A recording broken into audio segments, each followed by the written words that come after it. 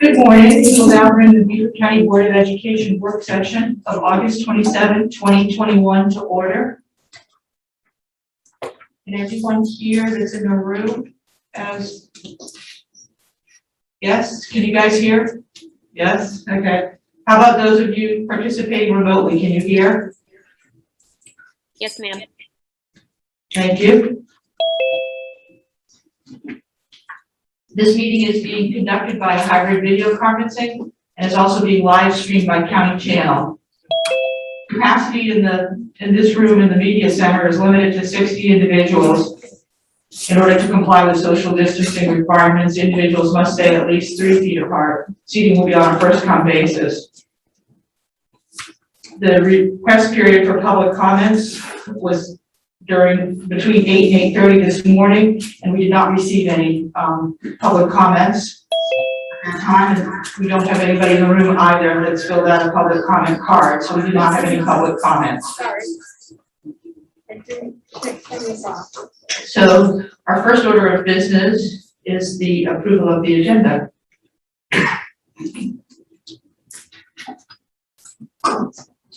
Madam Chair, I move that we approve the agenda. Okay, hand up. Yep. Do we have a second? I second. Okay, so the motion was made by Ingrid Boatwright and second by Angela Middleton. Any discussion? There being no hands up, so the question is called.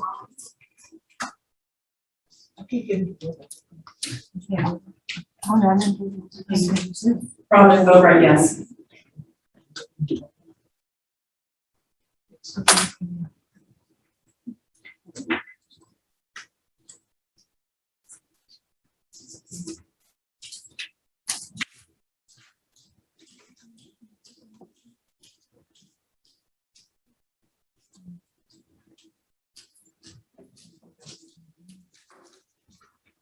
Robin, yes. Yes.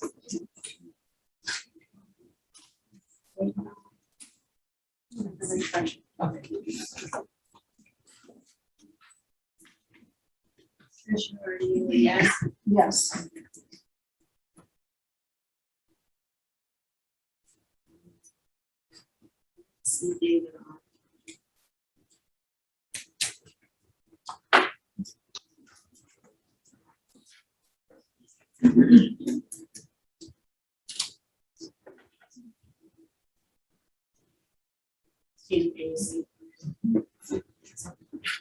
So the motion carries 9-0, 2 members absent.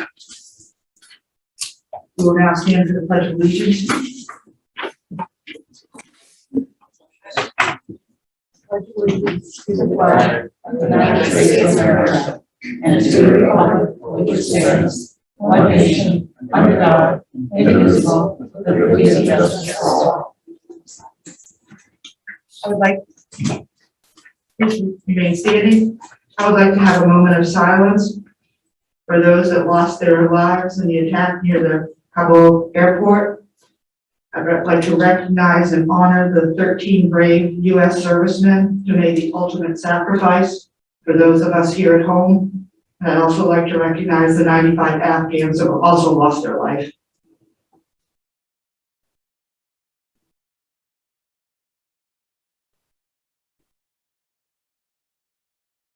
Please be seated.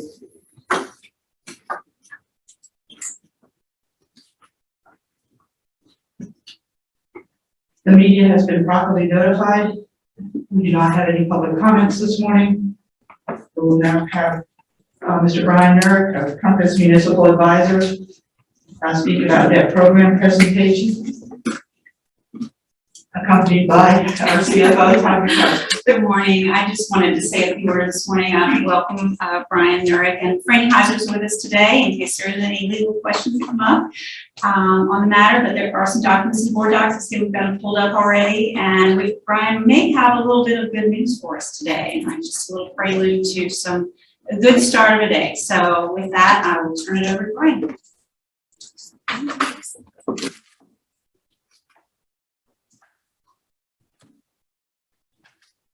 Good morning, everyone.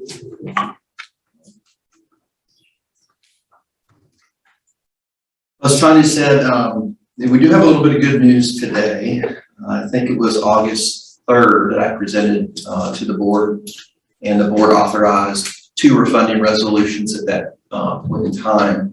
We had a finance committee meeting, I think it was the 12th. My memory serves me correct, and that brings us to today. The first refunding bond that we approved, that we had to achieve the $1 million savings in order to be able to move forward, was actually scheduled to sell yesterday, but we made an amendment and we moved up the sale to Tuesday. And the reason we did that is because the Federal Reserve is meeting in Jacksonville virtually today. Mostly today, there's going to be a lot of commentary. So usually during that type of a week, you get a little bit more volatility. You saw the 10-year Treasury bond yesterday sell off a little bit, same as the day before. So we thought Tuesday would be a good day to go to market.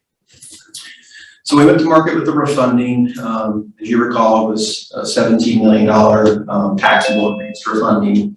We received 7 bids, which is a lot for a transaction that's taxable. The best interest rate was a 1.51%, and that achieved a savings of $1,631,050. $1,631,050. The other unique thing that we did is we made in the amendment, we encourage delivery dates in excess of 60 days. So most of the time with a bond issue of that type, we're buying investments, and the maximum from the purchase date to the delivery date can be 60 days. Well, as I mentioned last time, the debt ceiling is closed. So the program that we purchase investments from isn't available. So we encourage longer than 60 days because it just simply saves you money. It's a free interest rate lock. So the winning bidder let us go 120 days, which is very unusual. And I did the math. That saved part of that number I just quoted you. There's an additional $46,148 attributed to that extra 60 days. So the reason I wanted to point that out, not only the ingenuity side of it, but very small tweaks when you're dealing with very large numbers, results in a dollar amount that is the teacher's salary at the end of the day. So it's a good win. And we're not closing until December 23rd, oddly enough. But TD Bank stepped up, and real happy. And Ms. Crosby has already told us about what dates the board will not be available because the district office will be closed. So Ms. Iser and her paralegal, Laura Foster, I know, will be in touch with you well before any of those documents signed, so it doesn't impede Christmas plans. So a little bit of good news to start today. Next Tuesday, we will sell the final bond of the year. That is a very small SCAGO bond that we issue that makes your installment purchase revenue bond payment. So once we do the Tuesday sale next week, we'll be done for the year. Okay. So I'm going to go through a handout that walks through your building program and some of the items within the 8% program and some of the items within the referendum program are placeholders. We have actual amounts that have been done in the past. We have amounts that get voted on each year, but we have to plan. So some of the numbers that I'll be quoting or talking about are just they're placeholder numbers that I have put in to the presentation, and they can be adjusted. And I see this as a process of iterations where we continually discuss and talk and make tweaks to ensure that we're balancing that needs versus taxation discussion that we consistently have. So if we go to page number 1, so the bottom right hand corner, every page is numbered so we can kind of follow. This is what we call the debt capsule report, and this lists all the outstanding bonds that the school district has. And we identify the bond series, the original issue amount, the amount that's currently outstanding, the amount that's attributable to the 8%, if it is a non-referendum bond or a non-appropriation bond, and the borrowing rate when we issue the debt, and then if it's refundable, we notate under column F the interest rate that we would be trying to refinance. final maturity date, and then the repayment information, or we call the call information. So what's important about this page, number one is a snapshot of all your debt, so you can see it on one page. But number two is we try to identify refunding opportunities by looking at this page. And so what jumps off is the two that you've already approved, which is the 2012B and the 2014B. So we just completed one, so this will be updated with that result. Will also be updated again with Tuesday results. And so these numbers will constantly change a little bit, but that's what we're doing with this page, is really trying to hone in on refunding opportunities and making sure we don't miss anything. That's the goal and objective here. So once we complete the two highlighted refundings, we will be monitoring the 2015B, and I would guess that with the escrow, probably sometime next year it could potentially work. But we'll keep an eye on it. It's not working right now, but we'll definitely keep an eye on it for you. We'll be back in front of you with that opportunity if it does come to fruition. Under column C, total debt outstanding $391 million. So for our purposes, what we would say is we're managing roughly a $400 million debt program for you. That is how we would say it. Any questions on this page before we move to page number 2? Okay, so that is your outstanding debt. Next, we move to 2 pages of graphs. So one of the things that we're preparing for next year is the final issuance of your referendum. And so what I did was I wanted to look at your debt excluding that issuance first, so I could better get a gauge on how to structure that bond issue so it complements longer term planning. And I put a circle around the next few years, and you can see your debt kind of goes up a little bit from 23 to 24, and then it goes back down. It goes back down again, and then in 28 it goes back up a little bit. It goes back up a little bit in 29, and then it comes back down, and it becomes a little bit more uniform. So when I was looking at this, I said to myself, well, I need to kind of find a structure that's a little bit more fine-tuned, I'll say. And if you turn to page 3, the next graph, I then layer in the next issuance. And it is the 2022A. So it is the dark red bars in the graphical representation. And you can see some of the payments are larger than others just in terms of the size of the bar. But when you step back and you look at how it's level for a while and then strategically drops down every 5 years, that's what we're trying to do. We're trying to build a structure that you could potentially do a referendum every 5 years and have some capacity by it dropping down. Or you can adjust the 8% program because you have capacity to do that. And when we look at the 8% program, we try to finance those bonds no greater than 5 years. When I first started working with the district, we were financing those bonds for 5 years and interest only for the first 2. We really didn't have a lot of capacity at that point in time. And over the years, we've built up this capacity.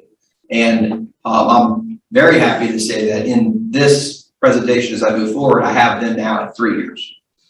I have some school districts that we issue pay off in 1 year. And I think I joked a little bit earlier this month when I was saying if we paid it off in 1 year, most of us probably wouldn't be here after the next tax cycle or the next election cycle. But building up that capacity and trying to pay these bonds off more quickly has value. And then what can also happen is the reverse. You can extend the term a little bit and make way for a referendum. And if you only look at it from dollars and cents, you're missing the project side, right? Projects that you built 5 years ago are cheaper than projects you're going to try to build now. And so there's this constant back and forth between needs and taxation and the duration of these 8% borrowings, what you're planning to do with your referendum program. So all these ideas, kind of come to this document. We use it as a planning tool. And as you continue to get new ones, save the old ones, because then you can continue to look and see how things have evolved over time. So one of the things I wanted to point out here is we are currently going into calendar year 2022 payments. So the way it works is this fall, the tax bills will go out and you'll start receiving money in mid-December into January and February, and you should have most of your money by March 1st when you make your payments. Anyone that's after March 1st is going to be in the delinquent column, with the exception of watercraft and various vehicle taxes. But the majority of your money is coming in by March. So you can see we've fine-tuned to a mill rate up top of 36.3 with the available monies that are in the debt service fund current. And we have structured your repayment with this referendum bond on the 8% program so that you continue at that 36.3 mils. And then we get out to 2024, and from 2024 to 2025, we drop down, right? So theoretically, the way that this is structured is it complements a possibility of doing another bond referendum in the general election in 24, right? So that's, you can start seeing that this graph really represents a plan, right? A strategic plan of timing your needs with asking the public for permission on a referendum with your 8% program. And I have run in my first mock of what a future referendum could look like, how it affects the 8% program. And I think once we get through this exercise and we get to the next bond issue, I've probably had some discussions with the finance committee on running some what if scenarios. You know, Brian, what if we did this or what if we did that? And we can start this process and this dialogue of getting the next iteration of this plan that we're in. Okay, but you can see it's not by happenstance that we keep this mill rate at 36.3 and then we drop down and have capacity. At that point, you're either doing a bond referendum successfully or we could retire the 8% borrowings more quickly. And that has value too, right? Because if you retire them more quickly, you save on interest expense. So it's a fluid discussion that will continue to evolve. So any questions on this graph? Ms. Boatright. Thank you. You sat down and went through this with me, so I apologize because I should know this already. But so the 8% program, because it's something we've been talking about, does your graph include 20 million or 25 million at this point? I use 25. Okay, and then as a quick follow-up, in 2023, that the 8% project is very small. Why is that? And then it goes to pretty much consistent. Then it looks like in 2024, am I reading that correctly? This light blue is smaller. Does that make any sense to you? The light blue is small. Isn't the 8% program the light blue? Yes, so the 8% program, the way it's laid out is 2023 issuance and after. So the 8% program for next year would be the 2022 C. So it would be that more darker color. Okay. And then the 8% program for this year, I moved it into all the general obligation bonds already in B. Okay. All right, thank you. Next is Mr. Driver. Thank you, Madam Chair. This is a conservative look because we're going to have this is paid for by homeowners, personal homeowners. These are the 4% people that pay for this debt service. That's property, real property, that's household property. The market has been so hot and the prices have gone up so much that the value of the mill is going to go up considerably. So what a 36.3 mils brings in, if the value of the mill goes up, is even more. So this is very conservative, and that's kind of the way I like to see it, being very conservative, because that's a lot better to deal with than being pessimistic and then having to drop a big load of additional taxes on these homeowners. So I think this is just absolutely the way to go. It gives us flexibility and will allow us to go forward with a additional referendum, because just for the public to recall, our citizens that went out and looked at our needs came back with a $600 million bill. And we didn't take that bill all at once. We said we're going to take about 350 mil in this current referendum. And then after we have proven that we can do it properly, on time and on budget, we're going to have to go back to you and ask for additional referendum. And if we can do that without raising the millage, it should be a very easy campaign to get that approved. So I think you've structured us for success. And I thank you for this very good management tool that you give us. Thank you. Yes, thank you, Mr. Merrick, and I would agree with Mr. Guyer. I like seeing the structure like this, so we have the ability to go up for another referendum in 2024. And I would just, Mr. Guyer's comments were spot on. I would just want to make it clear to the public that the debt service is paid by both the 4% homeowners and the 6% homeowners. And our operating taxes are only paid, expenses are only by 6% people with second homes. Just everybody contributes to the debt service. Yeah, all property, Exactly. all classes, even industrial pays for debt service. I think the point was that in the 4% homeowner, we're seeing point of sale transactions, Right. which is, it's going to cause you to have a positive growth in the value of the mill earlier than waiting the 5 years for the reassessment to occur. And with point of sale, if a property were to sell, say, have a 20% increase in its value, you would get the 20%, not the 15% cap, because it was a transfer of ownership. So, yeah. Okay, so I'm going to go to page 4. So page 4 is pretty simple. It's simply all the math behind this graph.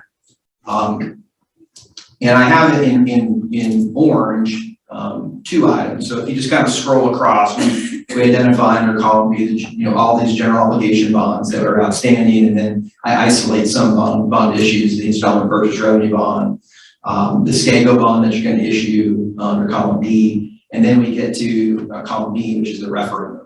And you can see just on a numbers perspective, for me to get that structure on that graph, I have to have debt service that's going up and down to get everything in alignment. So I just wanted to point that out, and there will be, I think, one more adjustment that I'll do before we actually go to market. We had discussed going to market in early 2022, and that will just depend on where you're at in the need side and whether you need money at that point in time. So that's a little bit of a fluid discussion, the timing of the issuance of the debt, but nonetheless, the payments are the payments and the structure is the structure. And then under column G, I've isolated next year's 8% program.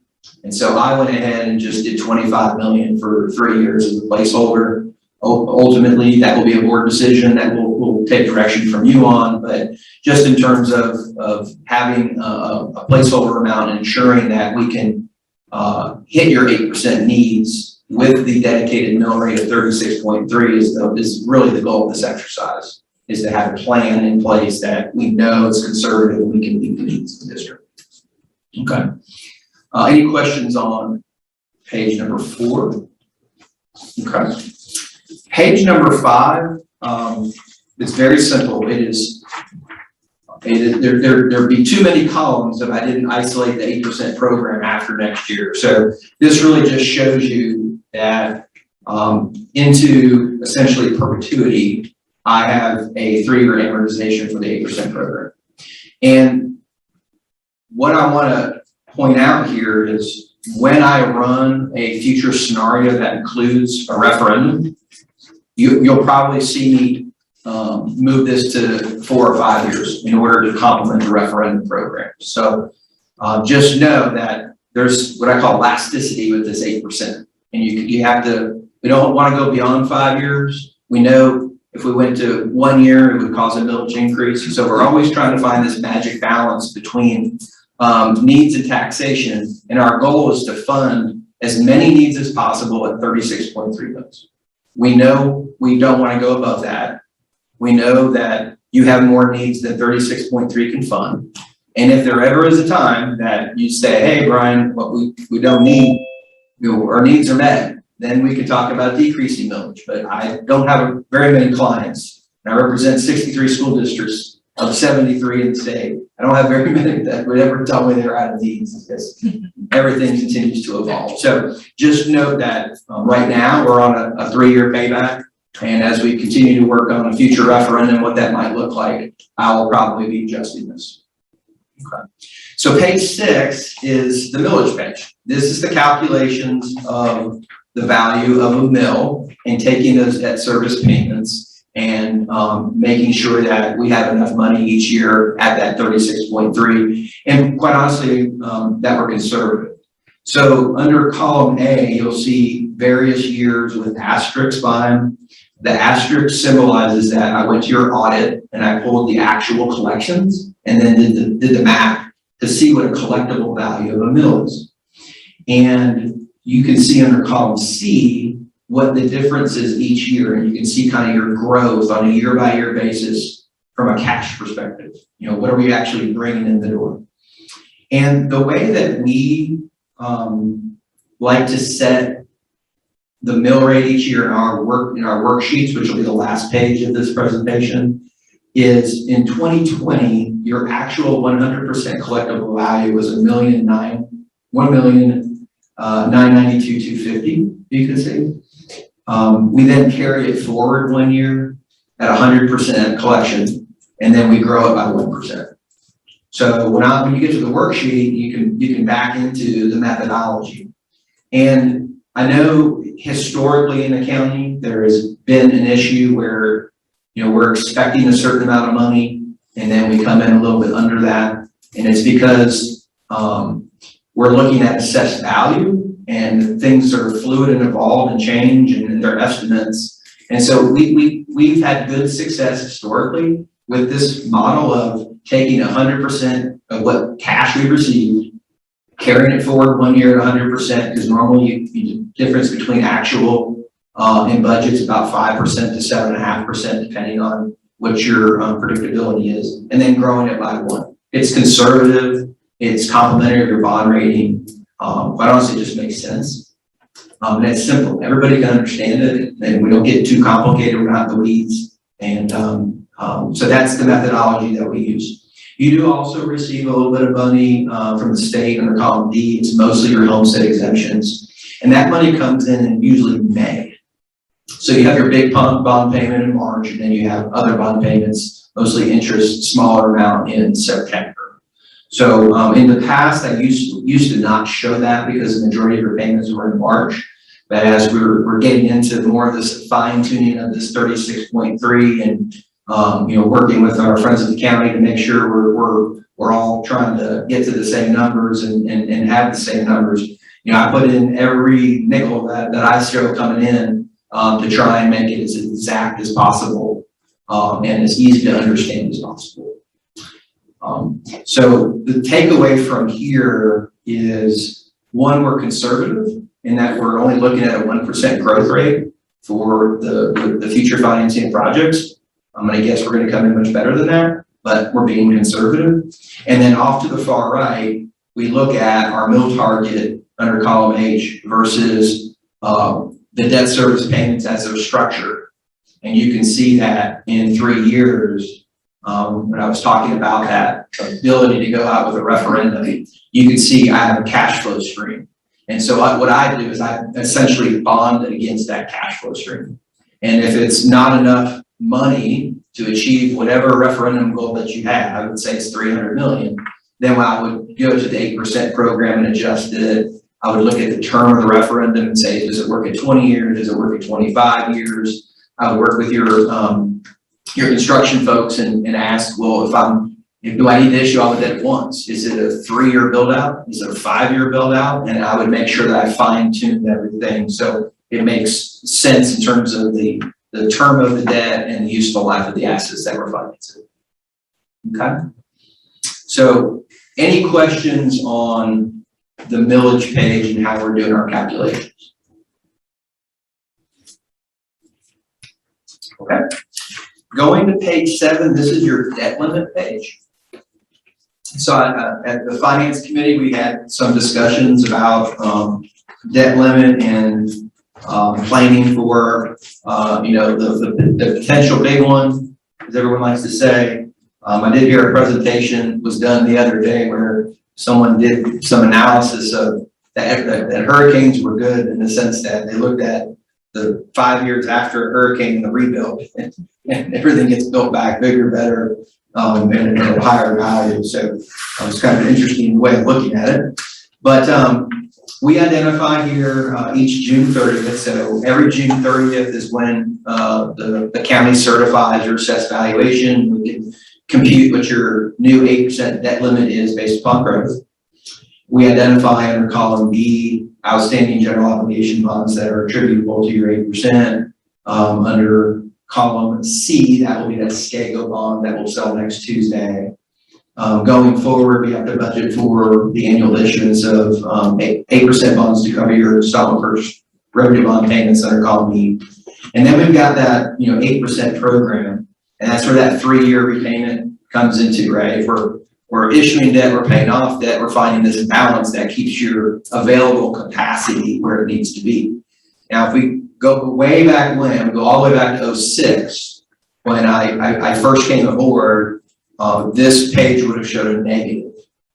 And that's the reason why the installment purchase revenue bond exists, because as I started to plan out what the plans were of the then board, the sirens went off and we were headed towards an unsustainable path. And so to get it back on track, we needed to take this 8% bond anticipation note that funded the early childhood center, and we needed to not have it be charged to 8%. And so that's why the installment purchase revenue bond exists today. And that was a decision made many years ago. We've got a few years left to pay that off. But so it's very important that we ensure that we have a sustainable path for our 8% debt limit, and then we also plan for a potential need to tap emergency funds. So you have a policy, and I looked up your policy, and I notated at the bottom with the three asterisks, policy OE 6.17, and it's maintaining 10% of your insured value of all your facilities. So the discussions with the finance committee it was about $800 million, which makes it $80 million. And so if you look on the highlighted row, so as of June 30th, 2022, so it means we'll pay some more 8% bonds off March 1st of 2022. We get to June 30th, 2022, and we get a new assessed valuation. And so I have it estimated conservatively at, we'll call it $2 billion. You times that by 8%, that gives you the $162.8 million of maximum limitation. And then the mathematics of what's outstanding at that point in given time give us a debt capacity available of $91.9 million, or let's just call it $92 million. So 80 million of that 92 is being set aside under your policy for an unexpected use. And then this is inclusive of borrowing 25 million a year going forward with a 3-year payback. So I could still go 4 years or 5 years on those 8% bonds post a referendum if need be, and we would still be within the parameters of that policy. Okay, so this is a very important page to identify that $80 million number and continue to update those insured values and make sure we're meeting policy. And then number 2, it's very important on the sustainability of the 8% program. If I went to 7-year amortizations on the 8% program, this would go negative because we're not retiring the debt as we're issuing the debt. There has to be a balance there. So that's the importance of this page, but it's also very conservative in that I think we'll see higher growth than the 1% that I'm showing here. Mr. Guyer? Thank you, Madam Chair. This was a discussion point in Finance Committee, and I need to expand on this a little bit for the public that's watching this and for board members that weren't able to attend that meeting. This 8% money is really our line of credit. So let's use Hurricane Matthew as an example. Those of you that were around Hurricane Matthew, especially those of you who lived on Hilton Head, you saw the massive amount of trucks that came in to haul off all the downed trees. Well, imagine if it wasn't just Hilton Head that got hit by a big hurricane, but the entire county got hit about the same. We have a reserve fund that, oh, by the way, in the fall is at its lowest level because we're waiting for our major revenue to come in December and January. We have that reserve fund. We have our P card, our credit card, and that's about it. Because when these people come in, they don't want an IOU. They want cash, they want a check, and start to work. We have insurance, but insurance takes people to come out and check it out and assess the damage and then send us a check sometime down the road. What happens in a major catastrophe is he who has money first gets it fixed first. We have children that we have to get back in school. That's why we need at least 10%. That's $80 million. That sounds like a lot. But frankly, a major hurricane that hit here, we would suck up that $80 million in a heartbeat. Now, we could get repaid back eventually by our insurance, FEMA. It took 5 years to get FEMA money back. So that's why it's so important to have this. Now, as you can see, we are now above the 10%. So what do we use 8% money for? We don't build schools with 8% money. We tried that, and that's what got us in trouble. What we do, or should do with 8% money, is invest in the future. Invest for like purchasing land. Once we have the land and we identify that we need a school, purchase the preparatory phase of that land. In other words, do the permitting, do all the design work. So when we do get a referendum passed, we have what's called shovel-ready projects. And that allows us to immediately start building after the referendum is passed. That's why we use 8% money for the River Ridge Academy and the May River High School additions. That's why 3 months after the referendum passed, we were breaking ground. That's because we invested 8% money for the design portion of those two projects. That's what we need to use this money for in the future. Land purchase and design work. So we've got a real growth issue in Bluffton, and we're going to have to move quickly to build some more schools in Bluffton. Let's not go down the slippery slope of using 8% money to build those schools. But let's use 8% money to prepare to build those schools, and then look at managing our portfolio as Brian has laid it out, so that we can then pass another referendum and immediately start building those schools once that referendum passes. This outlook here is absolutely essential for board members to understand and for the public to understand and how we finance new construction and maintenance in this district. And thank you for this outlook. Thank you. Any other questions on page 7? Yeah, Ms. Boatright? Thank you, Manager. Following up with Colonel Guy, I'm fairly new to the Board and Operations Committee, but it has become very clear very quickly that 20 million is not enough to fund 35 schools, ACs, roofs, maintenance. We have a lot of projects that we need to do, so I agree. And I think the public needs to be aware of what has to get funded out of this $20 million. One thing that interests me when you talk about Hilton Head and Hurricane Matthew is that what everyone on Hilton Head found out pretty quickly was that insurance didn't exactly work like they thought it was going to work. And I think given, COVID, I mean, if there were a hurricane that hit this year, we couldn't get people, there won't be big trucks rolling in. You can't get, you know what I mean? Like things have changed a little bit, and I would like to be in Finance Committee, and as we look at the hurricane disaster, to look at, and this might be a question for you, is it normal to have 10% in reserves? Is that about the benchmark for other coastal districts that you know about? I don't have a coastal district that has a policy such as this. Everyone's a little bit different on how they approach it. I don't think there's a right answer or a wrong answer. I think it really comes down to the notional amount.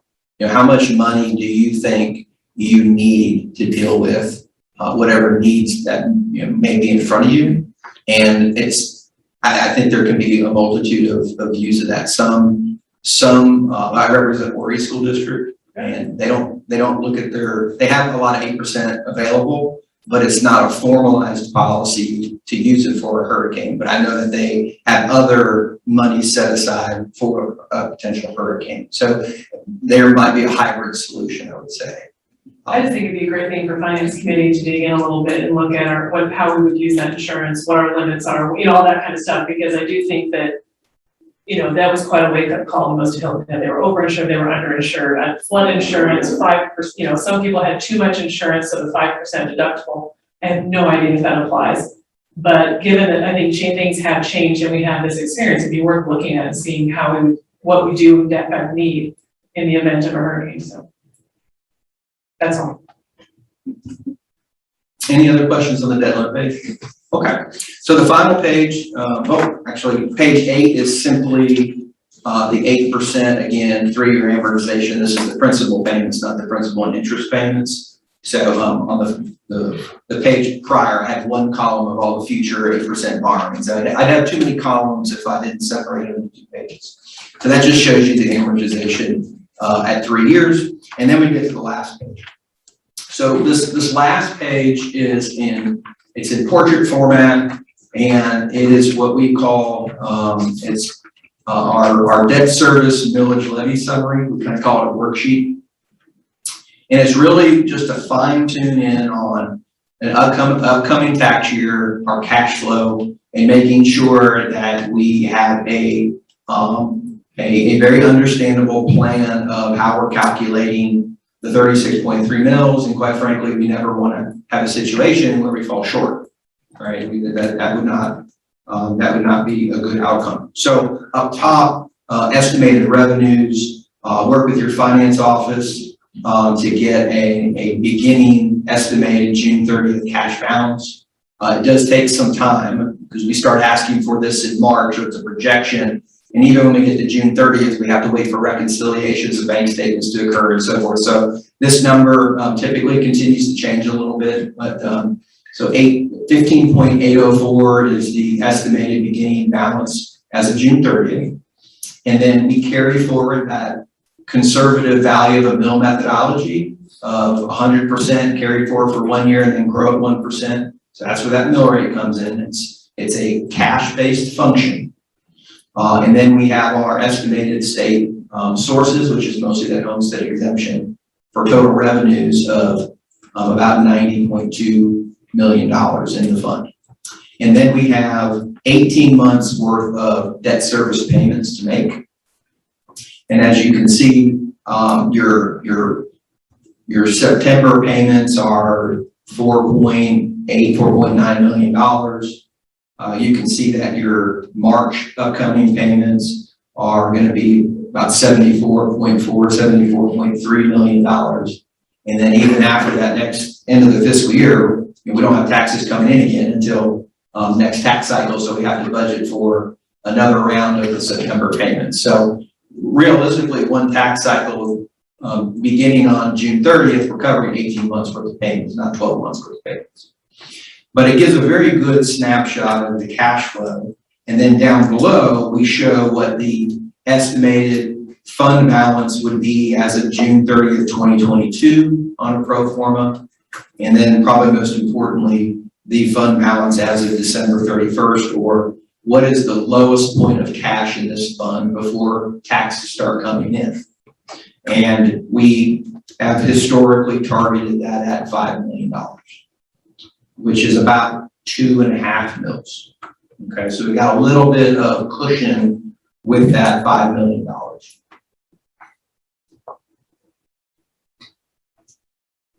So are there any questions on really what is tax year 21 and our calculation of getting to the 36.3? Mr. Earl Campbell. No, I don't have a question of that, but my question is, what happens? Because I've seen it doesn't work.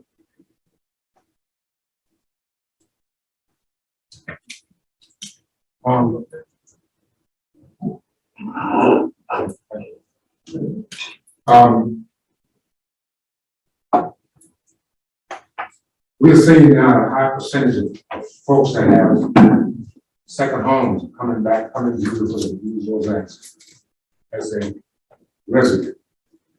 And they will go under 4%. That's going to affect us a lot because it will cut down on the money that comes into the school district. So would we get extra money from the state because of that? I don't believe so. It's more of a general fund question in Act 388 and how the sales tax reimbursement rules. But I think the way that the legislation is written, the concept of 6% homes converting to 4% homes is not a one-to-one situation in terms of dollars to the school district. Thank you. Now, I will say that on the debt service side, as Colonel Geyer said, as those point of sales take place, you're going to see additional funds in the debt service side because that sales tax piece doesn't exist in the debt service world. Are there any other questions on this page? Okay, so we have calculated conservatively, but very fine-tuned how we get to 36.3. That's our number. We don't set the millage. So I'm just pointing that out. I want to make sure that the board fully understands the methodology and the care that goes into this number. And we stand behind 36.3. We've never had a historical problem under this format coming to a millage number, but all things are possible in this world. So the last thing that I just want to touch on again is that this is a planning tool. And this planning tool is as good as you make it. And, you know, we're quoting policies and we're talking about debt limit, we're talking about millage, we're talking about how we look in the past and learn from growth and reassessment, and all these factors come into one document. That's the purpose of this one document. It's a very fine-tuned planning tool. And I'll continue to update it as we move forward. But if there are any questions, I'm happy to answer them. And with Zoom now, the other good thing about COVID, I was here to talk about low interest rates, about the only good thing from COVID from my perspective, which we have the refunding to prove that. COVID has Zoom too, so I'm even more available if there are questions and someone wants to get on the Zoom call. Usually takes me about an hour to go through this. I don't know what time it is right now, but 50 minutes. All right, 50 minutes. Is there any other questions? I'll be happy to answer. Thank you very much. Mr. Smith? Oh, Mr. Smith has a question.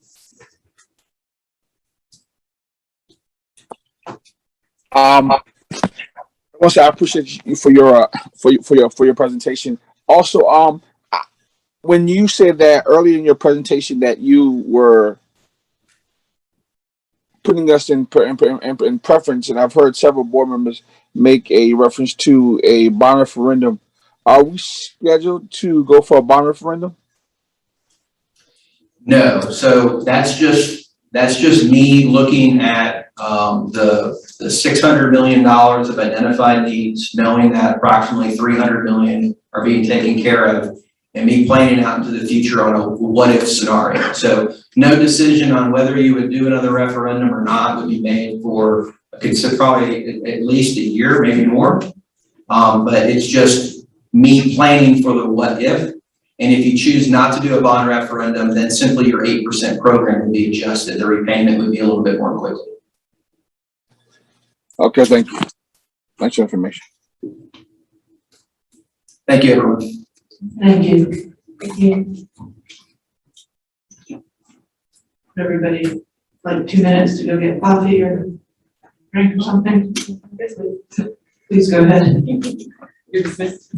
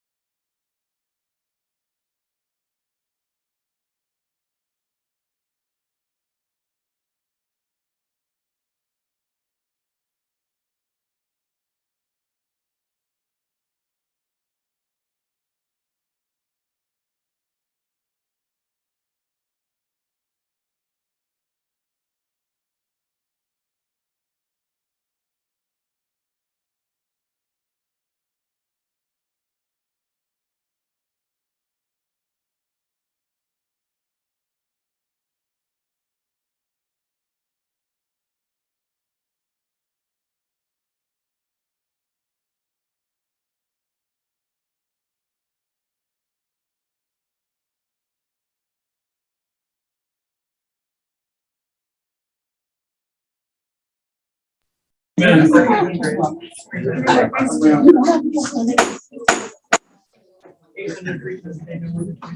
everyone please take their seats? And Mr. Smith, could you please lower your electronic hand? Thank you. You have a new thing that pops up and says, lower your hand. All right, next on the agenda is fiscal autonomy, next step. Actually, this is my request, one of my few requests, it's my only request in the past year, I think. So let me just say, I just want the board to refresh the board's memory that back in, on April 2021 at our board meeting, we had, the board approved this motion to direct the superintendent to work with legal counsel to draft a proposed ordinance regarding fiscal autonomy. And I guess if we could have a little update where we are with that. Let's see, Ms. Carmen's here, but I believe she had worked on that with an outside counsel as well, and I thought they had shared that with the board at the last meeting, didn't they? You did. Yeah, they did, right? Yeah. Yeah. Good bit of time. Okay.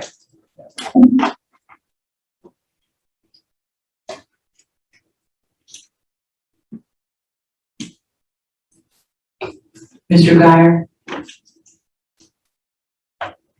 Thank you, Madam Chair. I have a motion.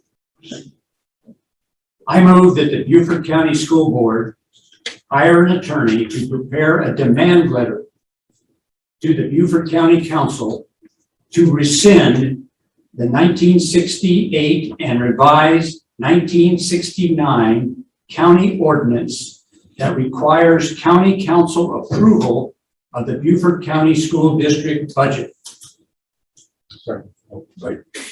The demand letter will require an affirmative response within 90 days of receipt. A negative response will result in litigation between the district school board and the county council. All right. Now, Yes, go ahead, Mr. Guyer. you know, we've kicked this can down the road for a while. We said, well, we'll reach out to our legislative delegation and they'll work it out. No, they won't. No, they won't. They will kick the can down the road indefinitely. As one representative says, well, the school board's really not ready for fiscal autonomy. Very arrogant. And I won't even comment any further on that. It's time to put our cards on the table. A demand letter to the county council to say, rescind an ordinance that has been overcome by state law, the home rule law. It says that elected representatives are accountable to the public for their responsible actions.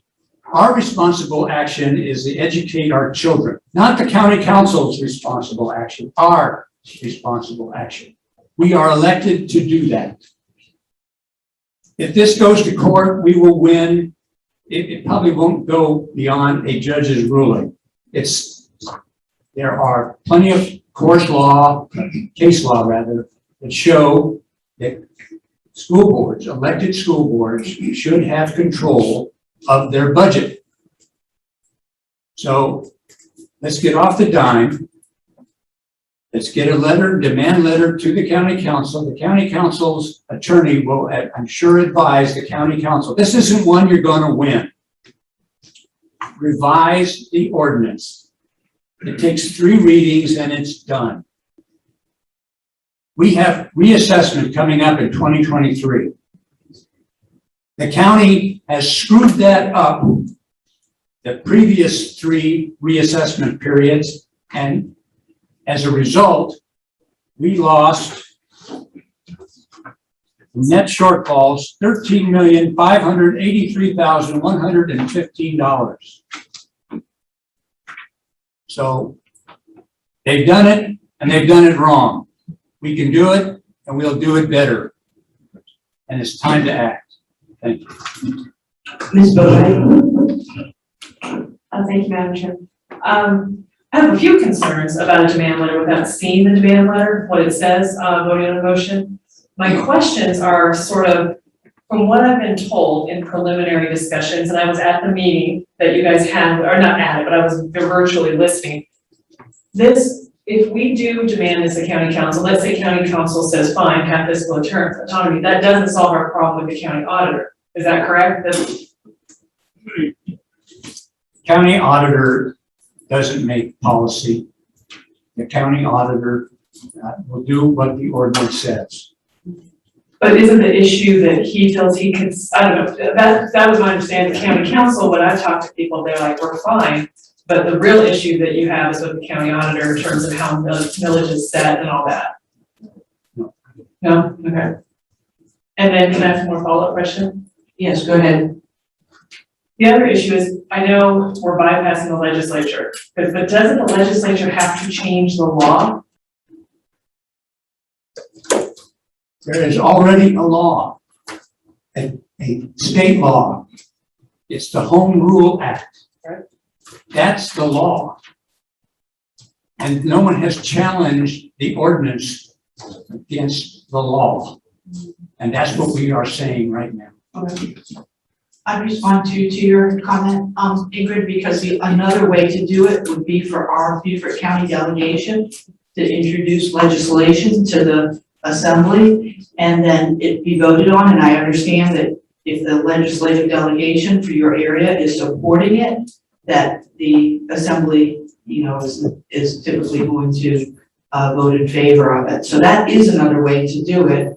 But as Mr. Geyer has already remarked today, we've tried to make steps towards that. I personally have reached out to representatives and, I think we need to, maybe this is the nicest way to word it, but turn the screw. I mean, it's time for us to do this because it's a real problem with us and our budget. And it is year after year after year. And I think the county ordinance way is probably more easily attainable, might be the best way to say that. So there are two routes. Ms. Robine?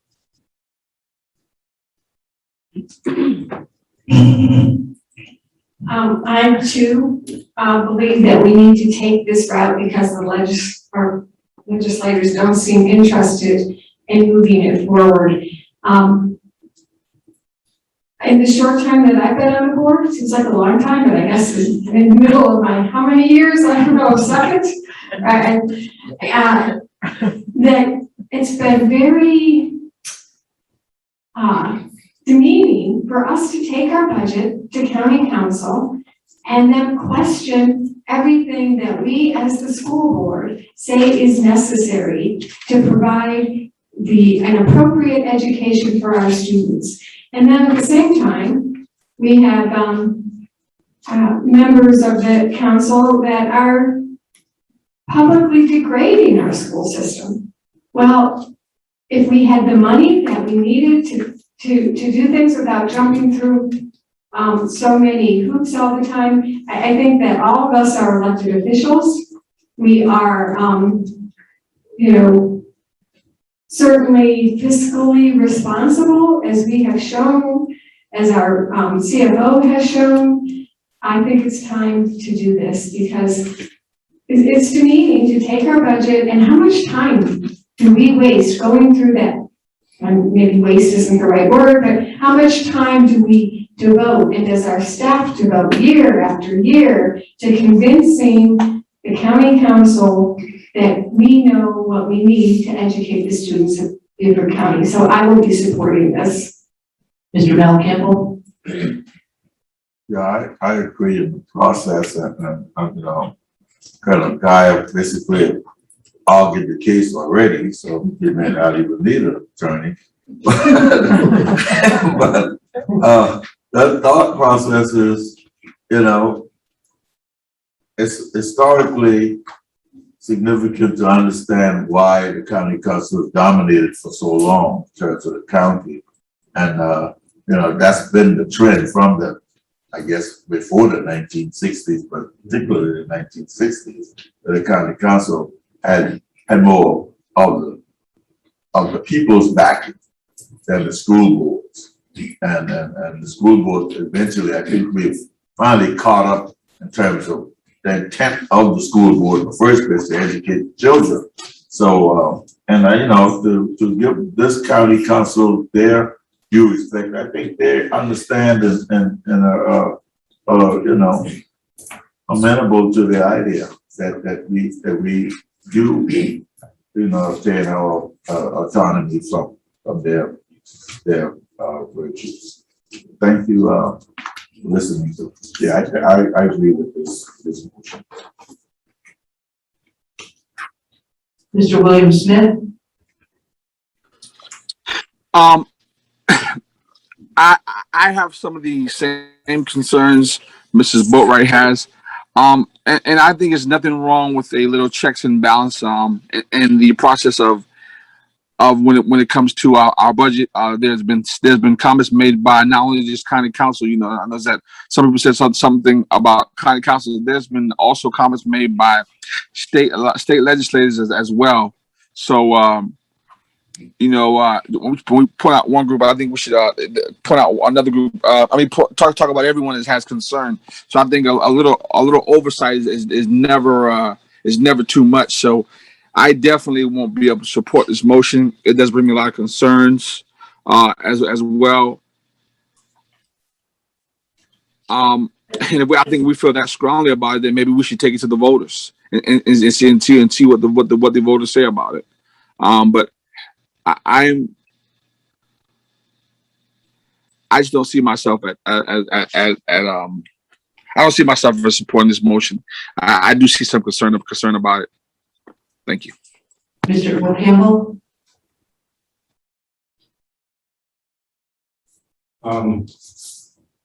The history of the county council and the school board going back years.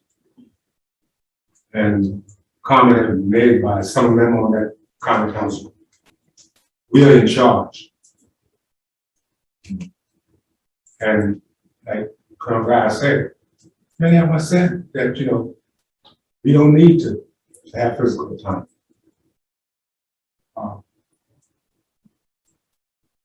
They don't know the state funding program. They don't have no idea what it's.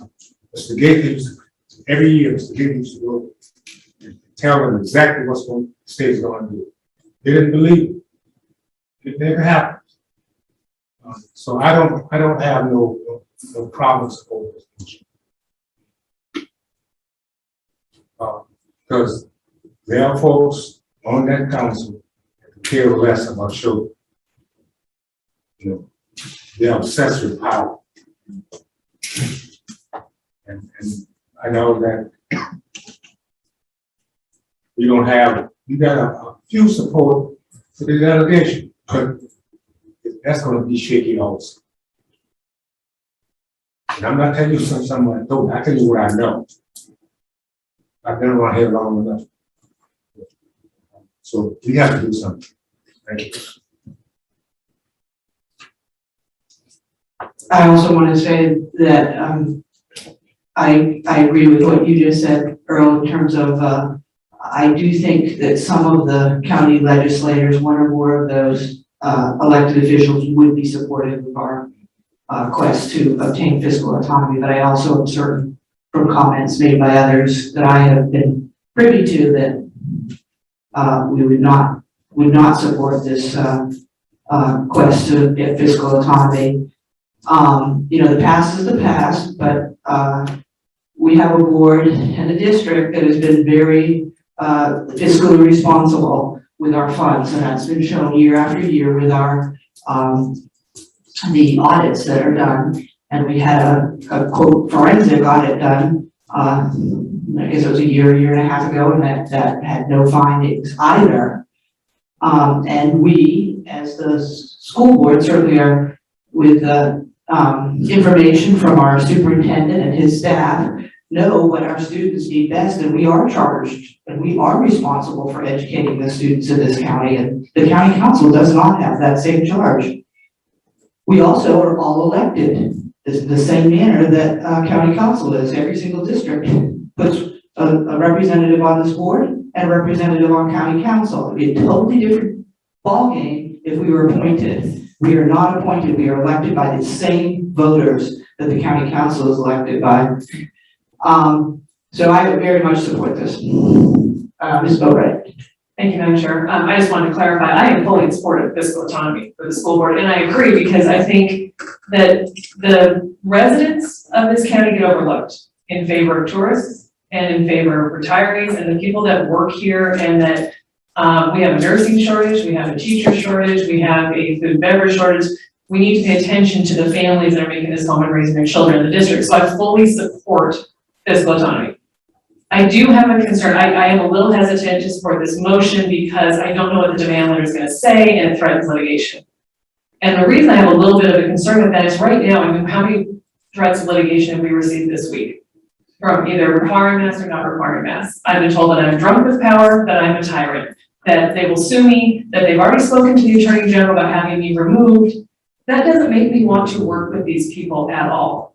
That doesn't help promote the dialogue. I have the county people that I have talked to, which is not a large number, support fiscal autonomy. So my concern is before we see, so I'd like to hear from Ms. Cartledge about what this demand letter or might say, or what her take on how we would respond, because I am not 100% comfortable with going in, threatening litigation right off the bat is going to get us where we want to be. But that, you know, I'm naive, so that may be what we need to do at this point. But I fully support fiscal autonomy for the school board. Ms. Cartledge.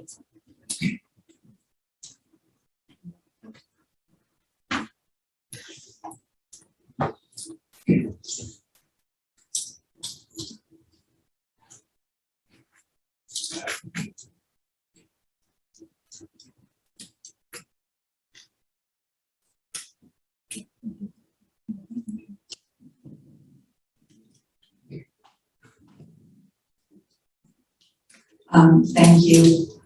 I can tell the board that Mr. Big Halligan has been working on a proposed ordinance for fiscal economy through the county council. Ms. Crosby added some comments, I've added some comments. I would be more than happy to discuss with Mr. Halligan whether he thinks it would be fruitful for us to have a meeting. We could send you all the ordinance for your review. We could meet with the county attorneys. I don't know if you want that as an alternative or how you would like to proceed. But I agree with all of you that we need to have fiscal autonomy. We need to take care of our children. And Mr. Geyer stated it's over 13 million, did you say, sir? The amount of money that we have not received that needs to be going to our students. So I don't know whether you would, if you all would like to discuss the ordinance with Mr. Halligan and me at a subsequent meeting, or that is an option that you have. Next in line is Angela Middleton. Thank you, Madam Chair. Can everyone hear me? Not real. Yeah, not real well. Yeah. I don't think my mic's working. Hello? Yeah, now it is. Now it is? Okay.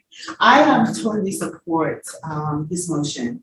I had some conversations, and thanks to Mr. Campbell, Earl Campbell, he gave me a history lesson on Beaufort County because I'm a transplant here. I came here, I haven't been here. So I support this. From historical perspective, I know why this ordinance was set up in the first place. And it's time for us, you know, new brooms sweep clean, and we need to sweep the front porch clean. This is one of the things that we need to clean up here. So I totally support it. And I understand my colleagues' concerns, you know, about, you know, putting out a demand letter. And I would definitely like to see that letter and, you know, get some explanation before we send it out. If it's within time, you know, if we have the time to do that. Thank you. Mr. Earl Campbell. I just want to say this to the board, right? Don't let folks try to intimidate you, they can't have you do recall. There's no recall inside of that line. So don't even worry about that. You know. Taking to him. All right, next is Mr. Smith.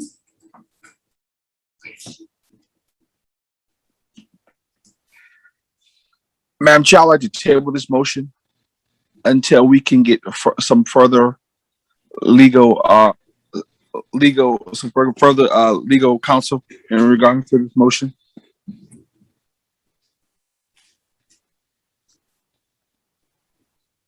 No second, so it's not tabled. Next is Mr. Guyer. Ingrid, I just want to fill you in. We've had 2 meetings with county council with the chair, the vice chair, and I represented the finance committee. And we talked about fiscal autonomy with them. Those people that attended that, with one exception, were all for fiscal autonomy. Here's the difference. They are elected by party. We are elected on a nonpartisan basis. They have a political agenda. And that has to do with how they respond to our budget every year. I can see it. It's a political agenda. We don't have political agendas here. This is nonpartisan. And that's the significant difference between these 2 bodies. And the threat of litigation, they have more litigation threatened against them than we do. Oh, for sure. But we have to show that we're serious, because we mentioned this in those 2 meetings and they said they would go back and discuss it. Those people, the county councilman there, nothing has come of it. Nothing. Now is the time to put our cards on the table and get something done. Next is Dr. Wisniewski. Thank you, Madam Chair. I'm not sure yet if I can support this motion as it's written. Just a few comments. I know that Ms. Boatwright mentioned the issue with the auditor, and I'm not sure if this necessarily resolves it. I'd like to hear from either someone on the board that perhaps understands how this might resolve it, or lead us to not having those issues every 5 years that we've been having as well.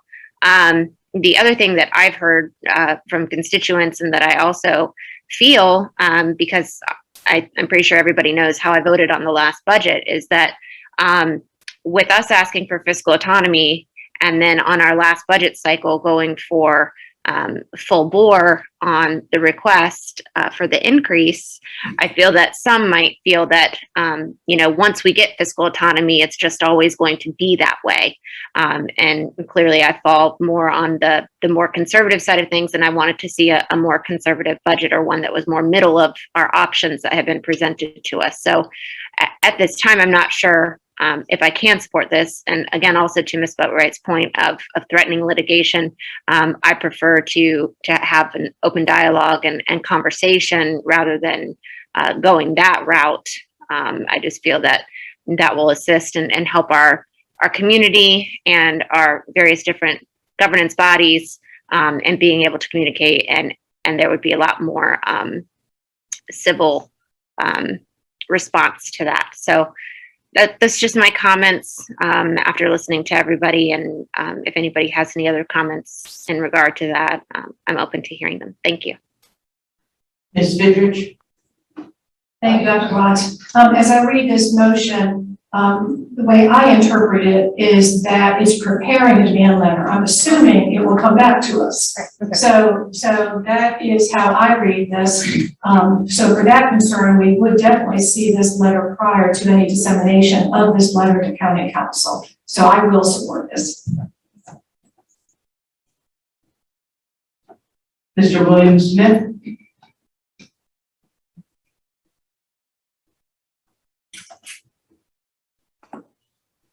Just to respond back into what Dr. Wisniewski just said, and from what she just said in referencing to the auditor and the county council and the school board, I think that we should get more legal understanding of that. So that's why I made the motion to get an attorney to educate the board more on that.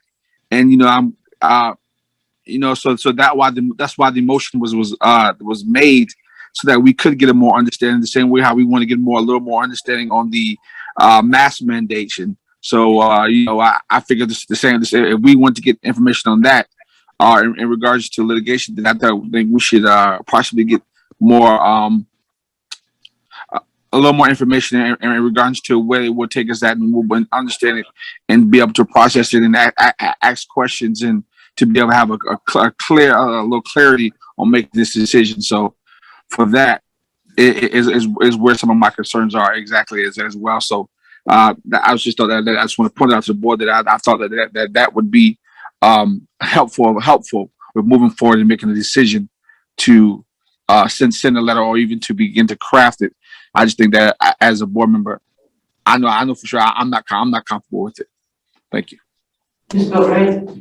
Thank you, Madam Chair, for letting me speak a third time, but so thank you, Ms. Goodrich, because that was my feeling, was that this was going away and we hadn't seen the letter, and it was, already we're talking. Would it be amenable, I'm not making a motion, but would it be, I don't think the part that starts with the demand letter will require on down is necessary in this motion if we're going to need a second discussion to then send the letter, right? Because we haven't seen the letter yet, but we're already saying, we're going to require this, and we're threatening litigation with it. I would feel more comfortable with the motion if we just kept it to a demand letter that was going to be prepared and then presented back to the board for review. But I'm not making a motion. I'm just wondering if Colonel Gower would be amenable to that. I will not. So you'd have to amend it if you want that. I have to say, I defer to my colleagues on this because I think I'm coming into a much bigger problem, but it makes me nervous. And I will say, I think everyone on this board right now is tired of the word litigation. Personally, I'm tired of the word litigation. But if he doesn't want to change it, then we can leave it as is. All right, Mr. Smith and Ms. Boatright, electronic hands down. I got a little notice. Thank you. Dr. Wisniewski? So I just want to confirm, if we don't make a motion to amend this to come back to the board prior to it being sent, it will go with this content without us approving it to go out. No, the opposite. Okay, so it will come back to the board. This will come back to the board. It will come back to the board, and then we will approve the letter before it's sent, or it'll just come back to the board, and whether we like it or not. Okay. Okay, so it will be approved by the board in the future. Thank you. Okay. Voting is open.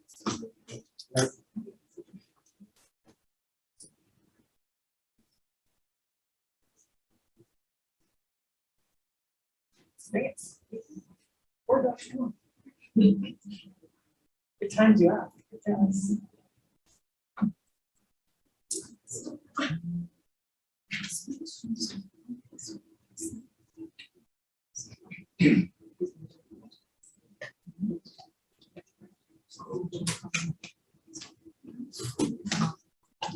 Provide, yes.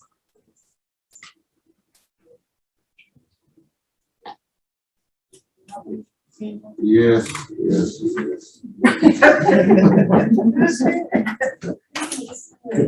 William Smith.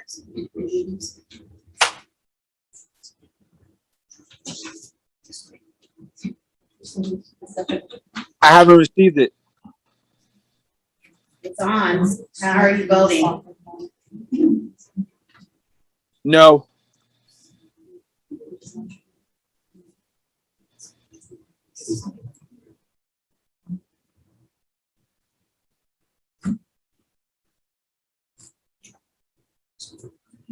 The motion is approved, 8-1-1.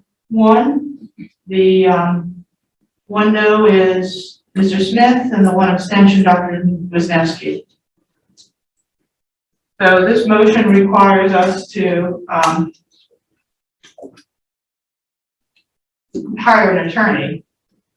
I would suggest that we use Vic Halligan, who's already working on this, although he's not on our list. So we would need to take a vote on that. All right, so can somebody make that motion? I'm trying to get my hand up. Okay, hold on.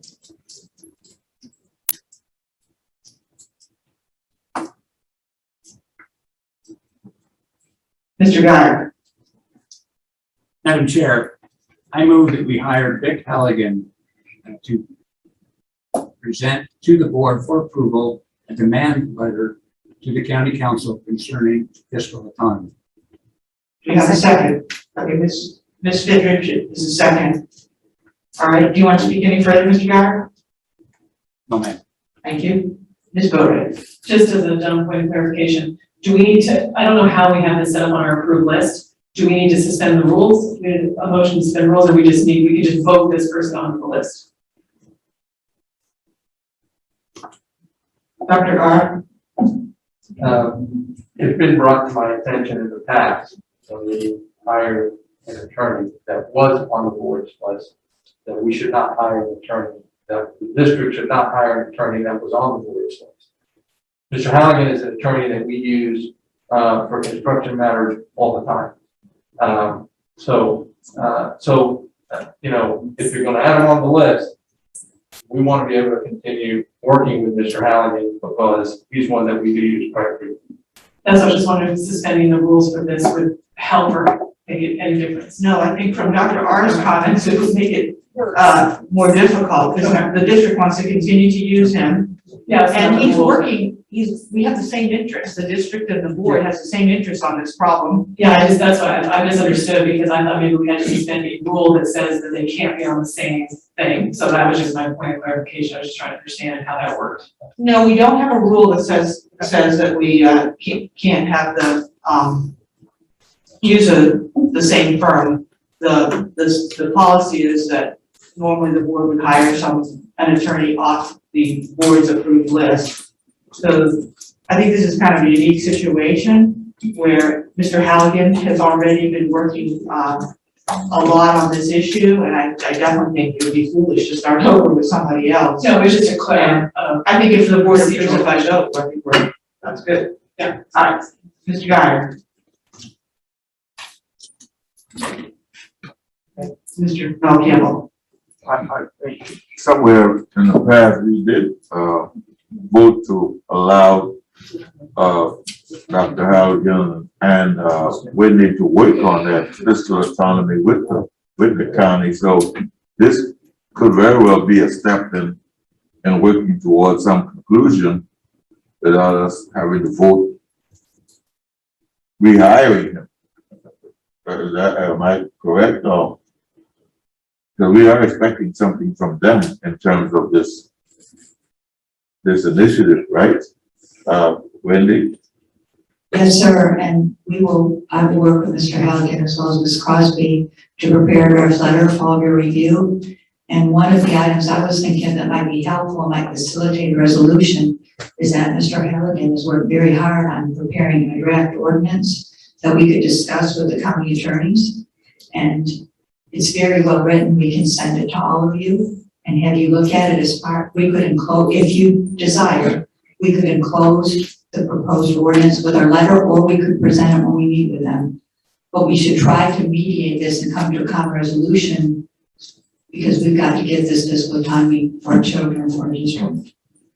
Well, yeah, because I'm anticipating that the request was to get an update and kind of Guyer and Dr. was expecting some type of direction in which you're going, so that we don't have to make many moves. Is that correct? Or am I misinterpreting where we are with this?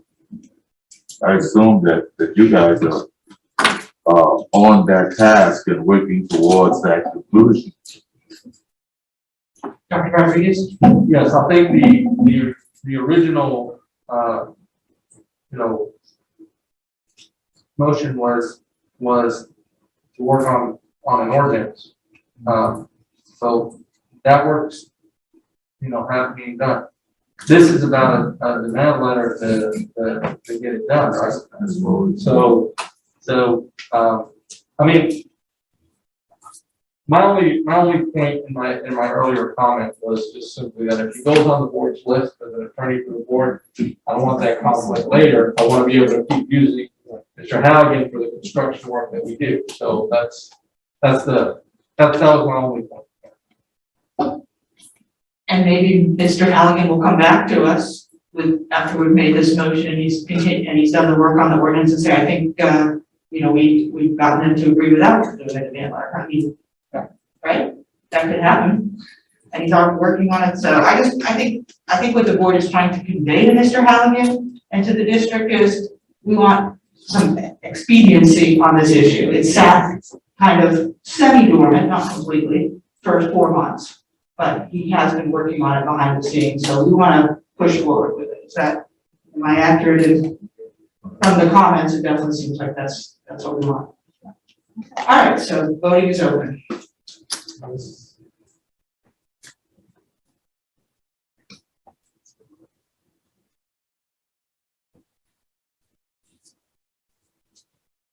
So Ms. Kuchinger, I have the prior motion on here. Yeah, thank you. Yeah, it just went. Thank you.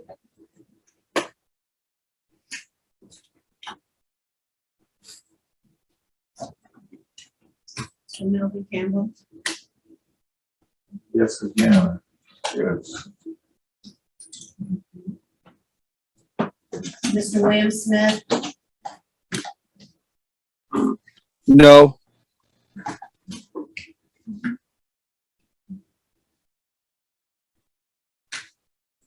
Robin, did mine come through? Yes, yours did.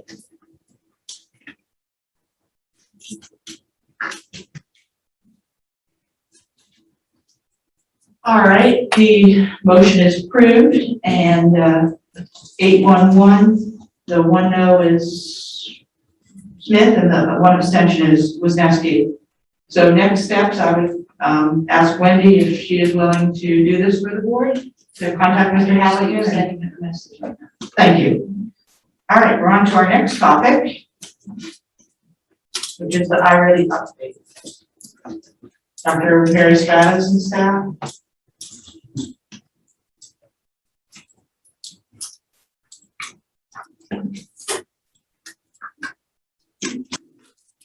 Good morning, board members. I want to take the opportunity to share our team that's here this morning from Instructional Services Division, as well as membership from Curriculum Associates. They've prepared a presentation on the instructional tools that you actually approved about a month ago for use within our school district after we have instituted a pilot. You'll receive information on iReady Reading, as well as updates on Ready Math. With that, I'd like to turn the opportunity over to our Director of Literacy, Ms. Melissa Murray. Good morning, everyone. Thank you so much. We look forward to giving you a dive into iReady. You're going to get to experience what the students see, what the teachers see, and how we'll be able to use this to support instruction in our schools at all of the tiers. What I mean by that is whole group, all students, small group, individualized instruction, and even moving into our special education students to support their general education instruction. Because this is going to be interactive, just bear with us for a moment as we log into the Zoom and get the sandbox pulled up, and I'm going to move that board around so you guys can all see as Rachel brings you through. So let me introduce you quickly. Just don't ask us to do the 8th grade math one. We're fixing to pass out the quiz. Yeah. Be prepared, everyone is taking the diagnostic. Yeah. I was going to introduce the team really quickly. So first we have Rachel Childress. She is actually part of Curriculum Associates, but she is with Beaufort County all the time. So she is in our schools, she's supporting this implementation, and she's going to drive a good bit of this presentation today, but she does have our support. So with her from a Curriculum Associate, she brought Shane Dukes. You have met him before, and then part of the instructional services team that support the implementation of iReady and Ready Math is UC Adrienne Sutton. She is the brand new district literacy coach. Yay! So excited to have. And then we have Jamie Grant, who is here with Special Education Department, and she's going to help us with walking through some of the questions around that aspect of using Curriculum Associates in iReady, so thank you. We have Nikki Turbach here. She is the coordinator for mathematics, and so she is integral in the implementation of Ready Math, which was the state adopted curriculum for all elementary students, and then the support of iReady. And then we have Mr. Nicholas Flowers, the new Director of Teaching and Learning for Elementary. And so excited to have him on board also. So thank you so much. We look forward to it. I'm going to move that board over so you all can see, and we'll get set up, get started right away.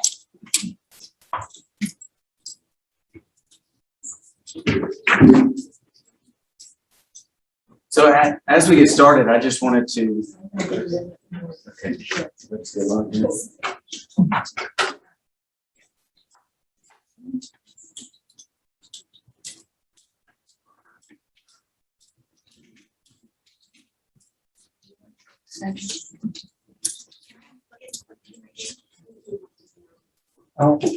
I don't know if they can move it.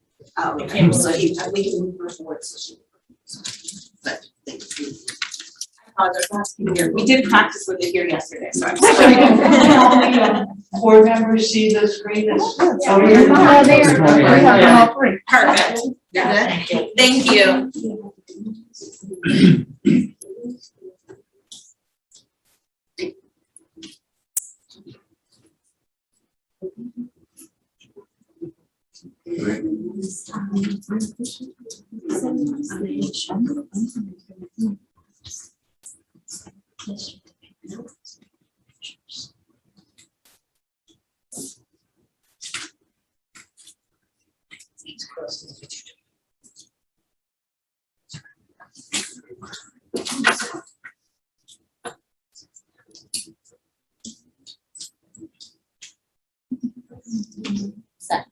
Is that what you want? That's fine.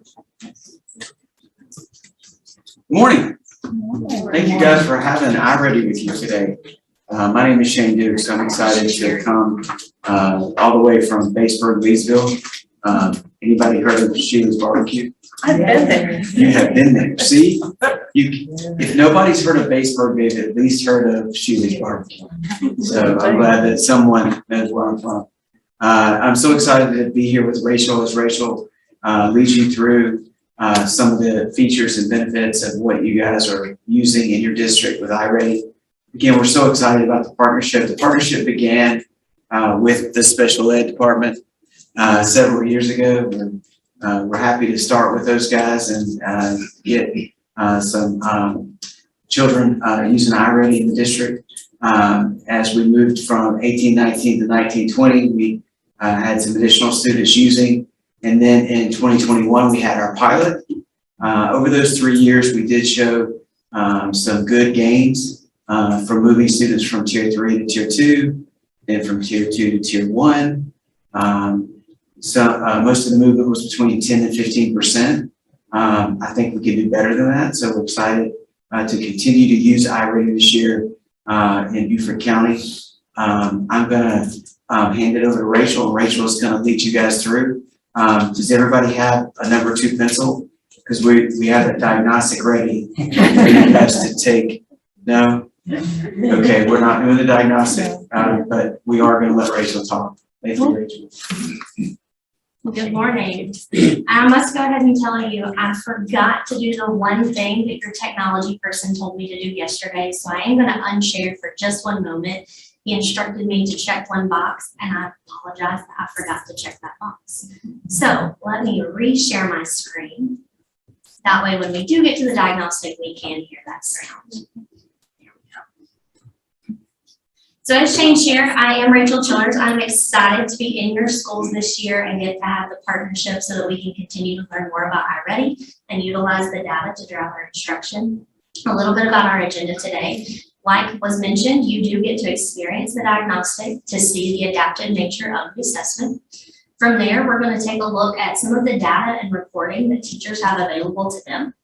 And then from the data, we also have teacher resources. So taking that data and putting it into action to support our learners. We also have the iReady personalized online instruction, so the pathway that students get to work on that is differentiated specifically for their learning needs. And then we will spend some time looking at how this implementation is going into effect for both our literacy, numeracy, and special education departments. And then finally, professional development. That has already been underway, so we're going to talk about what's been completed and what is yet to come. Thinking about our journey, it is important that we do take time to reflect that this journey has already been in action and now we're taking it a step further. And so we're excited to look at how we can further professional development with students, with teachers, so that they can support all learners. Using that data to drive instruction, using all of the support resources available to them to make the biggest impact possible. Getting started. We're going to explore the diagnostic experience. I promise it is not an 8th grade one, and no, you do not need a number 2 pencil to take it. But we do want to make sure that you have an opportunity to see what this looks like for our students. Starting here, we have our student dashboard where students log in and they will first select the subject that they will be completing for the day. For today, I'm going to select math for us. From there, they have their pathway. Since they have not completed their diagnostic, that is the first option that will display for them so that they can begin. And then they get to see a diagnostic video. This video is just preparing them for what to expect, tips on how to do their best. And then they also explore the math tools. So when students get to this page, they are prompted to click on each tool just to get guidance on how to use them, when they might appear, and that way they can further their understanding as they work through the assessment. Here we go. So this is the adaptive diagnostic. So as I answer correct and incorrect today, we will see how it adjusts. Please know that this is a simulated experience, so it is a little more drastic than what our students see because this is 4 questions, just so we get a feel for what our students are experiencing. Which number makes this equation true? 42 equals a number times 7. Which number makes this equation true? 42 equals a number times 7. That twice. I promise I do know the answer to this one, but so that we can see that adaptive nature, I am going to select an incorrect answer so that we can see how the test adapts. I'll give you a moment to read the problem.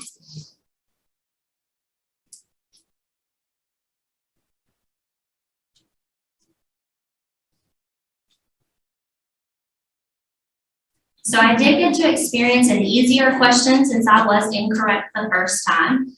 And here, I'm going to select my answer and move forward.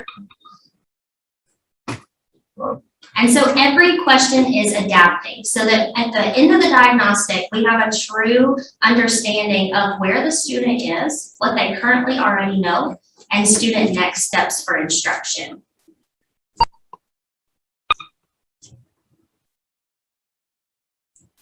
And then our final question to close out our simulated experience is about Joey and his number of rocks and Billy and his number of rocks.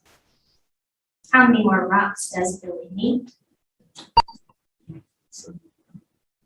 And just to share too, to help us in understanding what students know and what we need to do to further support them, provide that differentiation, they are not expected to get 100% of the questions correct. It is intended that they get 50% correct and 50% incorrect so that we have that true understanding of their abilities. Once they finish, they do have a screen that appears letting them know that they have completed their diagnostic It will show them their diagnostic score, and then they can move right along into their pathway, their differentiated online lessons specifically to support them. We will get to experience one of those in just a moment as well.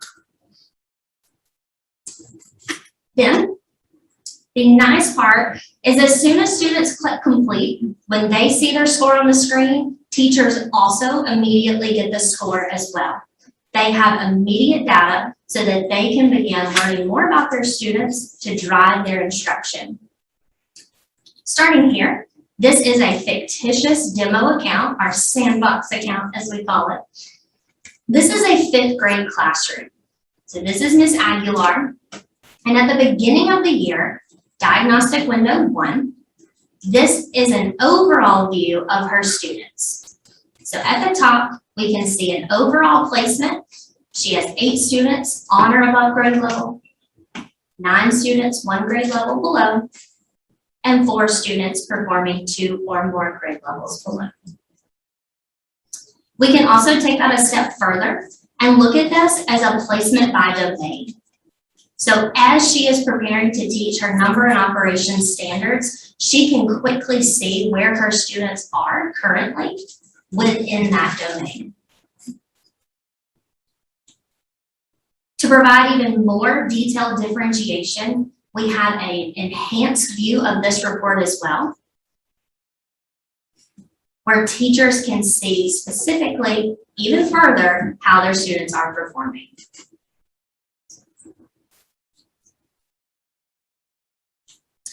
This is a whole class report.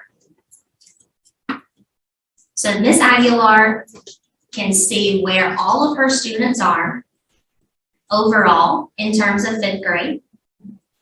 And again, within each of the 4 math domains, number and operations, algebra and algebraic thinking, measurement and data, and geometry.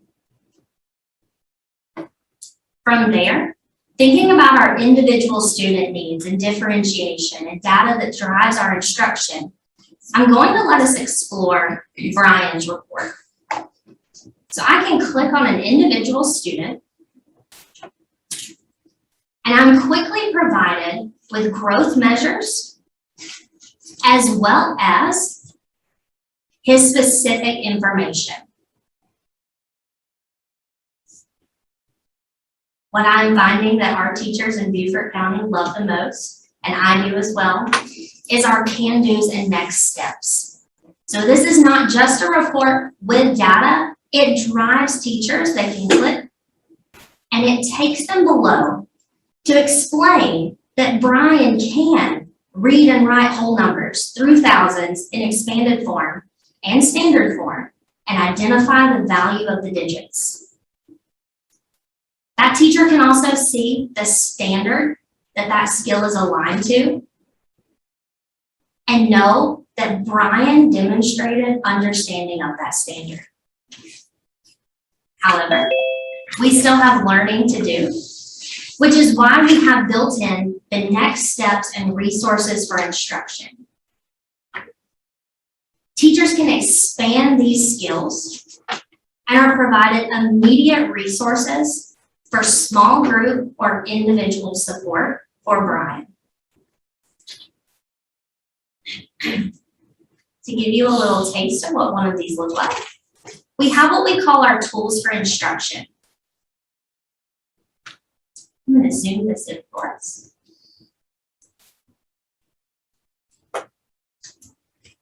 This is differentiation intended to support Brian and possibly his peers, students with the same need. It is scripted for our educators, provides our outcome, and also on the very last page is included a check for understanding. So as the teacher is working with this child at the completion of their time together, she or he can provide a problem, and as the student solves it, can quickly identify what did the teacher observe, what did the student do, and what next actions can that teacher take to ensure understanding of this skill.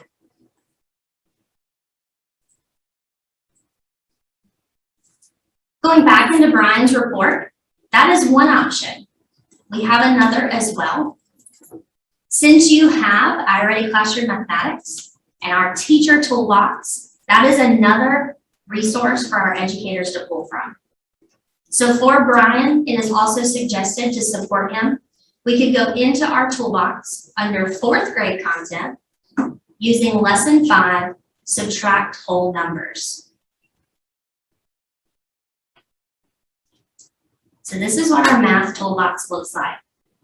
There are a plethora of resources, but to show you specifically what would support Brian, I am in the 4th grade content, and here is our lesson 5. I could pull instruction and practice resources to support Brian that also include digital math tools.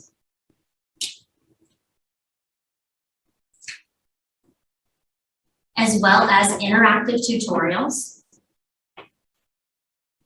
We then have quizzes that we can utilize as well.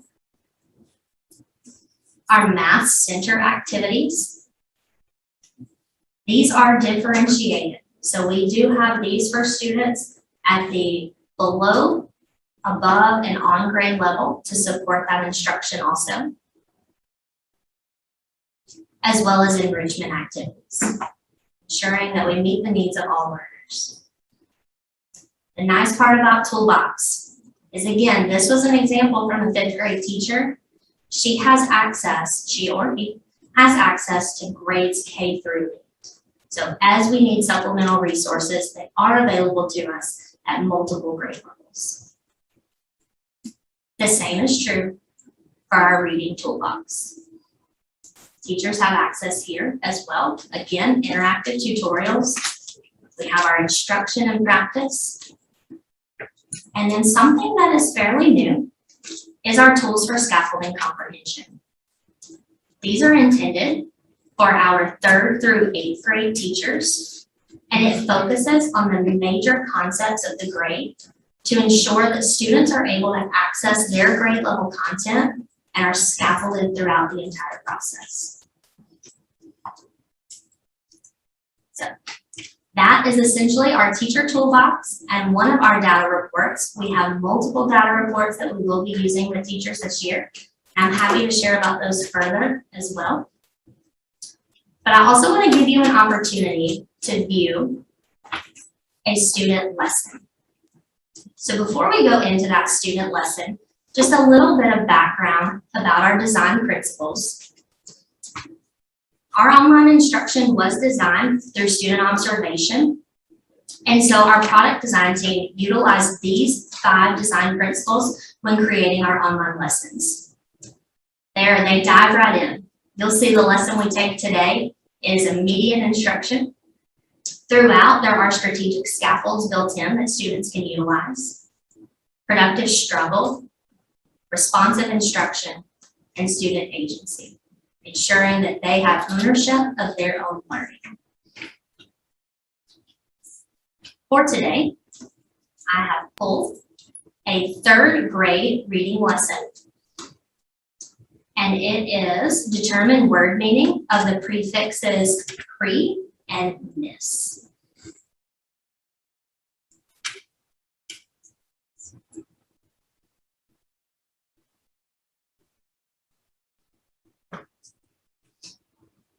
Teachers can view these lessons as well, so we do have an option for teachers to assign online lessons. So students have their individual pathway that is differentiated instruction for them based on their diagnostic results. And teachers can go in also to assign lessons that support their instruction. When a teacher goes in to assign a lesson, they are able to explore the objectives of the lesson as well as the South Carolina standards that are supported. So for today, again, we're exploring determined word meanings using known words and prefixes pre and miss.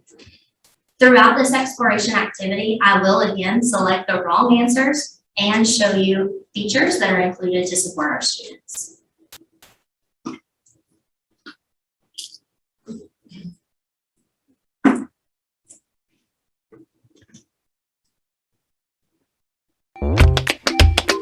When you read an unfamiliar word, you can look inside the word, look around the word, or look beyond the word.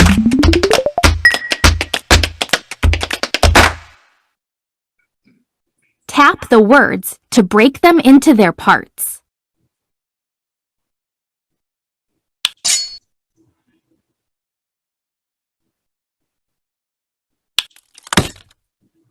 Use the prefixes pre and miss to help you figure out the meanings of words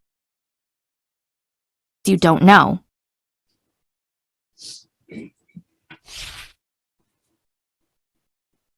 Break the word into its prefix and base word.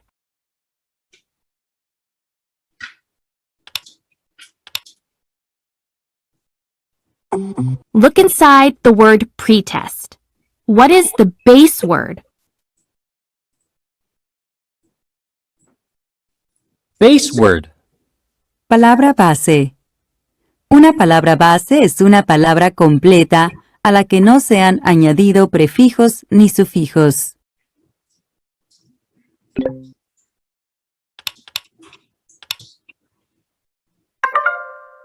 You've unlocked the prefix pre.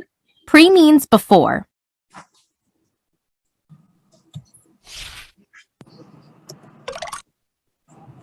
What does pretest mean?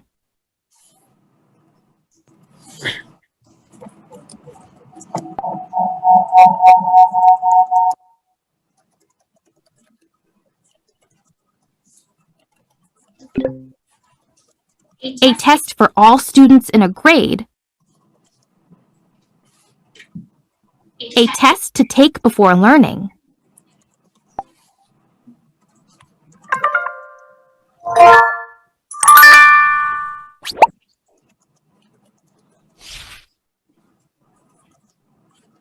Break the word into its prefix and base word.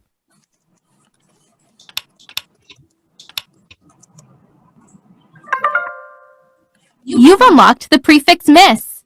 Miss means in a wrong or bad way, or wrong or bad.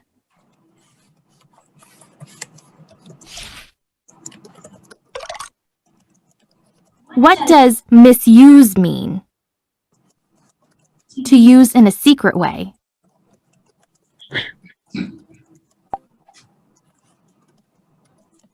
Miss. De manera equivocada o mala. Equivocado o malo.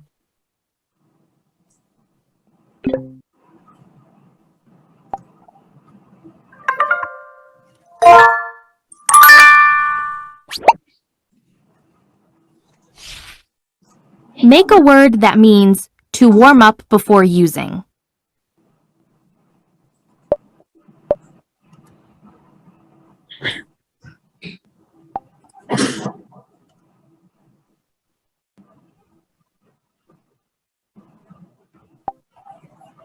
Heat. To heat something is to make it hot.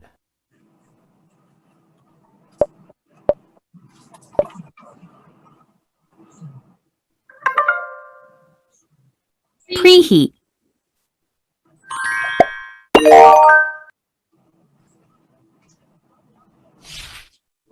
Make a word that means to write with the wrong letters.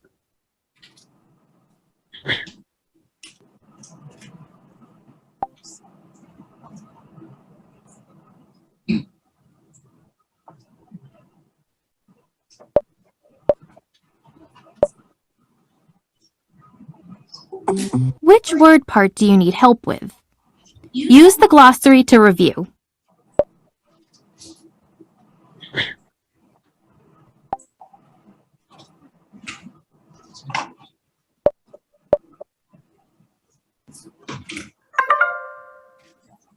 Misspell.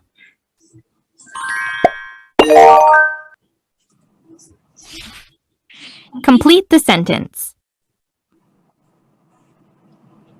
Felipe wanted to watch the soccer game, but it started very early. He decided to the TV recorder before he went to bed. Then he could watch the game when he woke up.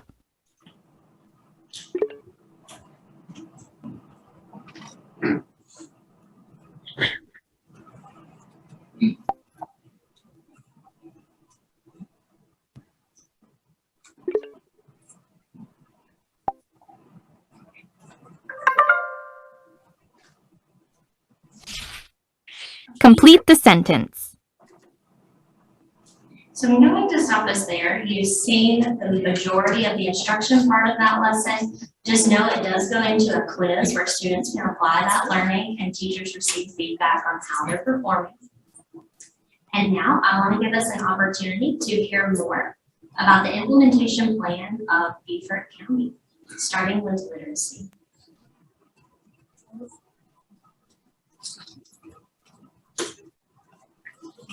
I hope that gave everybody a good glimpse as to how the possibilities and how it can be used.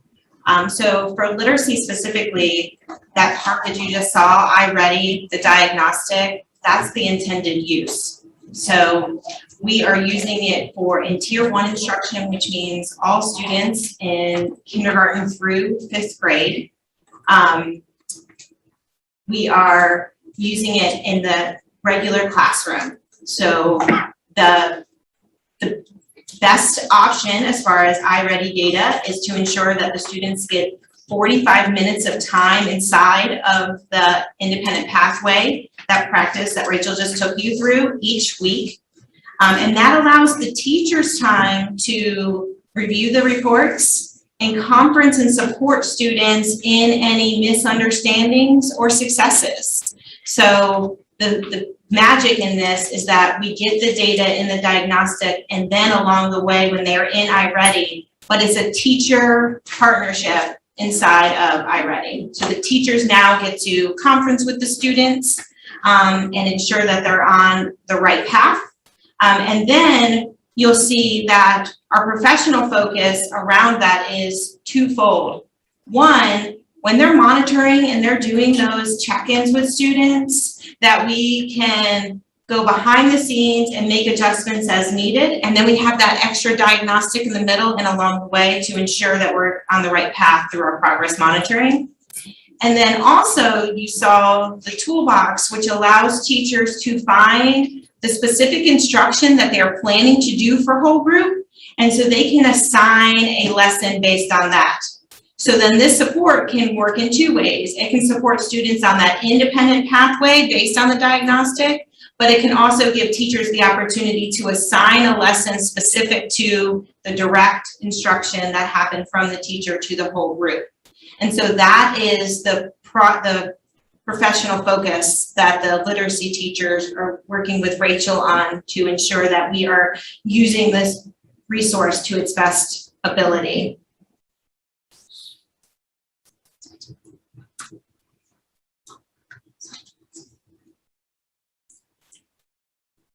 The numeracy implementation plan is very similar.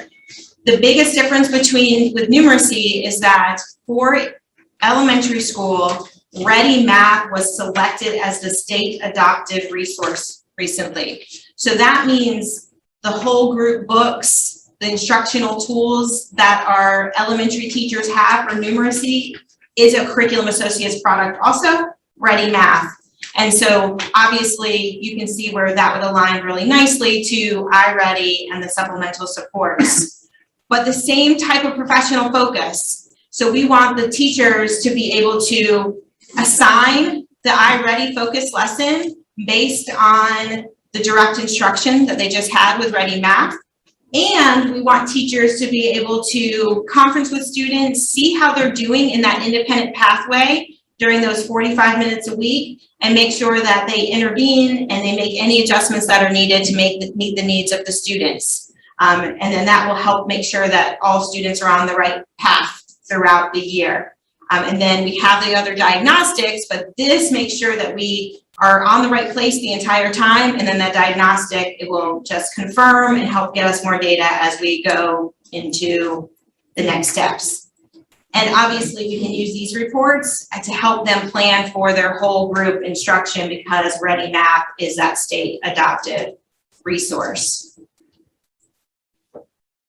So then we think about, we also use this for our special education implementation plan. And you all are familiar with our language around tiers instruction. So tier 1 is all students. Tier 2 means that we are giving some students some strategic support and a little extra time so that they can be successful on grade level. And Tier 3 has shown that students need even more time and comprehensive support. And then based on that, students might be assessed and we determine a special education plan. Well, so imagine this now. We have this diagnostic and iReady data along the way that has happened, and then it allows for when students get into special education, they have extra supports within iReady, but we have that data to support it. So we know where they're coming from, and now we can specialize and use different aspects of iReady curriculum in that teacher toolbox to make sure we meet those differentiated needs. And their professional focus is that teacher assigned lessons to support the direct instruction, so again, very similar, and then monitoring student work to support the goals in the IEP. So as you can see, this provides the teachers and the students ongoing professional or progress towards their goals. So it'd be very easy to see how we're progressing to meet those IEP goals.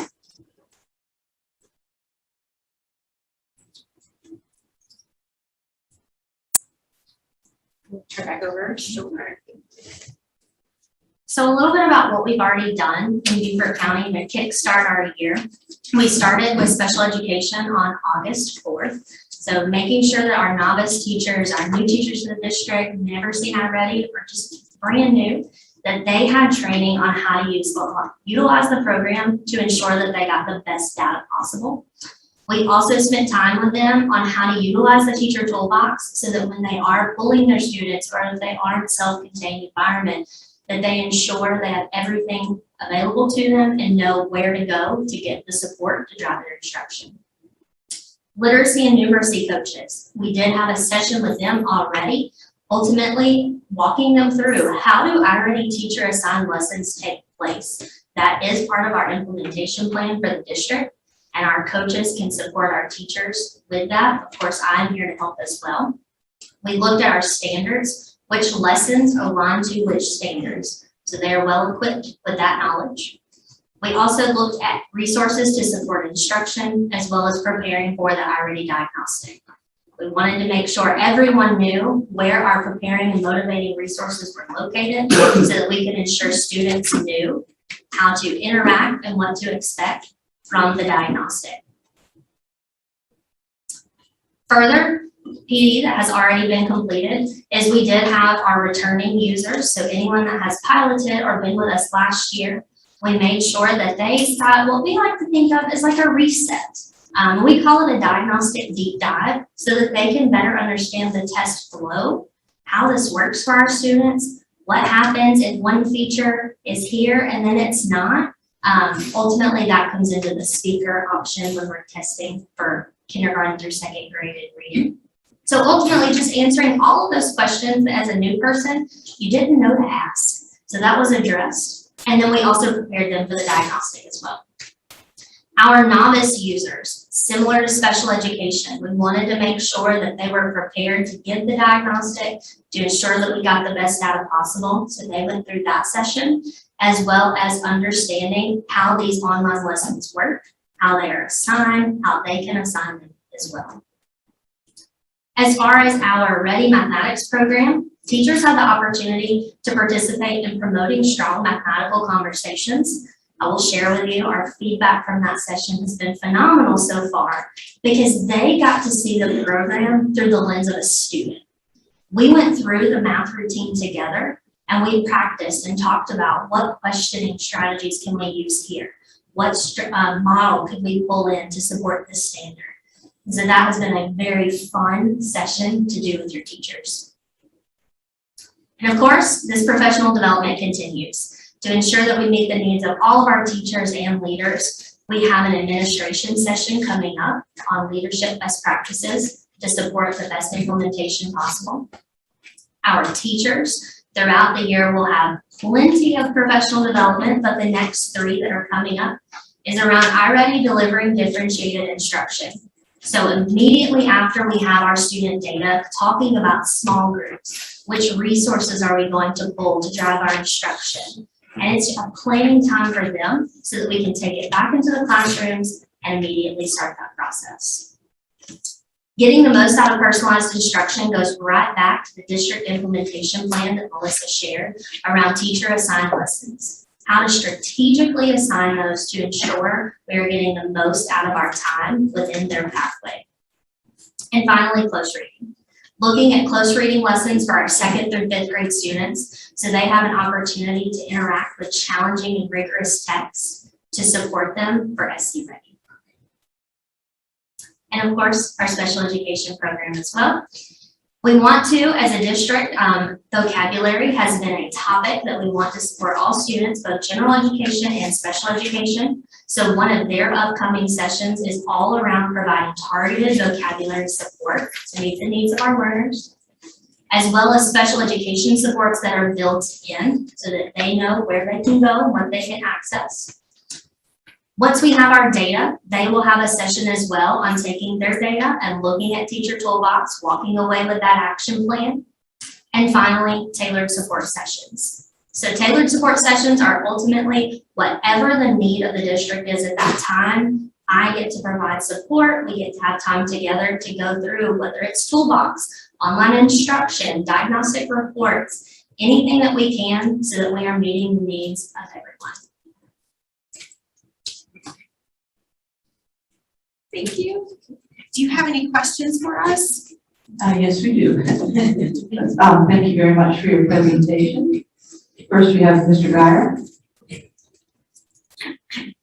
Thank you, Madam Chair, and for the record, I've been listening to this now, extremely interesting briefing, and I got enough oxygen through my mask to understand it, in spite of what I've been reading. I just wish that in my elementary school education that I had this type of program. What I received in Catholic elementary school was a nun and a ruler at the back of my head. This is much better.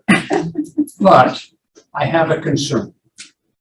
My concern is individual speed of learning.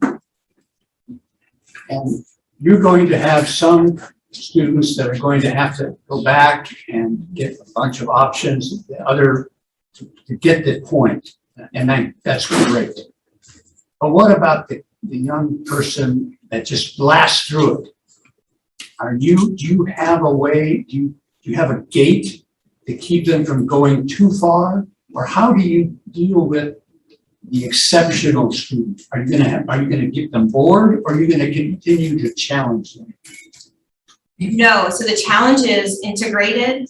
So we can actually, great points, and we all have talked about that, and that is the reason for our PD plan. So a few things. The first one is the reason why we are making sure that the teachers know how to read the reports as the students do that independent pathway is for what you just said. We're going to get glimmers of how much time did it take, where did they struggle, and so that takes a little bit of time. So the teacher still needs to sit with the student, talk through some of those strategies, and make sure that they're on the right pathway, or maybe support whatever it was without that lesson that was holding them back. And you can see, so as a teacher, I can actually preview what the child did so I can be ready for that conversation. We can go through it together, looking at it. So that's one way that it's going to be addressed. The other part of it is, let's say as a whole group, as a classroom teacher, I assign everyone to work on this one lesson about whatever the whole group. And to your point, there was some kiddos that really needed that for that strategic intervention, and others, it was a great practice and a way for me to confirm their understanding, and they moved through it a little bit more quickly. But the system will then put them back on their independent pathway. So if they complete that one and they're still in that time, they can start that next assignment that has been individualized for them based on their diagnostic. I think in addition, one of the things that this is really a great tool for teachers also as they develop small groups or small group instruction within their classes. You sort of shake out where different kids are falling, and individual small groups at their kidney table with kids, they can also drive and accelerate them as well, because the teacher, and I think they started with this, but the teacher is an integral part of this. They've got to work like hand in hand, really to maximize that. Ms. Goodrich? Thank you so much. That teacher toolbox looks quite different than it did 4 years ago. Yes. Seriously, it looks so much more intuitive, teacher friendly, able to use exactly like Dr. Rodriguez said, because I can tell you 4 years ago, I didn't use it the way that you all are expressing it right now. It looks fabulous. I have a question about the diagnostic. All right, I don't know whether the teachers have given a diagnostic yet, but I did have a parent raise a concern. Her child is quarantined. Therefore has not been able to take a diagnostic in the class and therefore cannot use iReady. This child loves to use iReady, loves it. And he will be on quarantine for a significant amount of time and would like to be able to use it. Now, in the past, you could reset diagnostics. Is there not a way for this child to work on iReady? Okay, good, so you got that, okay. All right, the second question I have is, this is gonna be, just one more, K-12 for students with special needs. My experience with this, again, 4 years ago, so maybe it's changed, but I would have like an 8th grade student reading on a 2nd or 3rd grade level. He was mortified to be working on the 2nd or 3rd grade level reading. It's mostly math fabulous, but the reading, it was such low interest, low readability instead of high interest, low readability for him. Has that changed also? I'll answer. Actually, we rebuilt. Oh, sorry. That's a great question. A lot of the content has been rebuilt in the last 3 years, so I don't think you're going to see as much of that. We've changed the way we build the content, the principles on which way we build the content, and about 80% of the content's new in the last 3 years. So I think you'll see it's much better. Okay, great, thank you. Sure. Mr. Earl Campbell? Yes, my question is, what percentage of growth have you seen in schools that use this program? That's a great question as well. Mr. Campbell is different in each district and it's different in each school because there's so many variables. We've seen schools that have done quite well. We've seen schools that have done okay. In your district, we've seen as much as 10 to 15% growth. There are some districts we've seen a little bit more. Usually that's in year 2 or 3 of implementation. It takes a little time to get in the swing of things. But if students will use the program and teachers will be engaged, like Dr. Rodriguez said, and teachers will allow students to get that 45 minutes of instruction on the personalized path at the right pass rate. We're focusing on those gaps. You're going to see increases.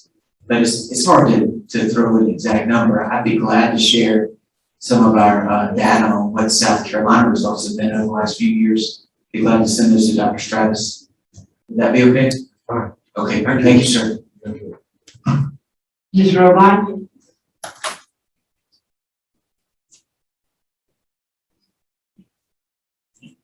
Thank you.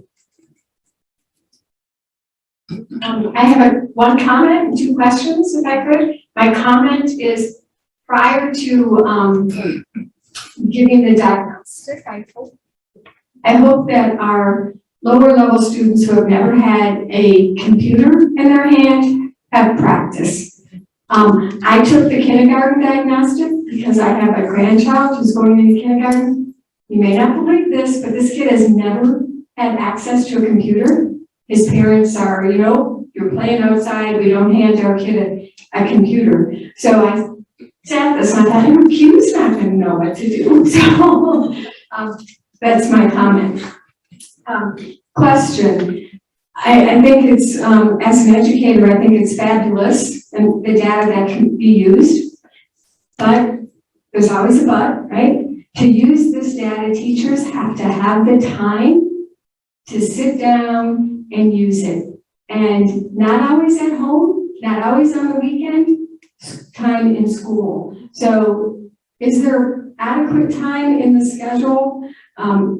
One PLC a week for grade levels, or is there some designated thing district-wide that protects the teacher's planning time to use this data?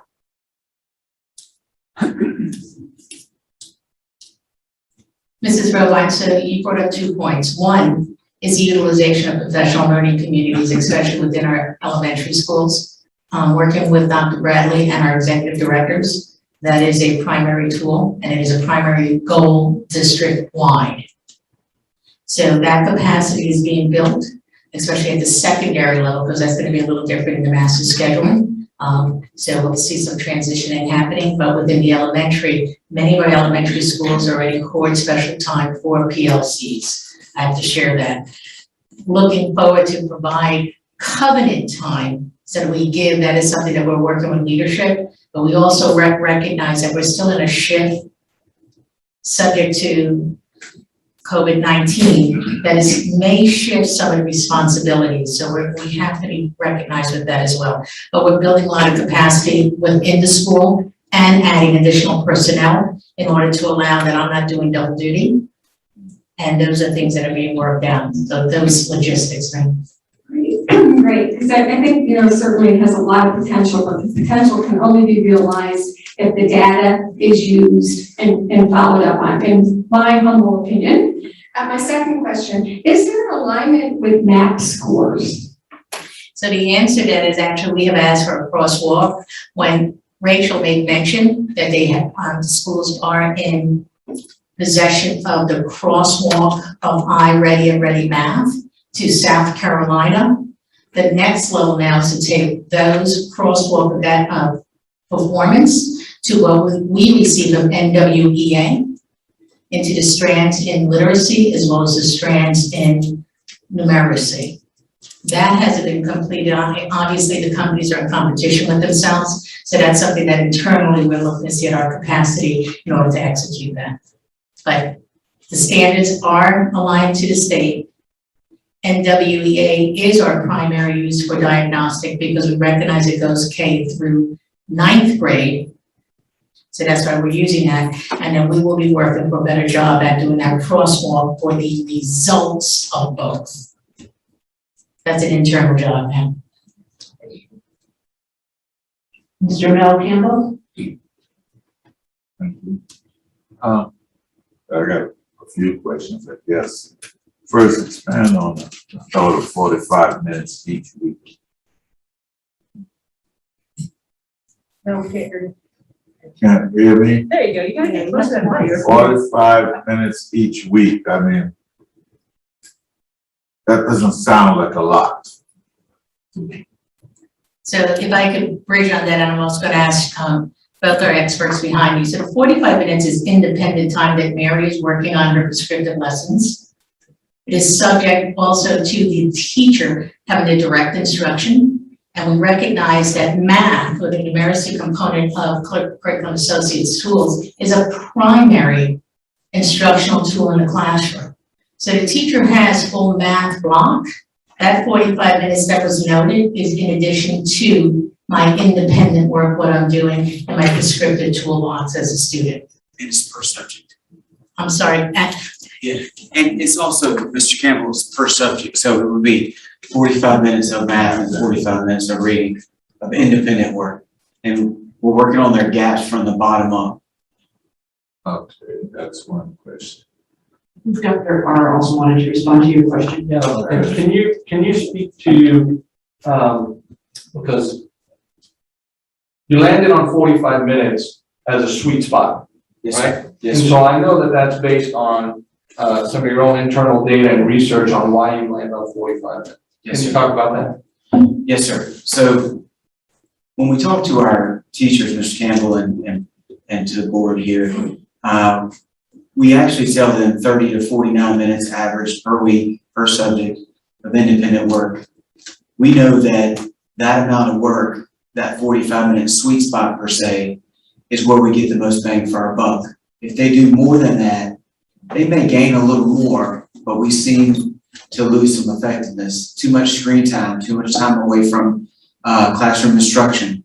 So 45 minutes seems to be the good spot where we're getting the most bang for our buck. After that, I think it's a diminishing return. Diminishing returns. Okay. Question 2. Parent involvement in the program and progress. How is that done? Is that out of the realm of I-ready and belongs to Dr. Stratus and another direction?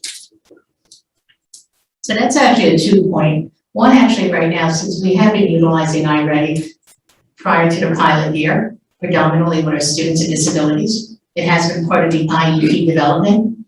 And with that, I may ask Jamie to come to, or Dr. White to speak a little more on how they work that with parents as a tool for identifying is Mary meeting the academic goals being identified in my individual education plan. So that platform has been established with our special education. Schools themselves can share the independent reports.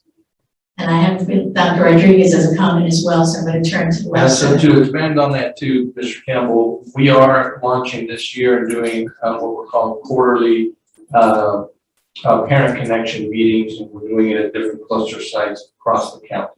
And part of that, of the purpose there is not only to provide tools that parents can access, right, but to also provide an education, if you will, around and information around IGPs, IEPs, right? What do all of those things mean, and how do all of those things work together to support your child? And so we want them. The goal is, I think, a more informed parent about these things and how this works, the better in terms of engagement. Is there a continuation built in from example 3rd grade to 4th grade? Do they reassess every year? The assessment cycle is annually. It's a 3-point assessment cycle, fall, winter, and spring. So yes, the cycle continues annually with the use of both the math and the literacy components. So the expectancy, of course, is that they show at least where they left off the year before, since are we utilizing it during the summer months too, or no? It was utilized during the summer in our summer programs this year. So, but we haven't completed the administration of the fall diagnostic. And because all students were not in summer component, it may not be a fair analysis to identify if there was a summer slide. Yeah, I'm expecting, I'm not talking what's happening. I'm talking about expectancy and where we're going with it and eventually. Yeah, okay. Yes, sir. Thank you. All right, Mr. William Smith.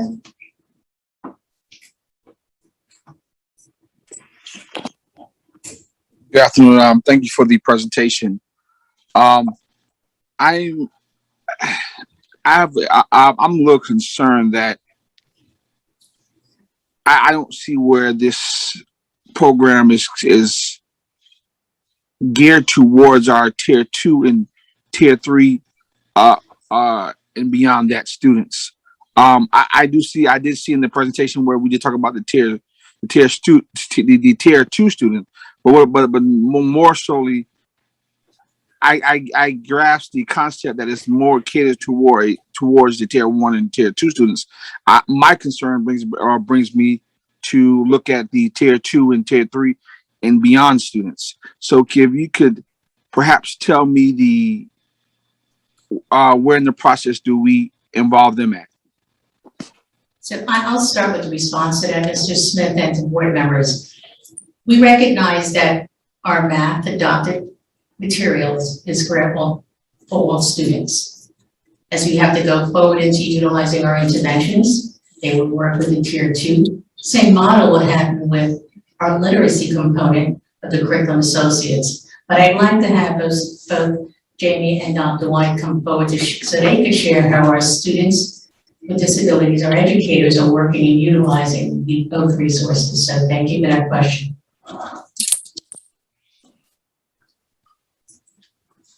Hello, everyone. When this product was initially purchased, it was actually purchased with our students with special needs in mind. And so we were like the beginners of it all because they can have a more personalized experience with this tool. And also something that I appreciate about iReady is that it is pretty much based around the UDL or the Universal Design for Learning principles, where they have built-in tools such as text to speech, you have closed captioning, it has access to a dictionary, so on and so forth. So it's more customized and it's more user-friendly for our students. And so once the diagnostic is performed, we now can tailor the lessons specifically to the needs of that student. Teachers can go in and look at the diagnostic reports and see if it matches up with their goals. And then they can go in and specialize the lessons based on the goals of the IEP. And so that's our approach and how it meets that tier 3 and beyond students. And I know this company back in 2013, that's when they adopted the high school portion of this, because we do have students in the high school level that may be reading at a 2nd, 3rd, 4th, or 5th grade level. So now it gives them an additional opportunity to practice the skills that they need to achieve the goals in their IEP.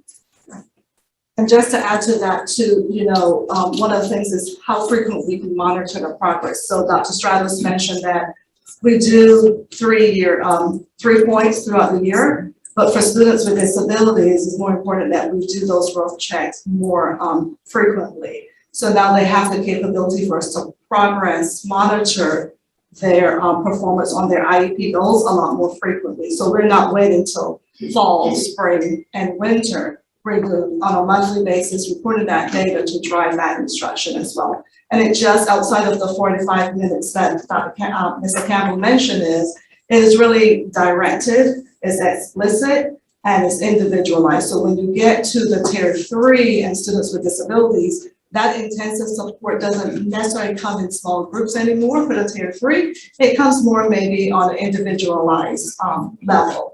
So they become just 1 or 2 with the interventions at the schools, and then in the intensive support classrooms or the supplemental support kids, formerly known as resource. If you notice, my nomenclature has changed. So it's no longer self-contained. It is intensive support classrooms, no longer a resource, it's supplemental. And that really gets us to really look at our inclusive practices and including all kids without kind of excluding some with just the terminology that we're using as well.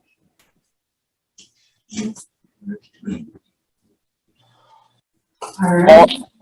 Also, what about the kid who does not have an IEP and who has not been yet tested for an IEP? Because we talked a lot about kids within special ed when in terms of tier 3 and beyond. But what about that kid who has not been identified to have an IEP? How will that process go for him or for her? So there's two items, board members. As we said earlier, iReady is a tier 1 for all students. As Mary's demonstrating difficulty, the work with our interventionist lends for that tier 2, drilling down and extra assistance at my learning. The interventionist or the primary teacher of record can be utilizing descriptive tools that are part of iReady to lend for the needs of what I need either in literacy or in math.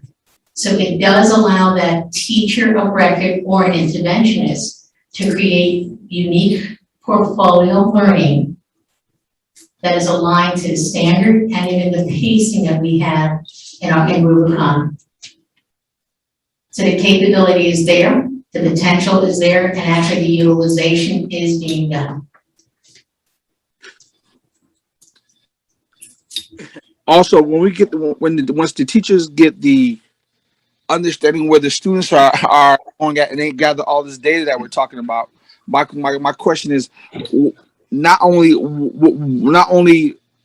do they gather the data, but what's the process that will take place once they've gathered the data?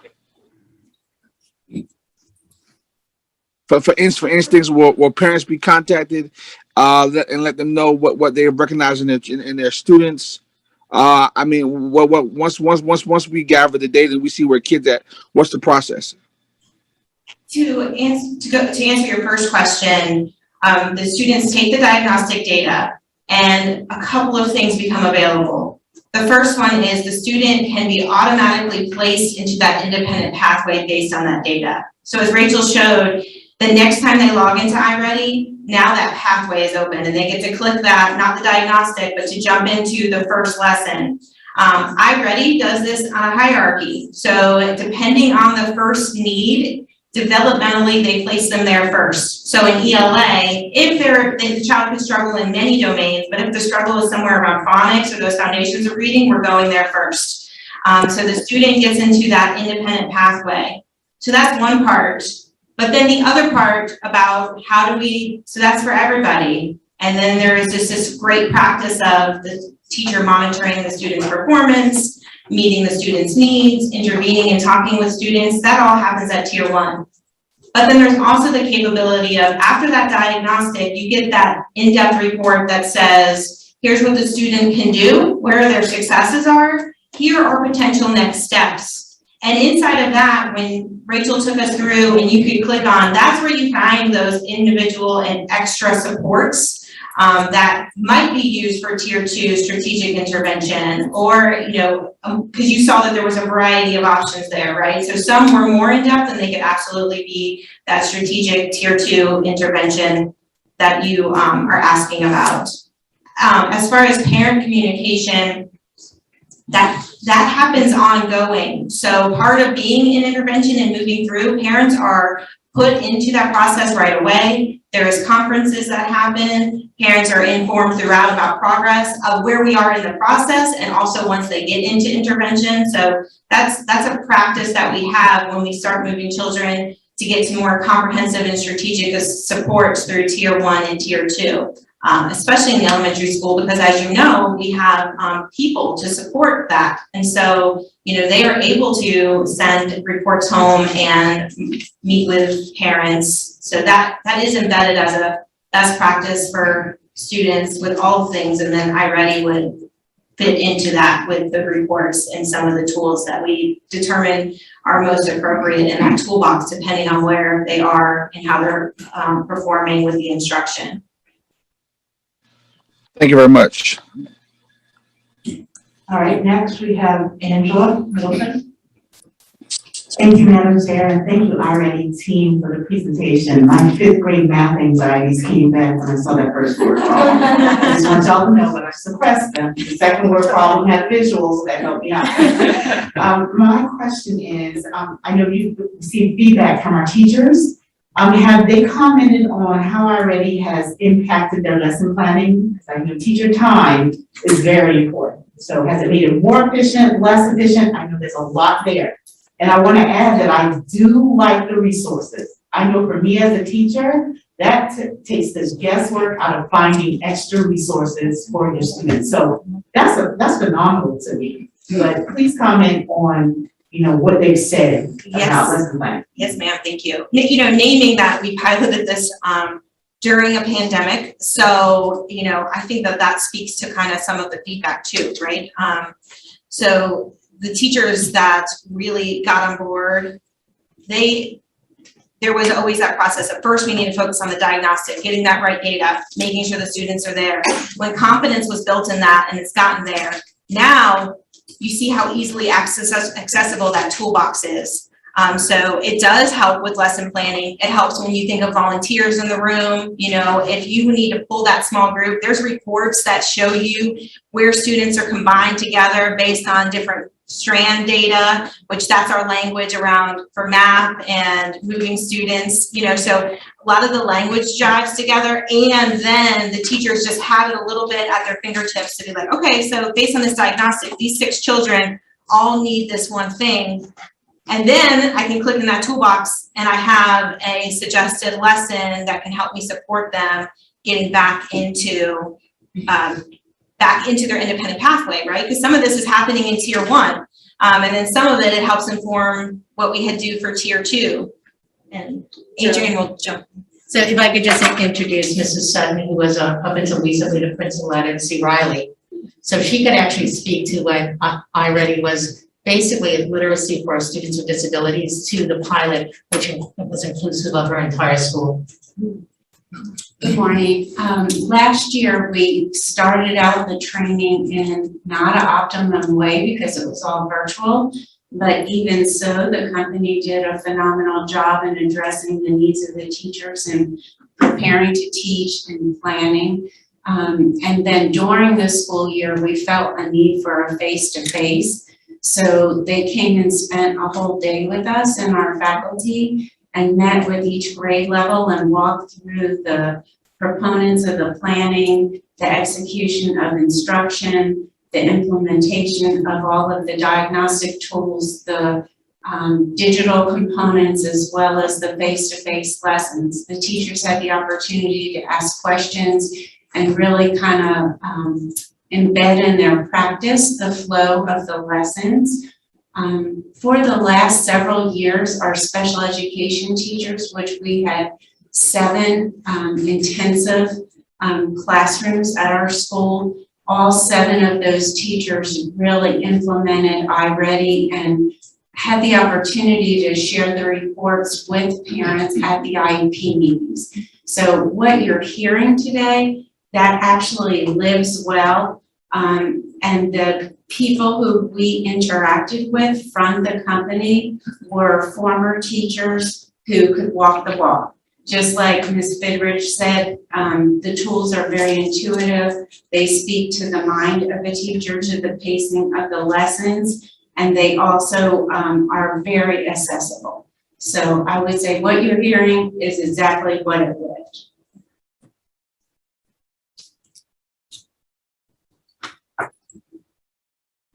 I just want to be sure I'm kind of going back to the 30,000 foot look.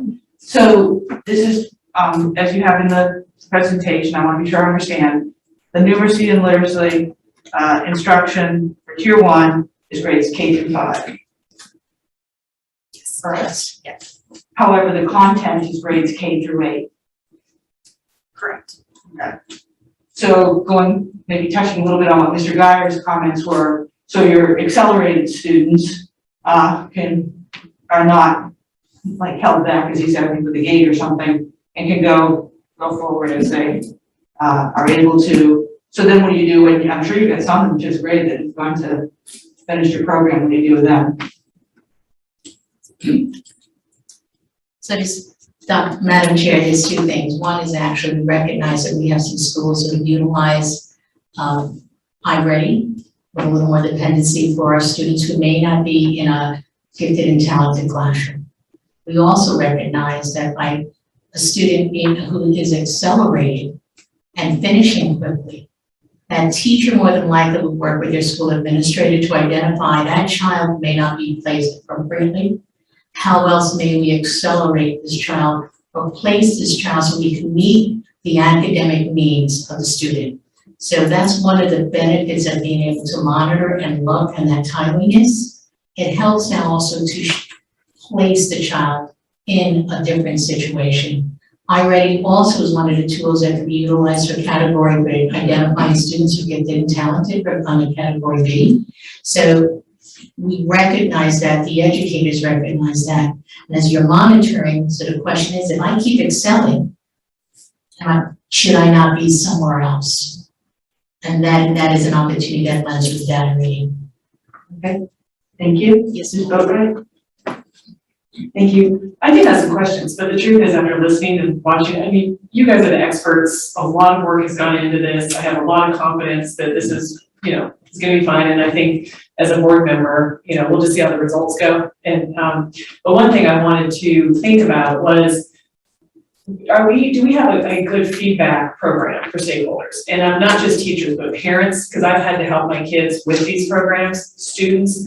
I know my son is in the high school first year and he's struggling with a lot of the technology. And we have kind of a passive feedback program, but I think also with our bilingual students, that we need to have more active. So Dr. Rodriguez mentioned the connections meeting. Are we doing things to go out to the community and find out how people are using them and how usable they are? And then using that to inform any adjustments we may need to make. So basically feedback from our stakeholders that's more active and less passive. Do we have things for that?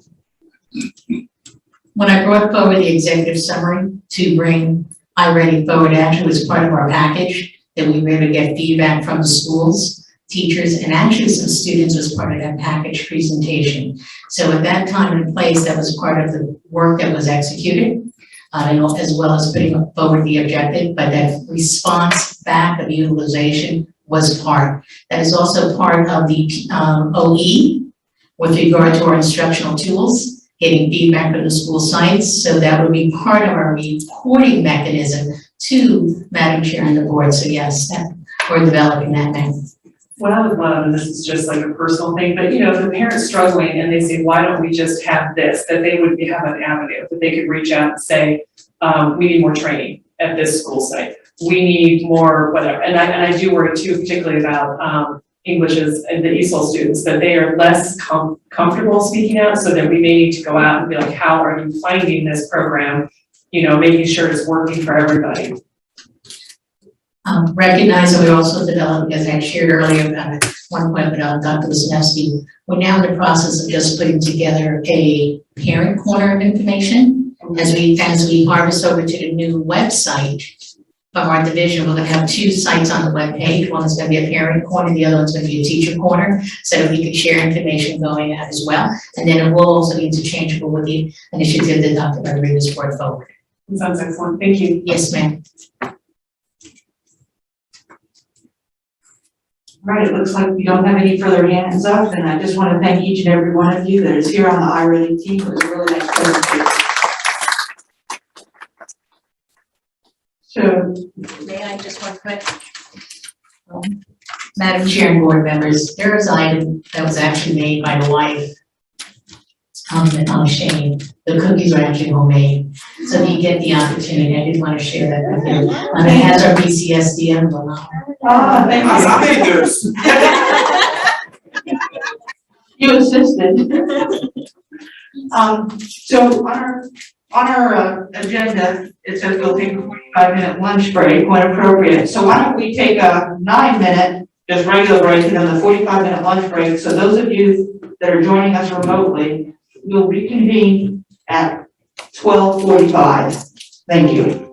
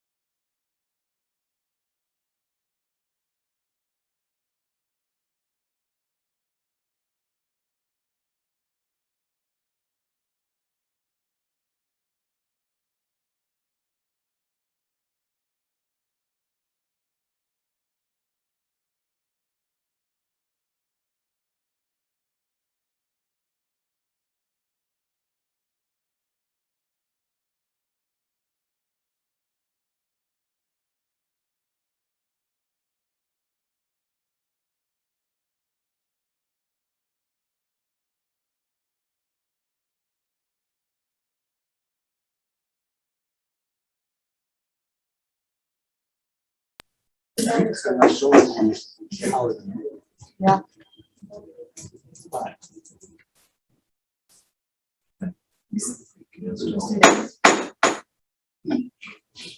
afternoon and welcome back to the Beaufort County Board of Education work session of August 27, 2021.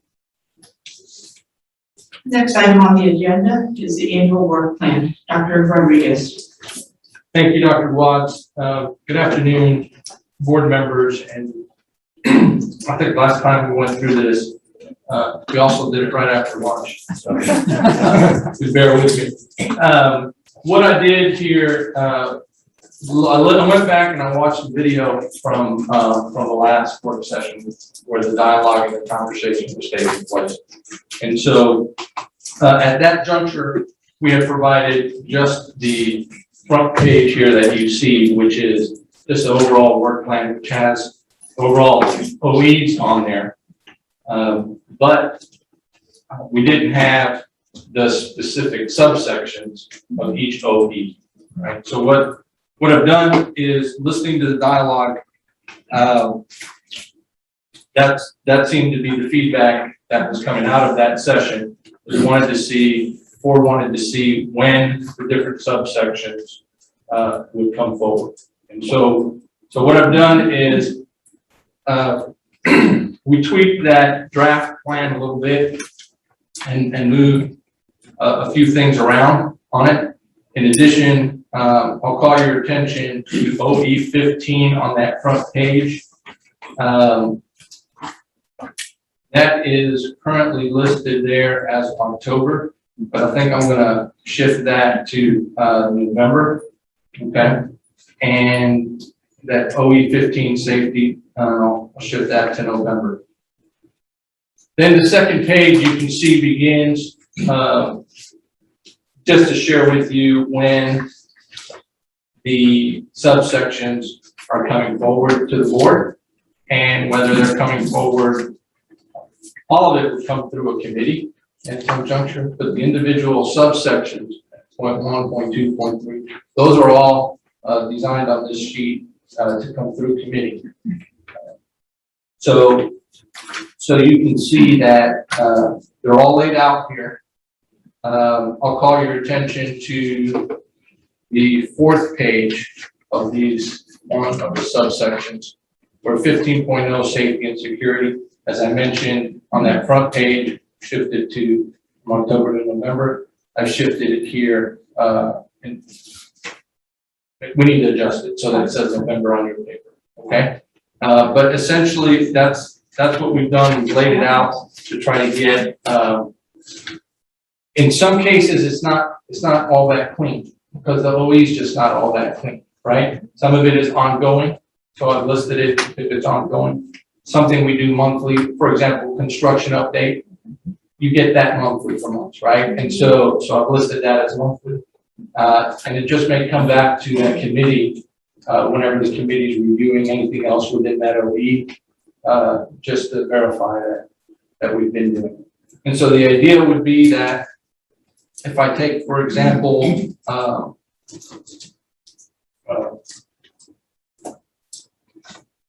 let's just take 6.0, financial administration. Some of the OEs are broken up into shall and shall not, right? So you can see that I've laid that out there, 6.1, 2, 3, 4, 5, 6, 7, 8. That 6.0 financial administration overall comes to you twice a year, March and December. But you can see that beneath it, 6.1, 6.2, if it's ongoing, it says ongoing. If it has to come in August and then February, we've listed it there. And so we tried to capture it. Some of it is dependent upon when things are available to us. So we laid this calendar out in that manner.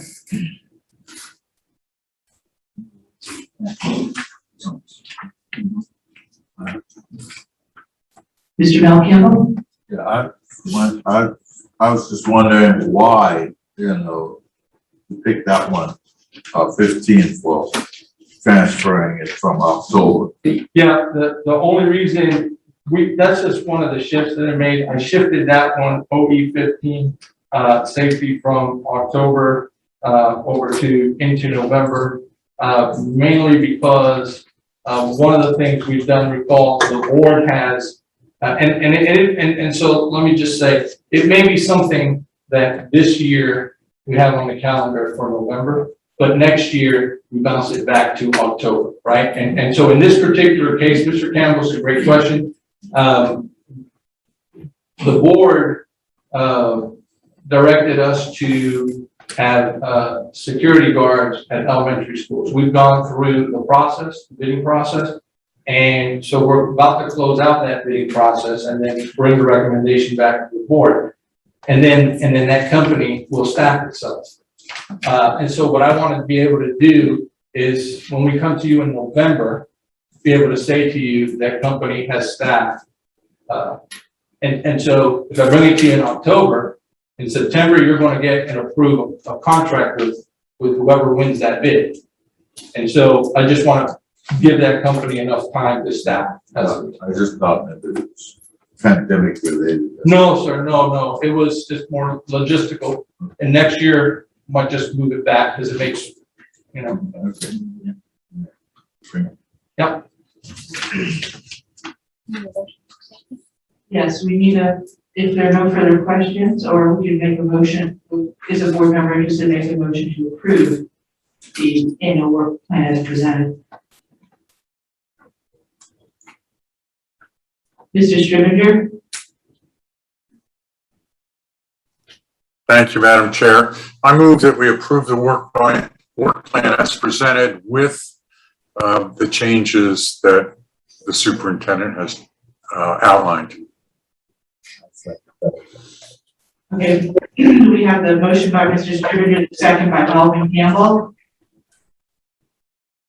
Madeline? Would you have more to say? No. Okay, Kathy? No, I was just, okay, I had up the second, I just took it down. All right, any further discussion? All right, voting is open.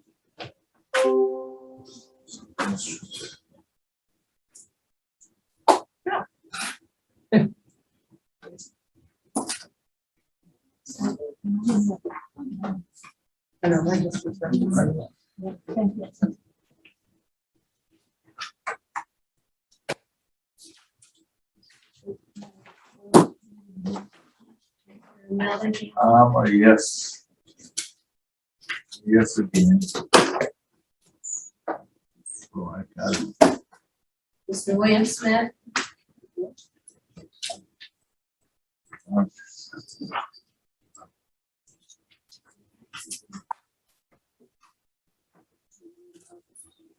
Mr. Smith, are you voting on this matter?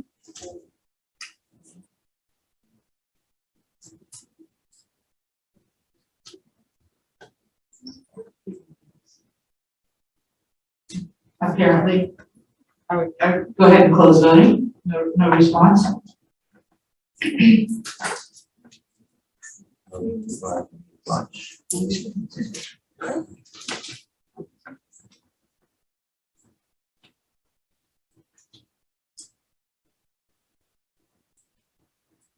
The motion carries unanimously with 2 members absent, Dr. Wisniewski and Mr. Smith.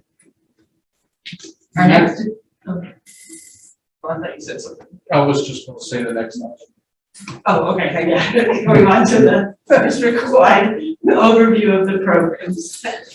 Thank you. So the next item is the district-wide overview of programs. And one of the requests from the board was to get a little more information around our career pathway offerings and JROTC programming. So we have Karen Gilbert, and I'll tell you as she gets ready that we're blessed to have Karen. I've worked with many different people in career and technical ed, and Karen is just fantastic, not only in her knowledge base, but in her relationship with some of our local post-secondary schools as well, and with economic development boards and community. So we're blessed to have her, Karen. Thank you, Mr. Rodriguez. And Madam Chairperson and members of the school board, thank you so much for the opportunity to share some updates on how we are preparing our students to be college and career ready, but more through the lens of career and technical education and our junior ROTC programs. As mentioned, I'm proud to serve as your district's career and tech ed director. With us today, that'll be part of the presentation is Mr. Ralph Otai, our career and tech ed district coordinator. Also with us is one of our awesome career development facilitators, Mrs. Kim Fields. She serves the Beaufort and Battery Creek clusters. And then we're also very proud to have Major Marvin Goodwin. He is representing Well Ranch Early College High School's JROTC program. We'll hear from him just a little bit. And then we also have invited Lieutenant Commander Matthew Pfeiffer from the Hilton Head Island High School JROTC, and he was on board to come to something that came up unexpectedly yesterday. And so he sends his apologies, but he has some good notes that we'll share with you about the good things that's going on there. So just a few bit of housekeeping. You have, in addition to the slides for your review that we'll go through, you have a board packet that goes into a deeper dive on our CTE data, our goals and strategies to meet the 5-year goals, also some examples of some marketing materials for our dual enrollment, and a couple of data over time that might be helpful for reference. And if it's okay, we'll go through the slides for both program areas, and then we'll come up and entertain any questions you might have for both of them. So Ms. Kushner, you can go to the next slide, please. The state of South Carolina has done an excellent job with looking at rebranding career and tech ed. This came in response to reauthorized legislation called Perkins. Perkins is really the driver for all things vocational ed across our states. And so some 3 key things come out of the CTE shared vision to really become more learner focused. One is being able to make sure that we have a consistent career preparation system in place that's fair and flexible. Also to make sure that we are providing tools that help our young people to be able to navigate their career journey, to be able to make good choices. And also to see that we have, when our students graduate, that they have skills that are counted, that are valuable, and that are portable. And the key word I think there is valued. I appreciate our leadership and this board. You've always been supportive of options for our students because not every one size fits all. The next slide, Mr. Christopher, thank you.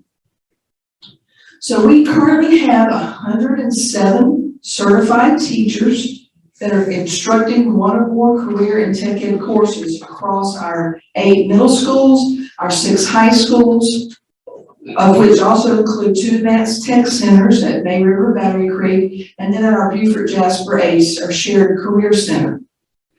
Of those 107 teachers, we have also close to 12,500 course enrollments for this year. We had 11,800 last year, so we're up with an increase for this year. I'll say that our teachers are the backbone of what makes career and tech ed.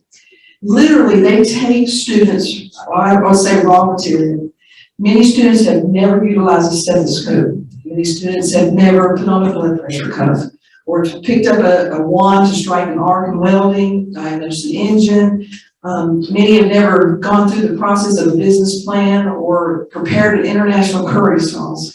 Our teachers literally take students where they're at from all different levels and diverse backgrounds, and they teach beyond the traditional classroom. So I like our state's theme this year, which is Beyond Limits. If you go to the next slide, Mr. Cushionberry, it's literally helping our students to realize careers beyond what they thought they would have. So how does this happen? So on the next slide, it's not a matter of a smattering, if you will, of offerings at our middle and high schools. A true quality educational experience that perhaps leads a person to a technical field it requires some consistent components. So we've worked hard over these past few years to put in those systems and processes in place. And I appreciate the principals as well, because they're the ones that have those expectations to make it happen. So what I'd like to do is just take you through a few of these key components, what it looks like, and how we have been performing here in Beaufort County. So next slide, please. So the first thing we want to take a look at is pathways. Okay, so you see in front of you, these are the 16 nationally recognized career and tech ed pathways that all states, districts, career centers have an opportunity through a state-approved program, which is an annual grant that's submitted with narratives and aligned to our goals and objectives. And under these, then we have the opportunity to offer state-approved courses. So currently we have 108 courses at the high school level that a student can take advantage of to earn a Carnegie Unit of credit or more. Then we have 12 middle school exploratory courses. They don't count against the student's transcripts, but they're a great starter programs. Next slide, please. So I combined these career paths by related fields. In your packet, you have a detailed matrix of which pathways are offered at which schools. So for example, if you look at media tech and business information management, those are two separate pathways, but they have similar standards and courses. That means I can learn how to do some graphic design, some web page design, and learn about how to use Adobe products if I want to work for a company in that area, or video production. If you look at public safety law, public safety firefighter, both those programs and where we offer them start with an intro to a public safety course, gives the kids a good understanding of what's out there for career fields, and then it branches into more criminal justice related or firefighter related, health sciences related. Those will be career pathways such as our pre-med, our biomedical, and our nursing assistance programs. So again, we have a total of 34 career pathways across all high schools and at our career center at ACE that students can take advantage of. And if you go to the next slide, this is Christian Berry. One of the things that we definitely want to keep in mind, I appreciate Dr. Rodriguez noted about our economic partners. We want to make sure we keep an eye to, are we aligning what we're offering in our schools to what's out there and what's current as far as jobs. So I've had the fortune to help co-chair a comprehensive, a regional group, my fellow CT colleagues in Jasper, Colleton, and Hampton. And for the past 2 years, we've worked on a comprehensive local needs assessment. We looked at labor market data, not only within the counties, but also regionally, commute times. If we have some jobs or opportunities in Savannah, Georgia, or Charleston, we have a lot of folks who commute in and out. So what are we offering regionally within our 4-county region that can help us meet the needs for our employers? So these were the areas that we determined as a region were key. And you have in your packet just a narrative. It's got some, I think, some good information on where we're at within those labor market areas. Next slide, please. So you take the pathways, you take the courses that are approved by the state of South Carolina. So the next thing, you put good teachers in there with them. If you were to walk into our classroom, we would hope that you would see these instructional models. Just like in our core content, math, science, social studies, we will hope that you would see exploratory and project-based learning in our middle grades, centered around careers and centered around STEM, how things work, how stuff works. A little bit of math and science combined with how do you make things work. Then when you start to look at our high schools, we would hope that you would see some standard-based teaching and learning. And I included a link for you for priority standards. One of the good things that came out of COVID is that you could learn so much in an automotive class over a 4-year period. When COVID came about, the state took all our standards and they narrowed it down to what are the key things that an employer would look for if they came through our program. So I've included that link for you if you have an opportunity to take a look at. And then applied learning. if I take, Mr. Childers' welding class at May River or Nick McCoultry's, or Mr. Van Norton's at ACE, I'm gonna learn some properties of science. If I go into my health sciences classes and I sit down and I'm a student, I'm gonna learn some anatomy and physiology. You can't not learn some core content area if it's done correctly within our courses. And that co-curricular, shout out again to our teachers who take on an extra role to lead student-led organizations. HOST, Health Occupation Students of America, FBLA, Future Business Leaders of America. Great way for students to build upon their character, leadership, network with students all across the state. Next slide, please. Another model that we follow is our career development model and some tools that help our students and parents to make good choices. So a shout out to Mrs. Henderson and her team of counselors. They revived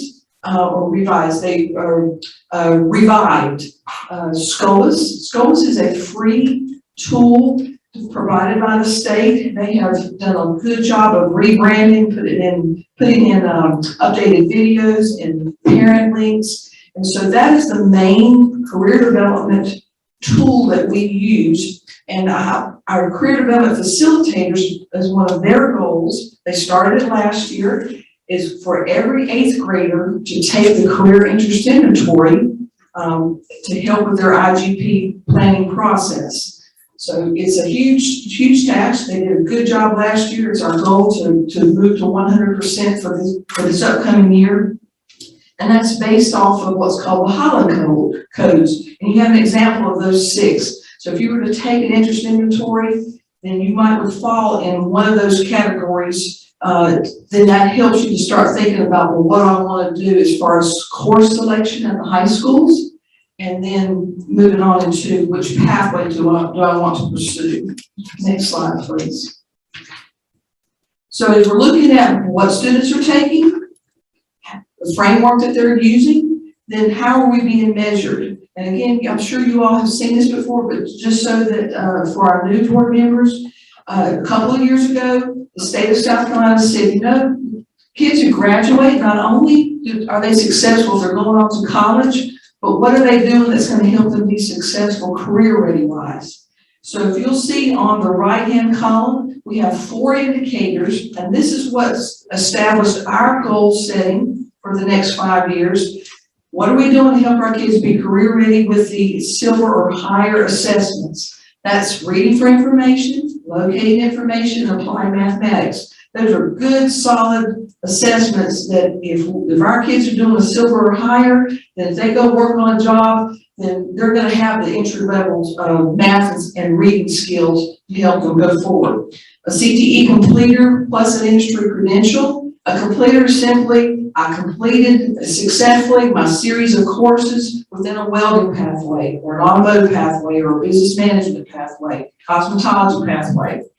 Another indicator is our ASVAB. If they score a 31 or higher, that deems them career ready. And then finally, if they complete a successful work-based learning with a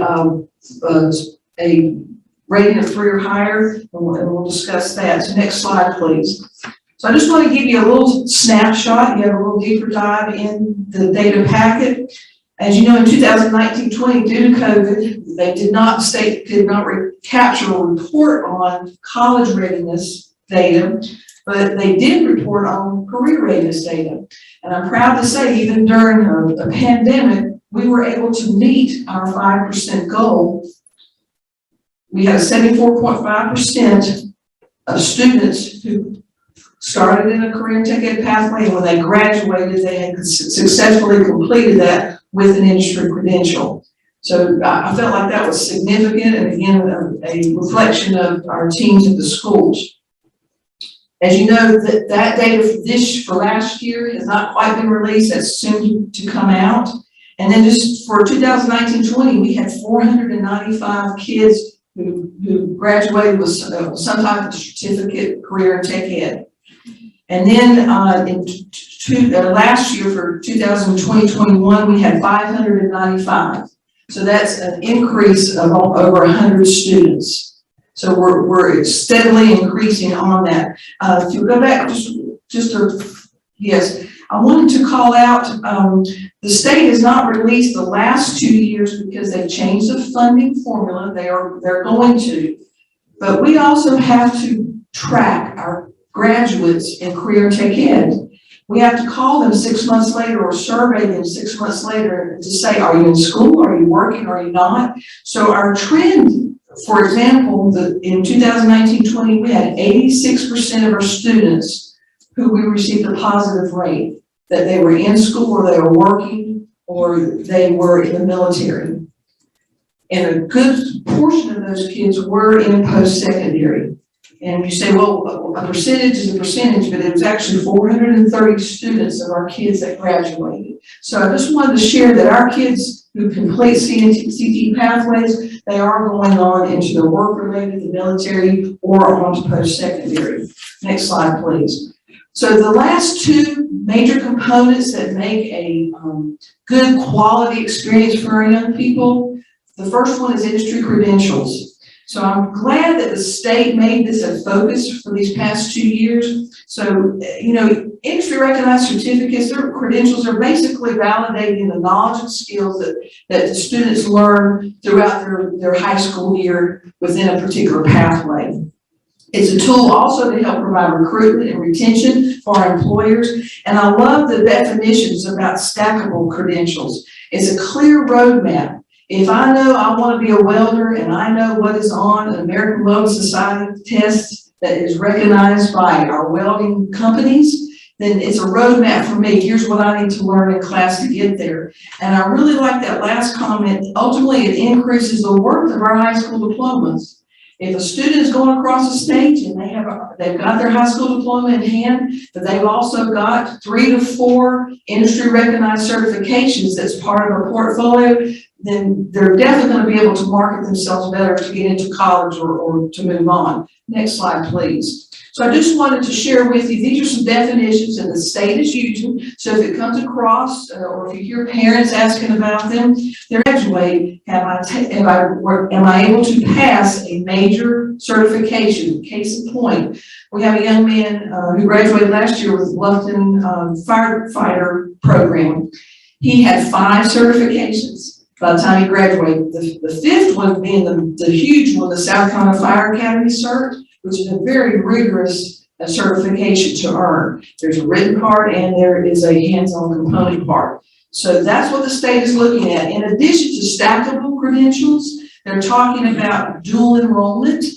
So I'm excited to have partnered with the Technical College of the Lowcountry, because the more students that we can help as a junior or senior to start earning those dual credit or dual enrollment courses, then by the time they graduate, have they earned a certificate as an HVAC technician or as a plumber's certificate. And I'm proud to say that we have this last count 41 for the CTE specific certificates, and I've included some detailed information in your packet. And we have our first HVAC student and our first plumbing student. So we're very proud about that. We'll continue to promote those opportunities.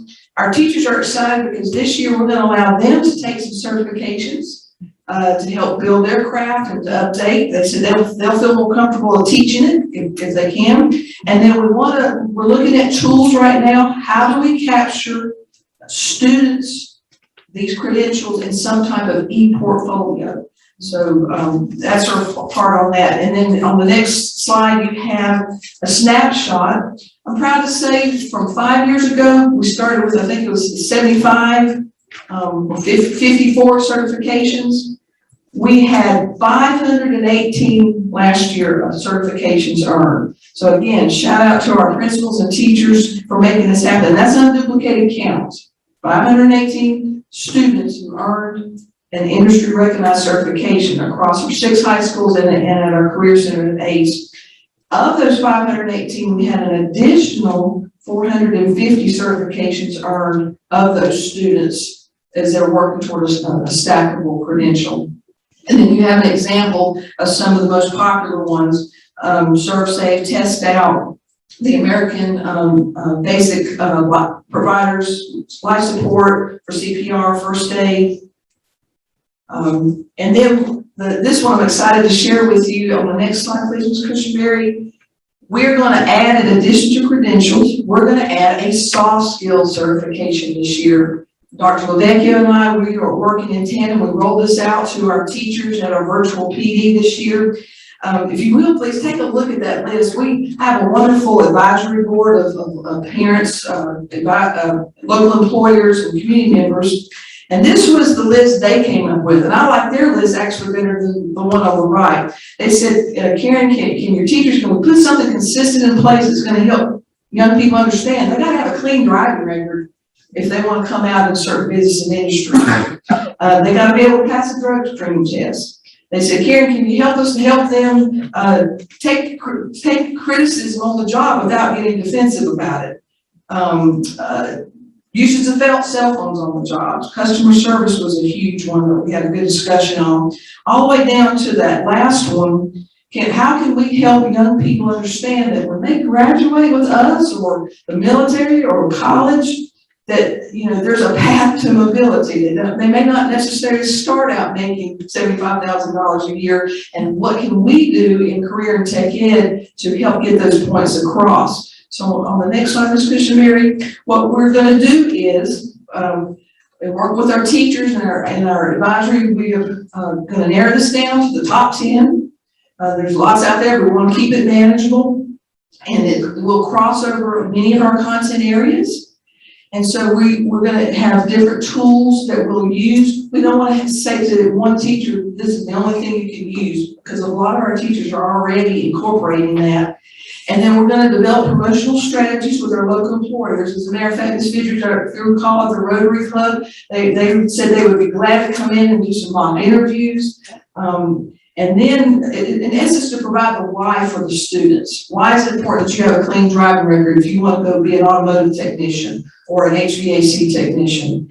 And then at the end of this school year, we hope to come back to you and have some good reports from our 6 high schools and an ACE that, hey, we've awarded XYZ amount of student recognition certificates. That means something. But I think it'll also show to our community of employers that we're listening to them and trying to address that need. So we're excited about that. And then lastly, the last huge component is on work-based learning. That's another one of the career readiness indicators.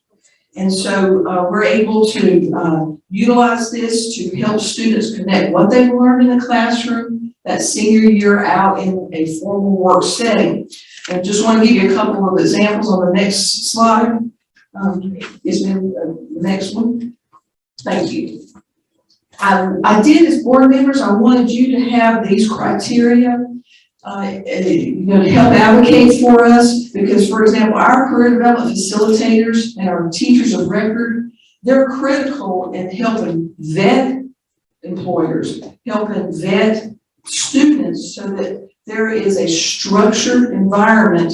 It's not just becoming a temp agency, so to speak, that we are actually wanting to have a quality experience for our students. There has to be a training plan for the state to recognize this as a career readiness indicator. That means there has to be a monitoring of that involved. If they're going to get a full Carnegie unit, there has to be tracking of that 120 hours. And then at the end, as I said, there is a rubric that the employer completes, and we have to capture that for fidelity. So when you hear, we'll send all seniors out to a work-based learning experience, the formal work-based learning definitely requires boots on the ground manpower to make it successful, because we don't want to damage our partnerships with our employers by just throwing kids out there and not having a good structure in place. And then for a couple of examples on the next slide, and I'll brag on Mrs. Fields. She was very instrumental in this. I would say the Beaufort Jasper Water and Sewer Authority, they totally got it about what it takes to be a mentor for an on-the-job experience. They approached myself, and then Mrs. Fields and I met with them on several meetings with their team. They wanted to improve training for customer service and for field operations. So Mrs. Fields worked with the schools as well as some at Bluffton and Hilton Head, and we were able to send a couple of students. They went through those formal plans, and if you have a chance, there's a great video out there that I included a link. But the Beaufort Jasper folks were so impressed with them, they offered them jobs. They graduated last year, and they're both working, starting at $15 an hour with benefits, and they're going to encourage them to continue on with their school. So I just shout out to Joe Mantua, the general manager, and Elena Lee Brown, the HR manager, for continuing this partnership with us. Another shout out would be to Dr. Angie Williams, the CDF at Hilton Head Island High School. Next slide, please. We now have our first state registered youth apprenticeship here in Beaufort County in the state of South Carolina. We're also the first to have a culinary youth apprenticeship in the state of South Carolina. We have partnered with Carolina Apprenticeship and the Beaufort, the Hilton Head Bluffton Chamber of Commerce. And we were able to have, this is one of our culinary students at Hilton Head. He is a current junior. It's a 2-year commitment. So, and it also involves the Department of Labor, some major documentation, but we're appreciative that Palmetto Dunes Oceanfront Resort was able to take this on, and we've since had several companies that want to work with us this year. The signing ceremony that you see the picture of was held on July 1st, and we appreciate Dr. Rodriguez was in attendance with that. Thank you, sir. And then lastly, I listened to the, yes ma'am, next slide. I listened to our good feedback from our board over the years to make sure that we're increasing that business and industry community partnerships. This is just an example of just some of the businesses that are willing to take their time, open their doors, work with our young people, our teachers and staff. So we're very appreciative of that. As a result, we did have 106 students last year who completed a formal internship. We do job shadow, we do different things, but a formal internship based on those criteria that you saw. And then lastly, where do we go from here? What should be on our radar for building technical fields? So a huge thing that we keep coming across is information technologies.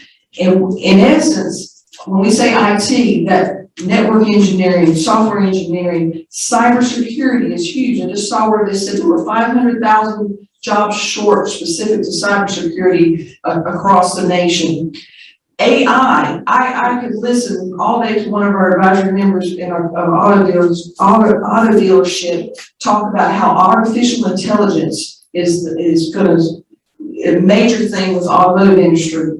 And then in the field of medicine, nanomedicine, the usage of virtual reality, all of these are going to require future skills. And what are we doing as a system to help address that?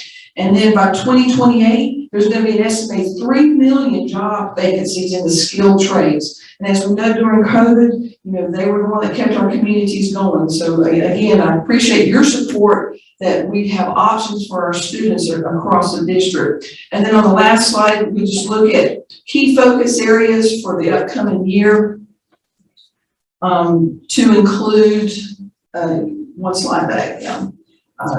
We're going to continue to want to support our CTE teachers. Again, they're going to make regular programs and to collaborate through PLCs, just like our core content areas, looking at our data, looking at what we're doing, looking at our standards. We want to make sure that we're going to broaden computer science and STEM in the middle grades. If we're going to help students to move in a cybersecurity world, what are we doing in the early grades to build upon that capacity with math and science skills? So we're going to have a focus on that, and then we're excited with the collaboration with what you may have heard of the MSAP MedTech 7, the grant that Dr. Stratus was very instrumental in bringing in. That's going to really help elevate career and tech ed programs for our IT and our medical. And then you just have on the next slides some examples of some videos that you have an opportunity to view. And I want to put a plug for the South Carolina Commerce Department. They did a fantastic job of pulling across the state panels of employers. And it's just a very personal video, so we rolled those out in our classes, but I also wanted you to have an opportunity to see them. Just a great way, again, to help get the word out of what careers that we have to offer. So at this time, for answering questions, I'm going to ask that Mr. Ralph Ty come up to give us a little update on what we're doing in our JROTC programs. While Ralph comes up, I just want to mention in any of these various careers, whether it's cybersecurity or any of the others, people often think of what I want to call whatever the most the sexy job in any of those careers, right? If you think of theater, right, for example, in theater, everybody knows the actor, right? But there is a lot that goes into a theater program, right, to be really effective, or any theater, and there's different career paths within that are essential to make us successful. The same is true with any of these other career paths, and I think what's important in that exploratory opportunity for kids is that they get an understanding of what other jobs and opportunities are within any of those fields, right? So that's one of the things I'm most excited about for our kids. Ralph? How's everybody doing today? If we could take a moment, you may have already done it, but sitting in the back, I look at the service flags. Today's Red Friday. Remember every deployed. It's been a tough week, tough 2 weeks. So keep everybody in there prayers. Okay, junior ROTC, you've all dealt with it. You've had them, graduations, proms, football games. You've all experienced what they bring to a community. Oh. Sorry about that. Didn't know what I was saying. The Junior Officer Training Board, it's not to recruit students. As you can see on the slide, it's the core values, which are the core values of citizenship. It's the core value, Major Goodwin will tell you, in the Marine Corps, the Army, the Army, we have the 7 core values. And it makes students a better citizen for the community, for the country. Next slide.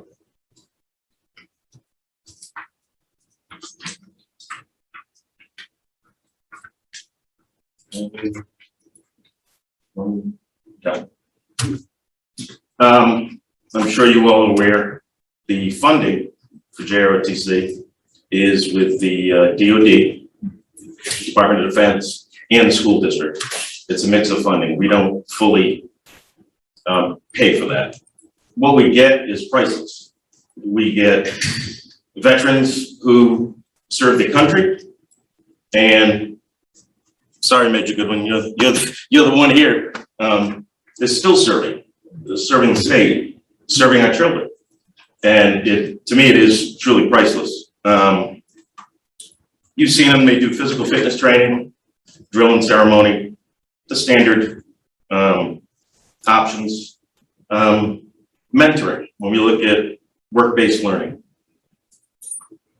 When they become higher up as cadets, they're actually mentored because they get promoted, just like you in the service, to a leadership role. So every year, whoever the commander was last year at Battery Creek is not the commander this year. That person graduated.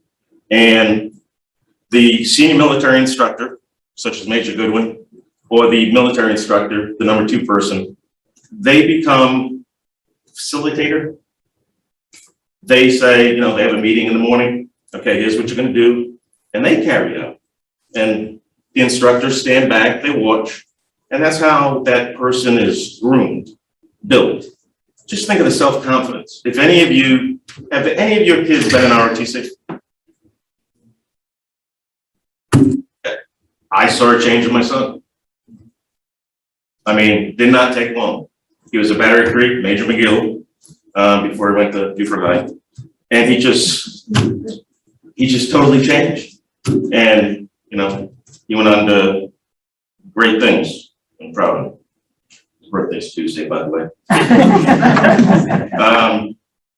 You don't have to enlist in the military. Matter of fact, in the contract with JROTC, it's actually a violation. They are not a recruiting entity for the service.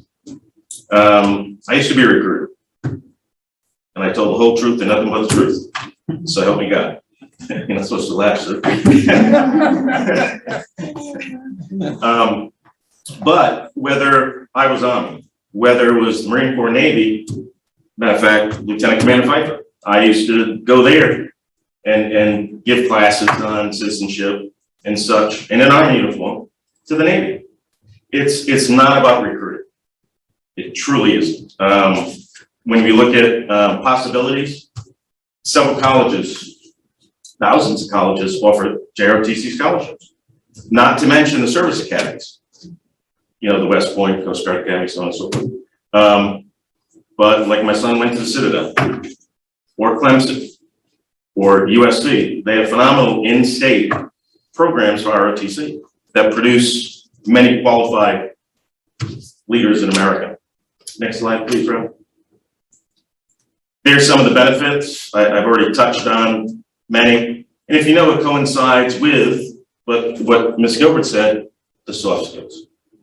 The same thing employers are looking for, it's right there. Slightly different terminology. It's right there. Next slide, please. Here's where we stand in the district. You've all been to these schools, graduations, you see the cadets out there. We're pretty evenly spaced as far as the branches. In case anybody says, why don't we have the Coast Guard? Well, the Coast Guard just started that. I think there's 2 in the United States, and they're not even ready to implement. But we'll start seeing across the United States more Coast Guard. May River has submitted applications. As far as enrollments, if we look north of the Broad, we have 2 Marine Corps JRTCs located at Whale Ranch, Early College High School, Battery Creek, and we have the Air Force at Beaufort High. The enrollments for that, Battery Creek is 189, Beaufort High is 212, and Whale Branch is 140, as far as their cadets. Next slide, please, Rob. South of the Broad, 2 programs, the Navy and of course the United States Army at Bluffton. Their count, Hilton Ed 124 and Bluffton 151.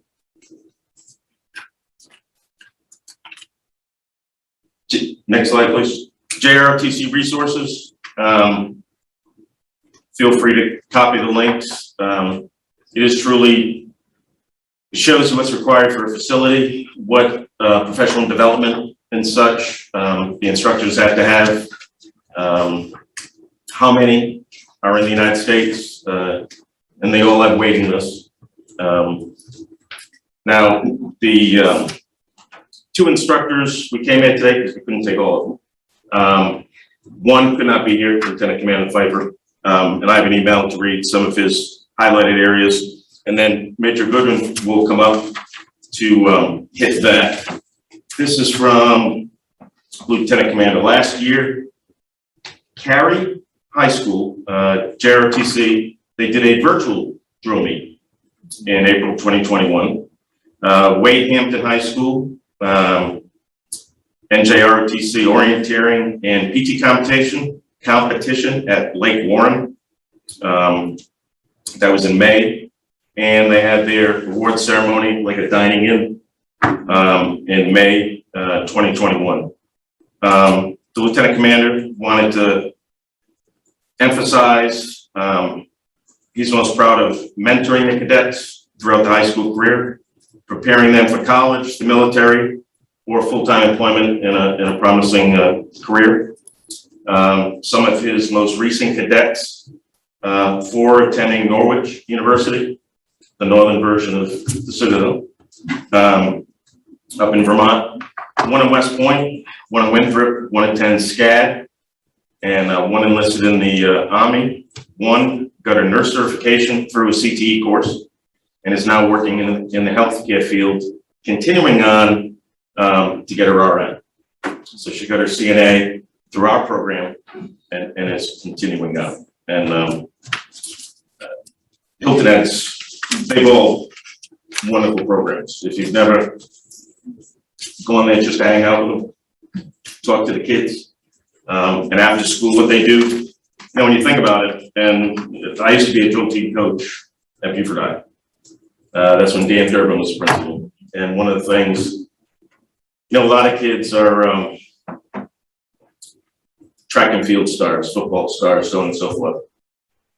And then there's that group of kid that is not really into any of that. Let me tell you, as a drill team coach, when they come after school and it's 90 degrees out or 100 degrees out on the hot asphalt, and you know, they could be tall, skinny, short, like me. They're out there learning it, and they do it, and it's just like doing double sessions for the football team. What it does to them inside, we got them Letterman jackets, and they have the pins for it. Battery Creek, most of them do it now. It's that important. It's just like somebody that's playing the drums in the band, and they get that Letterman jacket.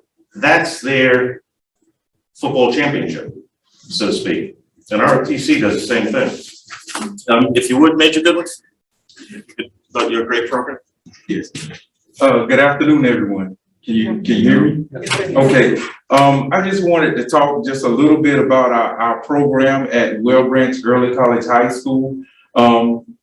Basically, when you hear JROTC, I want you to think about leadership education, because that's what we actually teach. Leadership education. We develop our future leaders. These are going to be the ones to actually basically take over our communities, our state, and our nation that we have. So with that, we don't take that lightly because we know that education is our passport to the future for those who plan for it today. So with that, we actually over at Well Branch, we contribute to our schools mission and our district mission by helping out with them being college and career ready, and basically building their capacity, because that is key to every student that we have within our program. And we do it through our curriculum, because our curriculum is very diverse. We have different subjects that we actually teach to our cadets, which actually help out in those core subjects. U.S. history, geometry. We actually help out in all of those, even science, because we have a cyber security program through Cyber Patriot that we actually have. And at Well Branch, we actually came in first place last year in the silver tier for the state of South Carolina. So that is one of the things that we brought to the table. And also, we're one of 5 schools nationwide, Marine Corps schools nationwide, that are now have an initiative as far as our 8th graders over at our feeder school, where we actually go over and we provide classes to those 8th graders. So it's a pilot program right now, and thank you, Dr. Rodriguez, for allowing us to do that and to be recognized for that for Beaufort County. And you know, we also had six students that graduated last year that are currently at universities, and we have 5 in the military, 1 in the Army, 1 in the Air Force, 1 in the Navy, and 2 in the United States Marine Corps. So those are just some of the things that we are doing within our program that are just elevating it. And we thank, the board members for allowing us. So the next time when you're out and you see those young people that actually volunteer to be in the JROTC program out within your area, hey, just walk up to them and see those leadership qualities that those instructors are actually embarking upon them. And you'll be interested in what they actually have to say. Are there any questions? I'll just add, my son is in politics program, and I too have seen a major difference in just what it does, right? I mean, they walk a little taller, they stand a little straighter. I listen to him talk to people that he comes across. Yes, sir. Yes, ma'am. Right? It's all of those key things when you're engaging people, but the leadership aspect that you touched upon in that leadership training is just phenomenal for kids. It makes a huge difference in any kid that program touches. I started a program in Palm Beach at the high school I was at, from scratch, right? And it's flourishing now. But it's hard work to start, but when you get it going, it just takes off. The kids gravitate to it, and they absolutely love it. I'll just say this last piece, and then I know you all have questions. My understanding is that at one time here in Beaufort County, they may have or may not have had a superintendent's cup or ROTC program. We're going to bring that back. And they're going to compete with each other as they train and prepare for competitions that they go to. So it's just a great opportunity. So not that y'all are competitive in any way, but that is something, we're bringing that back. So. Yes, and one last thing to caveat, since I've been at Well Branch Early College High School, we push education also within our program. So 6 out of the last 7 class valedictorians were part of our program. Wow. And that's not including that was in our program. So other than that, thank you. So we have some questions. First is Angela Middleton.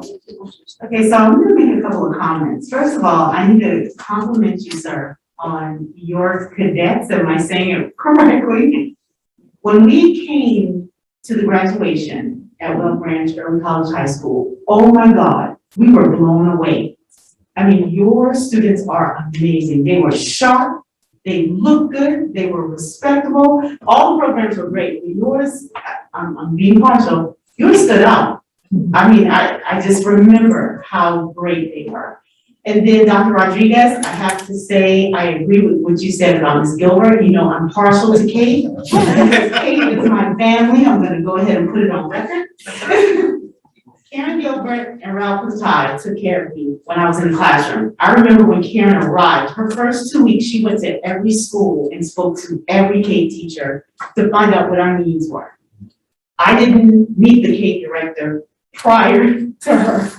But when she came in, she took care of us, and I appreciate that. But thank you, definitely. So, Mr. Latai, I have a question. You mentioned about May River High School, that you put in an application for them. How long does that take? When will they have an ROTC program, and what branch of the military will they represent? Really? There's just a lot of unanswerable questions, but he can explain why. Okay. Thank you. The Air Force, Navy, and Marine Corps applications. Okay. We reached out to all the services, and there really is no answer to you as far as time. Some of them have, they call it the order merit list, that has 350 applications. And what they do basically is just like an order merit list in HR. You call that person, they may not be able to institute one at the time, so they go to the next. None of the branches can give us an actual time frame. None. And that's. Madam Chair, I have one more question. Can I ask? And this next question, thank you, Mr. Latai. Yes, ma'am. Ms. Gilbert, the next question is, Jasper County is gonna have a court coming within years, we hope, before I die. Before I die. But have you and the other county directors gotten together and talked about what jobs are going to be coming through and what programs that you all can put in place to prepare our students for those jobs? Because I'm really concerned that our children will not be prepared and there will be people coming from other states. And we have kids in this area that have the skills and ability, they just need the direction. So thank you, it's a very important question. And so actually the state is mandating now that we work together as a region, and they've actually defined the regions. And so we're Jasper, Colleton, Hampton, and Beaufort. And so that comprehensive needs assessment, it started 2 years ago. We have to revisit that again every 2 years to look at what is changing, what companies are coming in, what's going out. And so we'll definitely keep everyone in the loop as to what this report will look like, that we have to submit actually to the state as part of our criteria. So yes, first of all, it's a mandate, but yes, we are now looking regionally and we meet every month. We will for this upcoming school year to update that assessment, which will include what labor market data we need to be addressing for those skills and courses. So thank you for making sure that's on the priority. Awesome, thank you for all of your hard work. You all are amazing. I'm just being partial. I remember It's okay. partiality, you really were an awesome teacher. Yes, yes, you were. All right, Ms. Boatright. Thank you, Madam Chair. For the ROTC program, my son was an ROTC commander not commander, but command structure under Matthew Piper. It's an amazing program. All the things have already been said. My youngest son started 9th grade. He cannot do ROTC because of the health and wellness requirement. He would have, so for those who don't understand, it used to be up until fairly recent. I think the 4x4 has been tremendously harmful, at least at Hilton Head, for ROTC, because it used to count for your PE and health and wellness credit. So when my son now is taking PE, he's also doing a block of health and wellness, and that's 1 credit. When that used to be able that ROTC would provide that. Now what they're requiring, I think this is a state requirement, ROTC only counts for the PE portion. So if you were going to do ROTC your freshman year, you would have to take ROTC first block, and then second block, you have to take a full block of health and wellness. That, we've got to fix that. Yeah. So we're on the way to that. What there's actually a way, Ms. Henderson, Jerry Henderson is working on the solution to the health piece, and in addition, working on an honors credit for ROTC as well. Because some kids drop out of ROTC programming because they want to take some other advanced courses, and so this is also an important component for them in terms of that program. And if I could follow up, and that's fantastic, and I think we need to keep hearing about that. That needs to get done. And the honors part is important too, because my daughter's year, that one of our top graduates was ROTC. She went out to the Naval Academy. She was top in the class Naval Academy. She's doing a fellowship in nuclear engineering at Cambridge. Wow. We don't want to discourage those students, and the problem is if you don't have an honors program. So for my son, who did end up going to a top college, but if you're in a very competitive academic environment, you do then have to take 5 credits of ROTC because of the health and wellness, and none of them are honors. That'll immediately drop you out of running for top 10, which I think is silly to begin with, but that's something that colleges look at. So it does discourage some of the more academic minded from doing ROTC, not because they don't love it and they don't think it's important, but it actually impacts their class rank. Can I ask one question, CTU, when you come back around? We'll come back around. Okay. So quite a few years. Okay. Mr. Malcolm. Goes further down the line. Honestly. But I can congratulate you guys on a great presentation. I'm very impressed with both programs. And I'm concerned about our, that articulation regionally. And the jobs, the state requires the jobs that are available for those people who are completers, and the employer's commitment to long-term sustainable, and what we're doing to encourage that partnership. I'm concerned about that. And, I'm not sure that's not entirely in our hands, but that is a concern. I like to say that I felt very impressed and felt like we have arrived when Major, I didn't get your last name. Goodwin? Major Goodwin, yeah, when Major Goodwin alluded to Malcolm X and a military uniform and Beaufort County, saying that that's a part of the program. It's education is our passport to the future. That's a Malcolm X comment, and generally we don't hear Malcolm X in Beaufort County, particularly in the public schools. So I commend you for that, and I'd like to say I'm very impressed with what I see when I see the ROTC throughout the county. I witnessed it at Hilton Head High for 23 years with Commander Pfeiffer, and that was an outstanding program. I'm kind of, curious about the 926 students that are involved, and why isn't it 1926 or a bigger percentage? And I understand Mayor River is not on board yet, but I think it does all the great things that a student should receive while they're in school. Not necessarily a military oriented, but the leadership component of ROTC is impeccable. When you think about it in terms of our total packaging in America, how we educate and sustainable education, no one does it better than the military, and that's been proven over years. It's been proven over centuries that the military is our best trainers in terms of sustainable education. And that's why the veterans are so respected, not only because they serve, but when they come back from their service, they're still a very good citizens.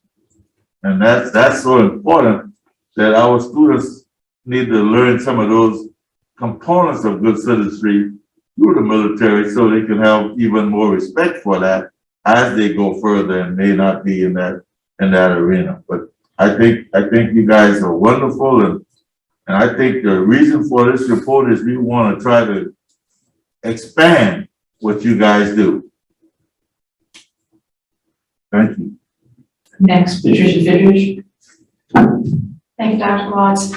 Ms. Beaufort brought up a few of my questions, so I'm going to jump right to a comment, Ralph, that you mentioned about the drill team feeling like the heroes, right? Well, I can tell you from a middle school perspective, when we would have some of the drill teams come back to the middle school for a function, first of all, some of those students that are on the drill team came back with an aura of pride that I didn't see in middle school. They came back, and when they came into the middle school gymnasium as the drill team member, they were the heroes to those middle school. You could see it all throughout all the student body. They'd be like, oh, look who it is, look who it is. And so that is fabulous to hear that there's a pilot program for our middle school, because to Mr. Mel Campbell's comment, how do we increase our numbers? You have to have a field team. You gotta start with the younger ones, and so by the time when they get to ninth grade, they're signing up for Roxy instead of just hearing about it once they get there. So fabulous. Okay, so Kara, this is a question for you. How many CDS do we have? And you mentioned which two high schools are sharing them. Yes, ma'am. So we have four career development high school CDFs. We just had one middle school CDF to come on board. So it'd be a total of 5. Of those 4 high school, as I said, Mrs. Fields, she served Battery Creek and Well Ranch for those 2 schools. And then for May River and Hilton Head, we have one person serving both of those schools. So we have one at Bluffton High, one serving May River and Hilton Head, one at Beaufort High, and Mrs. Fields serving Well Ranch and Battery Creek. And then we have, starting this year, one at Ladies Island Middle School. And I'm assuming that you, Ms. Fields, that you are one of the ones that conducts the surveys for the students that graduated to find out what they're doing. That's So correct. that's one of your jobs, and you share 2 high schools. Yes. Karen, you did a fabulous job at Rotary. You represented Beaufort County School District so well, and you got every person that was in that audience that is an employer hyped up to help out in this. So, Ms. Fields, I don't know how you could do your job with 2 high schools, and so Karen, what do you need from us? That's one of the things we're gonna be budgeting for, is to make sure that every high school has one. Because I thought it was in the budget. No? I don't believe it was every high school, right? Yeah, so what we're gonna do is to have, we're gonna budget to have one in every high school. So thank you, Dr. Rogers. That answers my question. We'd be very helpful, and Ms. Fields and Dr. Williams, South of would very much appreciate that. Just so we can divide manpower to get the job done. All right, we still have questions, and I'm gonna skip people that have already spoken. Mr. Smith?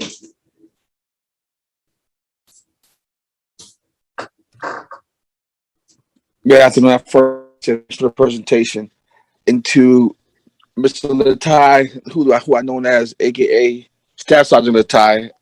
When I begin to hear you present this presentation, and when you start off the way you did, it did not surprise me, but more or less it brought chills because me remembering being in ROTC, remember you coming to speak to us and as a recruiter, and just to remember some things that you taught us and that I still remember. It definitely spoke volume to me.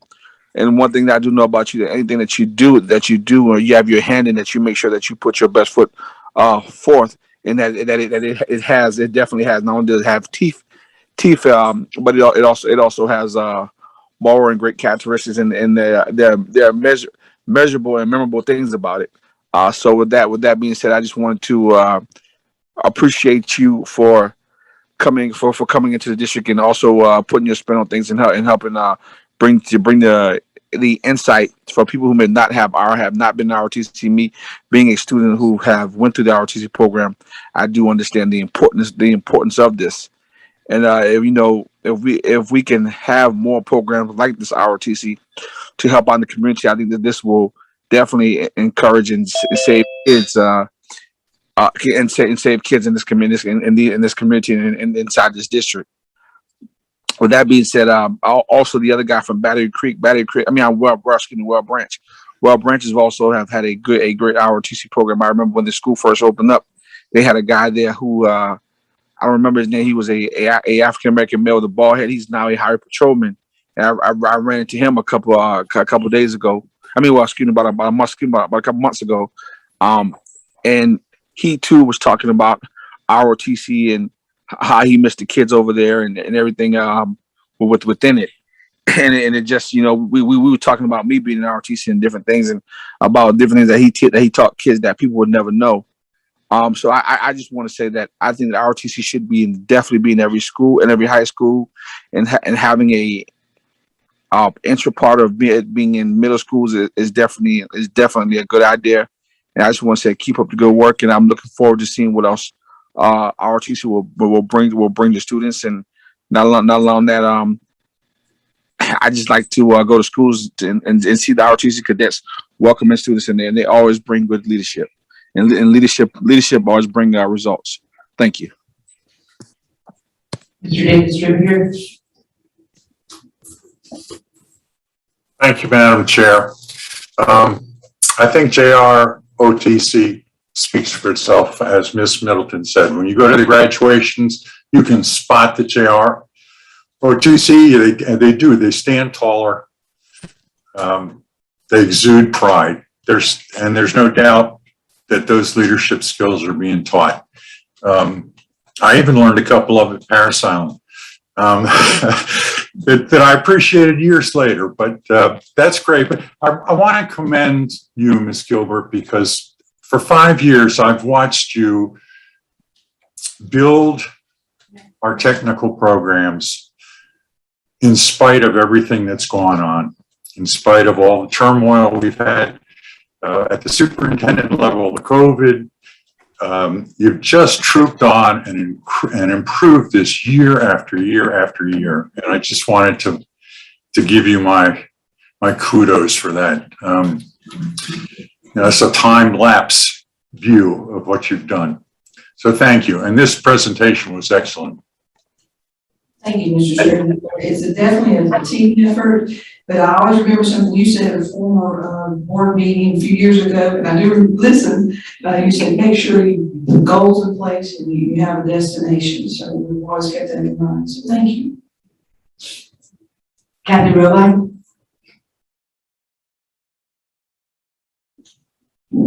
I too would like to express my appreciation for Ms. Gilbert. We've been at some meetings when I first came on the board that were a little challenging, I think, with some constituent concerns, and I appreciate all that you've done.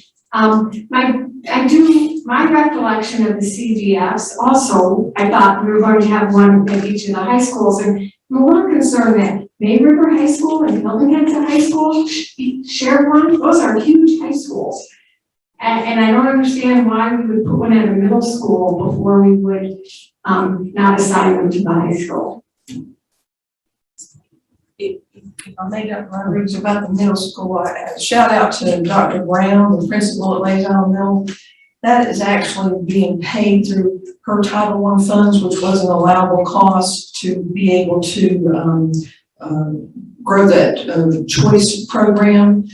So it's actually coming out of a different pot of money that she was able to fund through that. The other career development funding, along with general funds, it does come from what's called the EEDA Act, Legislative Act. So it's part capital funding for those. Other than that, I'll defer to Dr. Rodriguez or Mr. Crosby.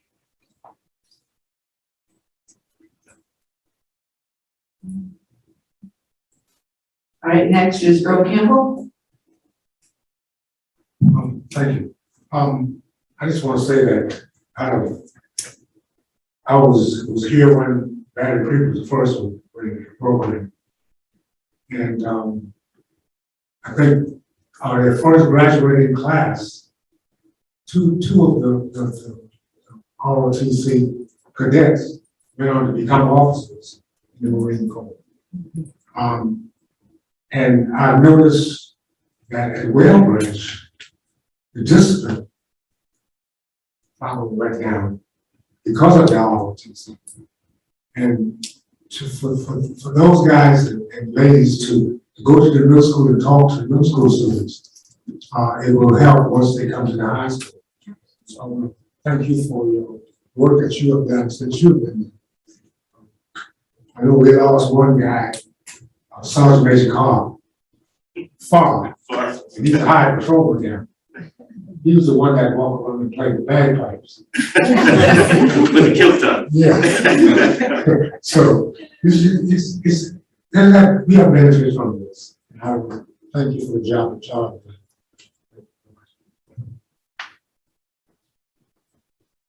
I'll just make a few comments before we go to round two. First of all, thank you, all of you, for your presentation today and for all that you do for our students in Beaufort County School District. I always think of, I have very involved grandparents growing up and highly educated grandparents. I remember my grandfather, this is going to date me, when I was in high school in the 70s, my grandfather was a physician, a general practitioner out of his home in Massachusetts in a small town. And one of my brothers was just a year ahead of me in school. He would always ask us, we'd see him almost every weekend, what are you going to do for a career? What are you going to do for a career? There was no difference between my brother and me. We were both really good students, but it was like, at that time, a lot of, young ladies really were pushed into careers. So I really think we need to get across to our students, this is exactly what your programs are doing. Have a skill that can lead to a career. That's what you need. a skill that can lead to a career. I was especially struck by, Ms. Gilbert, your slide about the local advisory employer's definition of employability skills. And these employability skills are really life skills for a citizen or any student, that's go to college or, and not just for, not just for jobs.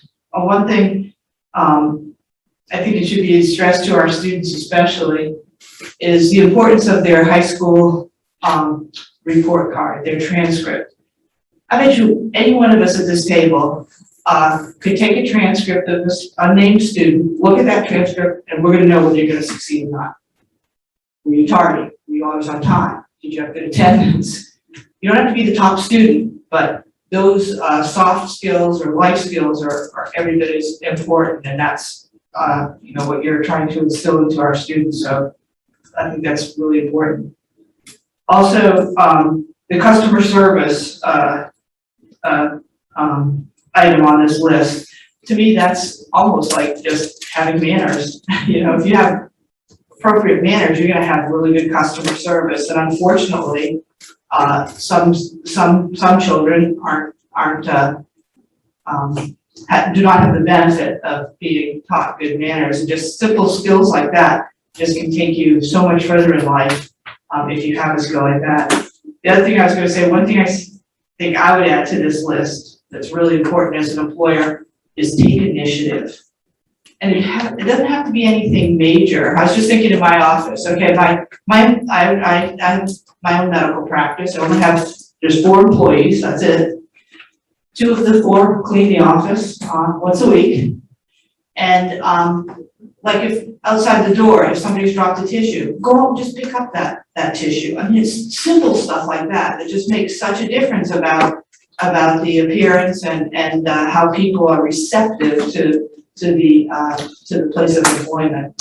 So thank you, all of you, for what you're doing, and I think this is so important. I personally don't think every child should go to college. Maybe that's not popular, but I really think each child needs to find their kind of niche and go with it and love what they do and do it well. And that's obviously what you're trying to instill in our students. Thank you. Ms. Beaufort.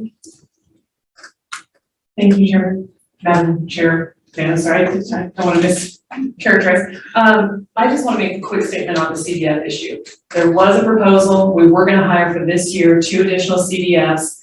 If it's not in the budget, I would just like in a future board meeting to have a conversation about the decision that was made. And then also, I find it a little bit problematic that Beaufort with 1,200 students has one. Battery Creek and Whale Branch combined are about 1,200 students, or somewhere in that range.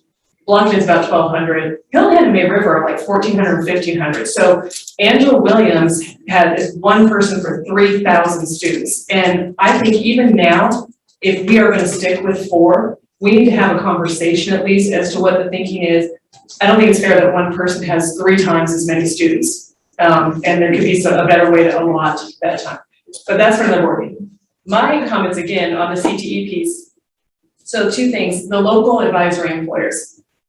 I hope that we are also providing our employers some realistic expectations, because I bristle, I'm an employer. My husband has a medical practice that I help with HR. I understand what the job market, understanding that there is a process and path to mobility, i.e. entry-level jobs may not start out paying $60,000 a year. I don't think most of our students want $60,000. I think they want enough to have a condo, an apartment, and a car. Our cost of living is so high, and I don't feel like our employers understand that, how much it has shifted. And it's been dramatic in the last year. So when we have these local advisory employers, I hope that we also take the opportunity to educate our employers as to what the current job market looks like. They are not the ones in the driver's seat at the moment. And I have sympathy because everyone's trying to hire someone. You can't get an electrician, you can't get nurses. But I think we need to make sure that they don't see our high school students as sort of cheap labor, that these are quality, well-educated students and they deserve a livable wage and good living conditions. And then the other thing that I would say, you talk about information services. So that's the field that I've moved back into, is I'm getting a master's in informatics. Things have changed so much in the computer industry in the last 10 years and even the last 5 years, and I don't think the schools in general are keeping up. Some districts are because they're in San Francisco or Seattle, but what we're teaching now, my son is signed up so he could take ROTC, so it all comes full circle. Because he's also doing the Project Lead the Way computer program, which looks excellent on paper, and I'm hopeful that what it lines out is what it does. But we don't have we're not teaching programming like we should, we're not teaching statistics like we should. There are kids coming out of high school, if you want to go to a top computer science program, you need to have some of that already. And I think a lot of our tech stuff is on hardware, installation, network capabilities. I don't see as much, and I've looked past Hilton Head, but I haven't done a comprehensive search. But I think we should be talking to information technology people because the jobs are thick on the ground. And they do start at 60,000 a year. And you don't necessarily have to have a college degree. They have all kinds of certification, data analyst, user design. Google has 4 certificates now, information technology, UX design, program management, and data analytics. High school students can get those certificates and be job ready and work remotely for a firm in Philadelphia. So I hope that, that we're looking at those opportunities. And I don't think it's our district. I just think the education system is having a hard time keeping up with the changes in the technology and employment market. So those are my comments. You're spot on, Mrs. Boatright, and we definitely need to continue as part of that future focus, future skills. I will say one of the things that can help for us to advocate, it's tough to get IT teachers. We have a great team back there, Mark Allen and his team. It's tough to get based on, and this is a state thing, of folks that can make a lot more money out in the real world to come in to the classroom to teach young people. But so yes, for those specialty IT areas, we have a great program at Beaufort High School right now, Well Ranch Bluffton, and we're building the one at Hilton Head. And if you hear programming, it might be under the title of game design development. They're actually doing some programming. The state just packaged it a little bit better to be a little more engaging to students. But you're spot on. We definitely need to keep that in the forefront, recruit highly qualified folks to come into our classrooms, or maybe look outside the box. But again, it's also a state thing as to pay. And the other thing, I know people that are semi-retired IT people who would come in and teach a class, but I don't know what our HR, do you have to be they don't want to go back and get certified. They'll come in and teach a class. I don't know if that's a possibility. And that's the issue that we need to advocacy at the state level, because right now they have to go through the full-blown licensure process in order to come in and be an IT CTE teacher. And so I agree with you, if they can start being a little more innovative and looking outside the box at the state level for licensure. Spot on. Well, thank you so much. Thank you. Mr. Geyer. Thank you, Madam Chair. Ms. Boatright just reminded me of something that I found out when I lived in the Seattle area. You know how Microsoft gets their employees? How they get their coders? They go to coding tournaments. Tournaments that are put on by school districts, and they bring in Microsoft to judge. Well, what Microsoft does is they go to those tournaments and they cherry pick the best, and they take them to, they say, come to Seattle, we'll pay you $65,000 a year, we'll put you up in an apartment, and we'll code your little butts off until you're ready to make your fortune on your own. Consider having tournaments of some type. You could have a welding tournament, you could have a culinary tournament, you could have a coding tournament, a cybersecurity tournament. Consider having an event and get your normal businesses to sponsor it. And that will bring in employers, and that will allow your students to have a chance to shine and possibly get a job. Great idea.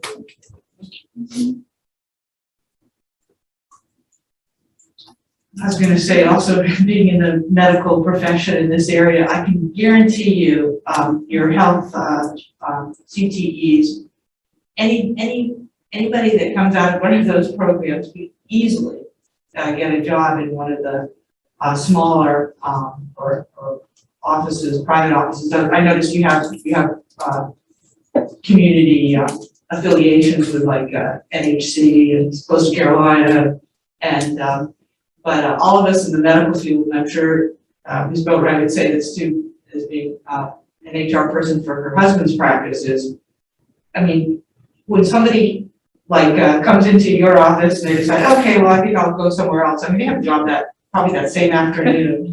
Everybody needs good people like this with good skill sets. And I would encourage also to reach out to the private sector because I really think these students could easily get jobs when they finish high school in just the local market.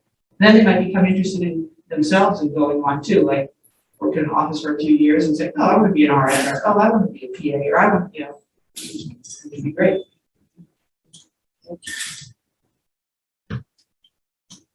All right. I think that concludes our questions. Thank you. Thank you so much.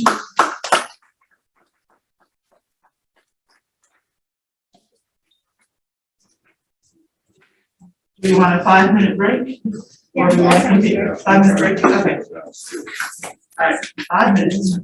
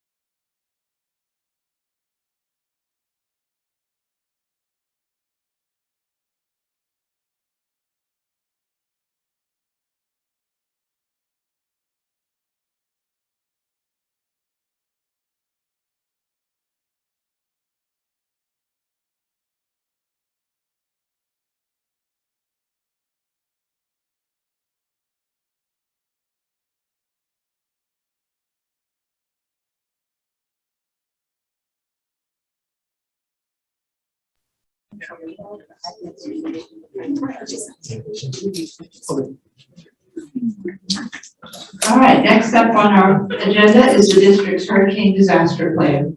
Dr. Rodriguez? Thank you.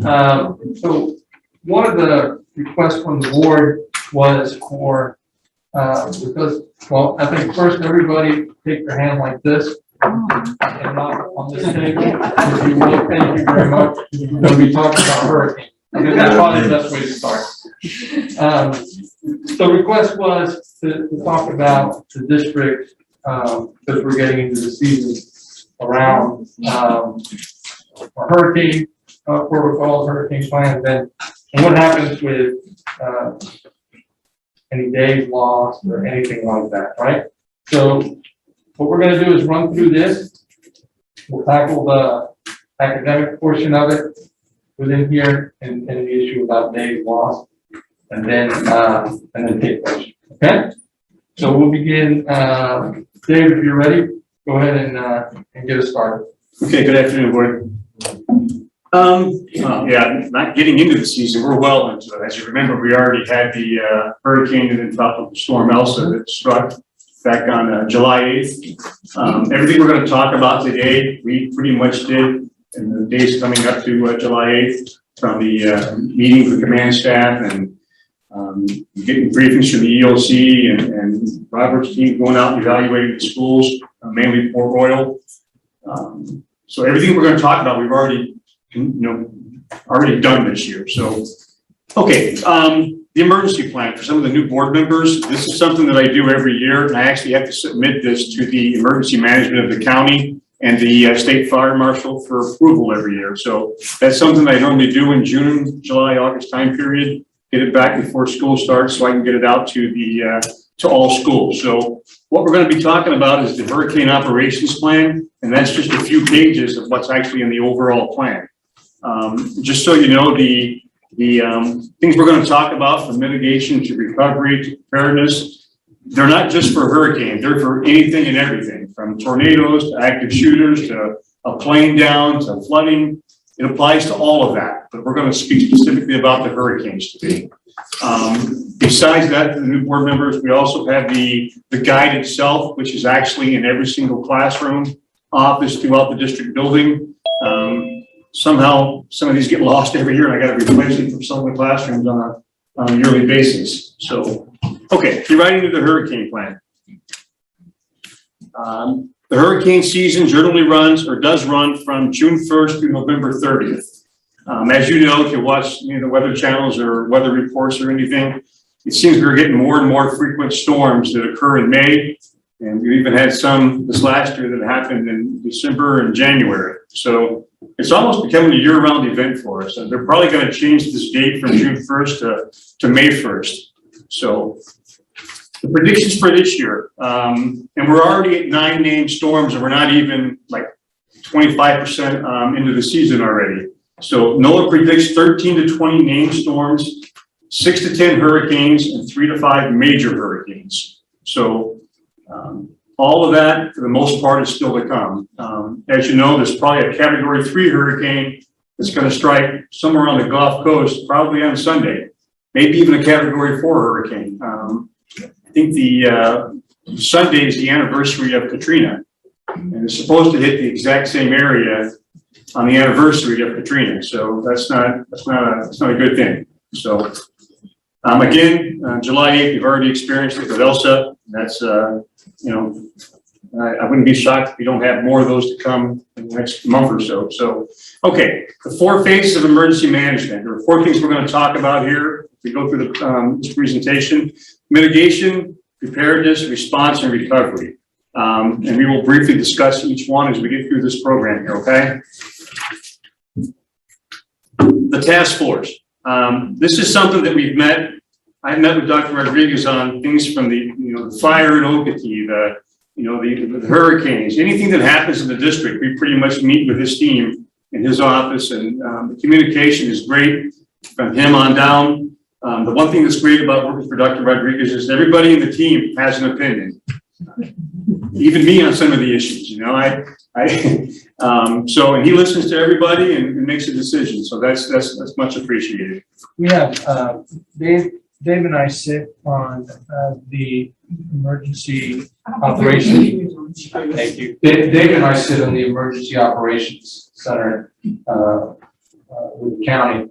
And so whenever they expand that up, we go to briefings, and as the event gets closer, then briefings are daily, right? And so we go there and we sit, we gather information, we come back and share it with our task force, talk about things, and then communicate. That's really such a big part of this whole piece, is being able to make decisions and then communicate about those decisions. So this is our task force here within our district. Right. So the EOC, which he's talking about, is something that at the county building, and the Colonel Baxley runs that for the sheriff. Generally at those meetings, when we get down to Dr. Rodriguez being there and me being there, all the mayors are there, and all the council people and all the emergency management people are in the building. I think it'd be a great thing for some of you to take a tour if you ever wanted to. Let me know, I can certainly set it up for you. Okay, so come June 1st, the county goes into what's called OpCon. We're in OpCon 3 right now. And that's pretty much just nothing happening. While that's going on, I still get briefings from the county. Any things that are possibly out there in the 10 to 15 day range, just little briefings, little things to say, hey, keep an eye on this, keep an eye on that. During that time, I have meetings with the Red Cross, where we walk through all of the buildings that are used for shelters. We have our contracts that we update with the police, the fire, the National Guard, that all use our facilities in case we have to evacuate and they need to use our facilities. I meet with Robert and I get our passes updated, which allows, if we have to evacuate the county, the county lets us in stages. So I give passes to Robert, and based on his needs, I think it's like 12 passes that he gets that allows people to come back into the county to do the operations of the schools before anybody else comes into the county. Make sure things are safe. UpCon 2, that's pretty much something is close by. That means the operations center is activated. That's when Dr. Rodriguez and I start going. Those are held normally every 6 hours at the command center. Again, that just means something is nearby. We're probably going to be in some trouble. I get weather briefings from the National Weather Service every couple hours, and I always send that to Dr. Rodriguez just so he knows. We meet. Communication is a big part of this. We meet here at the district all the time to talk about this when we're activated. And then the worst one, the one we don't want to happen, that's UpCon 1. That's full activation. That's when a storm is getting ready to hit. We're in the middle of it. Emergency operations are underway. Evacuation's is in progress. I don't evacuate. I have a place that I stay with at the command center. I get my family out and I go to the command center and stay with the sheriff and his team. Hopefully we never have to evacuate that location. That would be good. So, okay. The 4 phases we talked about, mitigation. So what's mitigation? Look for opportunities to reduce exposures. Before we get into that, one of the things you should know too is that some of our facilities are also, for example, we work close. For example, if there's an evacuation, right? The state buses that we have, we have to communicate with Paris Island. Paris Island comes to pick up the recruits. They take our buses, the state buses, and they use those to evacuate the recruits. And then post-storm bring them back and then bring the buses back, right? McCracken is the National Guard sets up shop in rec center on Bluffton Rec Center, but they utilize part of the McCracken as well. So there's that type of coordination that takes place as these things begin to develop. Okay? Sorry, Dave, go ahead. No, it's fine. Things we do for that. When Elsa was coming through, I remember being in contact with principals about removing debris, taking in chairs, tables, anything that could be blown away, taking them inside. If you had devices next to a window, cover them, electronic devices. That was all done even before Elsa. That hit the Gulf Coast somewhere in Florida, didn't even touch us other than a tornado. So, which was bad enough. What Dr. Rodriguez was just talking about, the next phase, preparedness. That's when we're in contact with the EOC, with Paris Island, the Red Cross, National Guard, local law enforcement, fire departments. Again, making sure everything's done, taken care of, contracts. The National Guard does use our buses, the state buses for evacuation. We're in contact with all those people. I mean, Robert talks about filling up generators and food services involved, technologies involved. There's a lot of involvement here when it comes to preparedness. And one document you guys don't have, and I meant to get it to you, but this explains what every division does throughout the district. I think Do they have that? you get that? Okay, they may not, we'll get it. But it explains UpCon 3, 2, and 1 for every division in the district. It tells them what they're supposed to be doing, the training, what happens at 2 and what happens at 1. But that's something that's been done already. Again, for Elsa, some of those things were already implemented. Response. Implement appropriate action as the emergency unfolds. For example, pre-storm, mobilize resources needed to address any mitigation and preparedness needs. During the storm, shelter in place or evacuate as appropriate. Post-storm, check facilities for life safety needs and then for operational status. Recovery. This is where I use Robert's passes come in handy, get people back into the county for recovery purposes for reentry. When we're coming back into the county, that's when the Red Cross and the county get a hold of me, and we use our high schools, mostly Battery Creek, May River, for shelters. Those are always a challenge, getting them in, getting things set up for them. But the hard part is sometimes getting them back out of there so we can resume operations for our schools. Those people sometimes don't have a place to go. So we work with county and churches and other places to find them, a place where they can go. Recovery. One of the things we worked about with Elsa, and I was out with Robert and his team, and he actually assigned me a few schools. We were out at like 5 in the morning, starting checking schools and making sure we could get back into I think the summer school was going on. So there was quite a bit of damage to Port Royal. We actually had to cancel school that day. Communication was important. We were on the phone with Dr. Rodriguez and senior staff most of the morning when he finally made the decision to cancel school.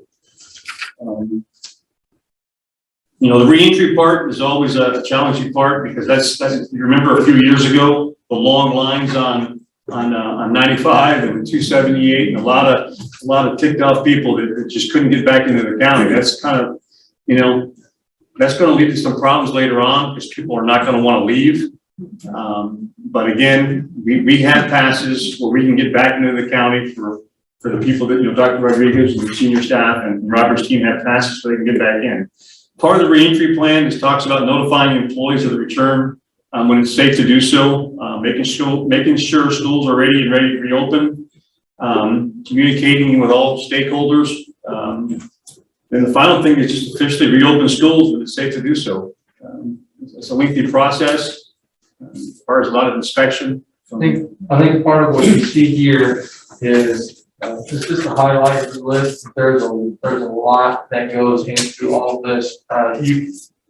Speaking of the Port Royal farm, I mean, we had crews there early in the morning, right away, trying to get the debris out of the way and those sorts of things. They have to wait until it's safe to get out there to do that work, but then they're initiated right away. What you find in here is really a lot of operational matters related to facilities and that sort of thing, because that's what an emergency operations plan for, as you mentioned, the sheriff's office or anybody else that has to go through is looking for, right? We have other things that are important to us, and that has to do around the continuity of academics and learning for our students. So, we ask for an emergency set of lesson plans to be developed so that we have approximately 2 weeks of emergency lesson plans that can be put in the year and can be utilized. In addition, one of the things that we have approval for, and Dr. Stratos, correct me if I'm wrong, but we had just checked into it again for confirmation, but that in the event of a storm, if we had to close school for the storm, that we would be able to utilize our remote learning now, right? And not necessarily have to lose academic days or reschedule academic days, that sort of thing. So that is an advantage now that we didn't have in the past. So of course, you're just completely dependent on power and all of those sorts of things, right? So all of that would come into play to determine whether we have to make up a day or not. But if we have to close, and sometimes that happens, right? Storm's headed your way, hangs a right at the last minute, and you got a beautiful day, but you close school, right? So there are different, opportunities like that with remote learning that we didn't have in the past that we can make sure that we can take it back. Dr. Stratos, anything you want to add on that?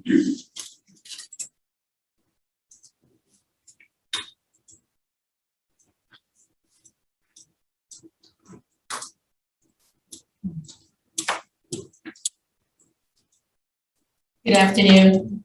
We are considered a virtual district. Under that opportunity, we have 5 days that we could go virtual. So the question would be, when would we put those virtual days into play? When we worked with scenarios yesterday at length, it could be either in the very beginning, if we have things operating, or if there's a catastrophe, do we wait until after we utilize our district allocated days, then the state days that are given to us by the governor, and then use the virtual days. So that flexibility does land. I have asked Daniel Fallon to join us in case there's any questions specific to the calendar. But as we were sitting designing scenarios of what ifs, we recognize you can have up to six days, and then the other +5 can give maybe 11. Now, having lived in situations where I've been out of power 9, 11, 13 days, it's a gift to have that type of flexibility here if the infrastructure is working and we're in that phase of recovery. So if you do have some questions regarding calendar, I do have personnel here to assist with us.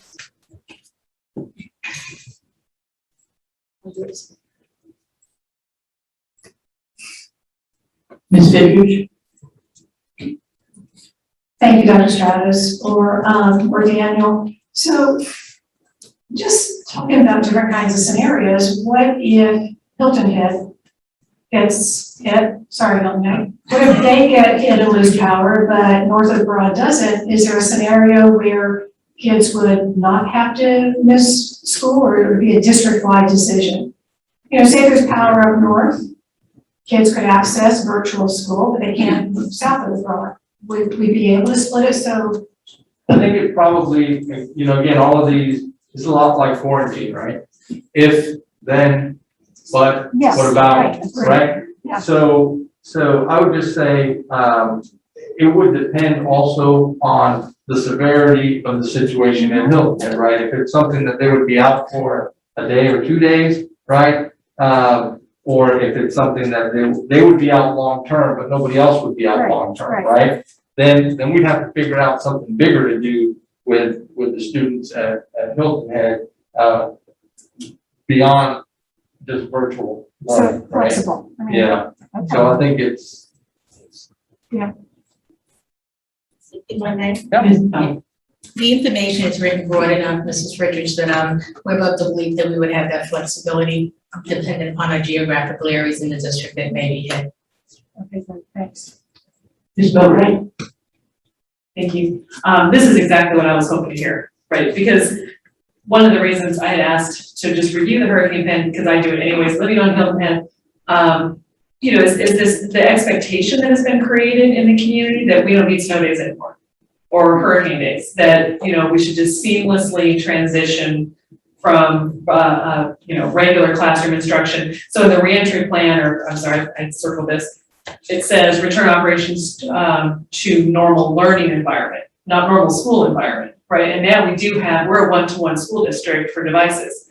So we do have the thing. I think what parents and the community to be aware of is sort of what, that we have these, you know, enter button ready programs that we can roll out, that there is an expectation, because when Florence hit, there were school districts that missed 21 school days, so more than 4 weeks.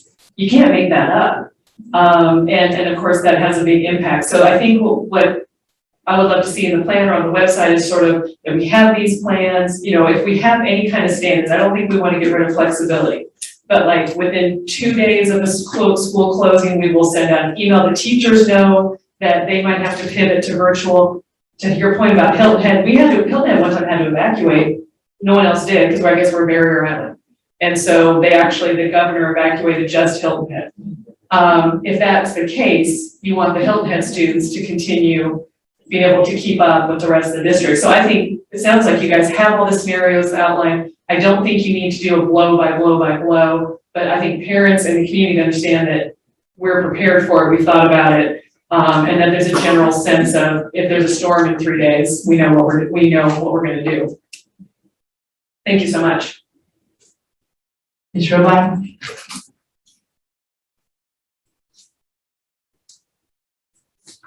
So I think that, we need to make sure that, you know, everyone leaves every day with their device. I mean, that's the key. And then hope that wherever they are, that they have power. You know, when Hurricane Hugo came, I lived in Charlotte, North Carolina. My husband and I both won our office pools for being without electricity the longest time. We were without power for 10 days. So at that point, we didn't have the availability to do virtual school, but we would not have been able to access it. And maybe the public libraries were open then, but this is the type of thinking that I think that we need to perhaps just start talking about, you know, and our teachers, you know, where our, you know, we may have many staff members that lose power and don't have access to power for a long period of time. So these are just some of the things that pop up. So flexibility will definitely be a key. Certainly there's an advantage to us now that we have experience with internet learning and we have some things in place, but still the deciding factor is going to be that power. You know, when a storm comes, power. And, you know, because when we came back after Hurricane Matthew, you know, how many days were we without power on the island? That's why, you know, it was a long time. We actually came back by water because the county was still closed. So we found a way to get in to our house by boat. But it didn't do us any good because we didn't have any power or anything, but just something to think about. Mr. Smith?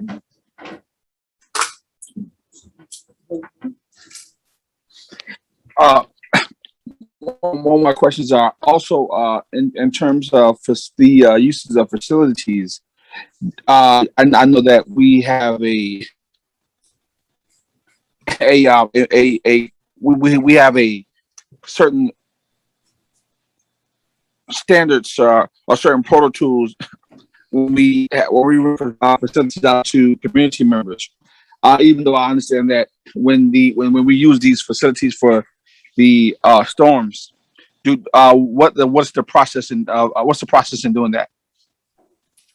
So if you're talking about if a facility is used as a shelter, Is that what you're asking about, Mr. Smith? Yes, sir, if it's used for anything, what's the process?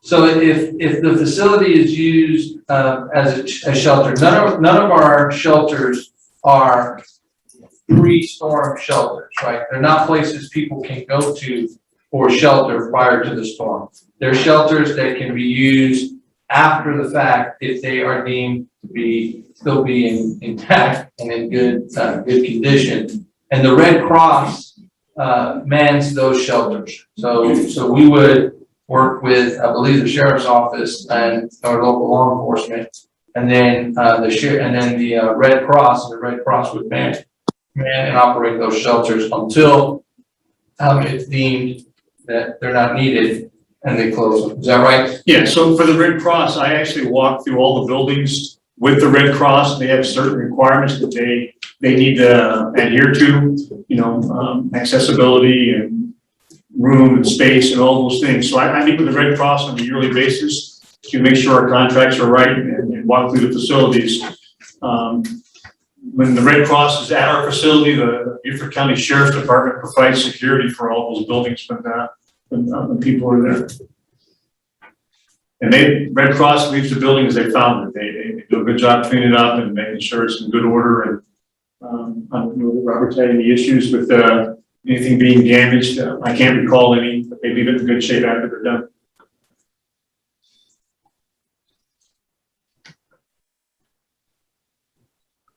Also, thanks for that information.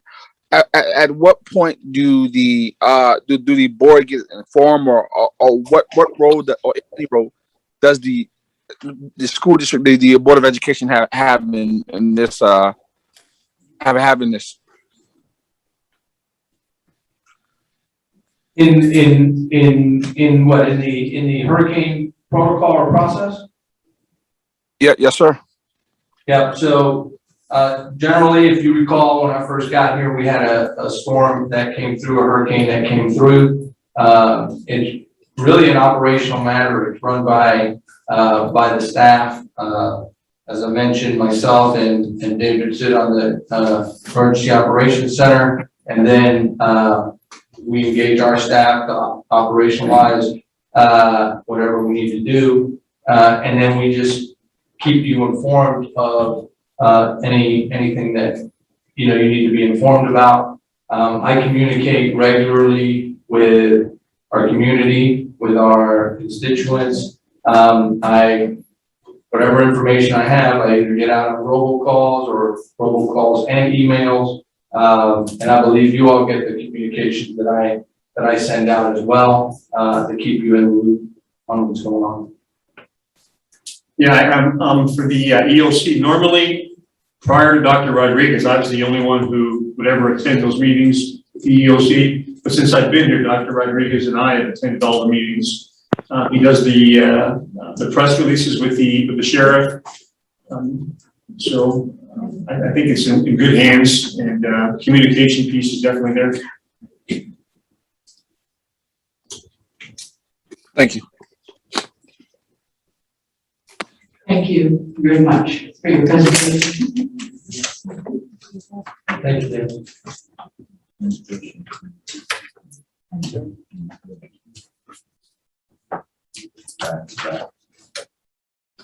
So Mr. Mel Campbell has a question. Oh. I just wondering whether the board chair gets a pass back. But I don't know if that's the situation. One of the 12 passes does it go to the board chair? I don't believe so. I think those are for operational staff to keep the thing going. Operation. Just thinking for the future.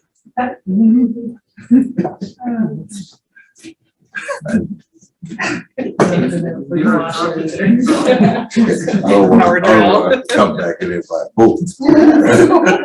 I'm not ever that weak.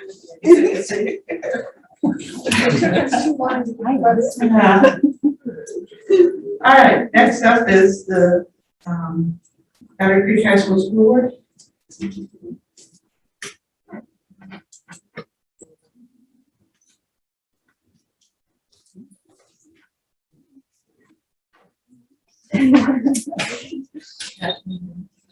Come forward, yeah.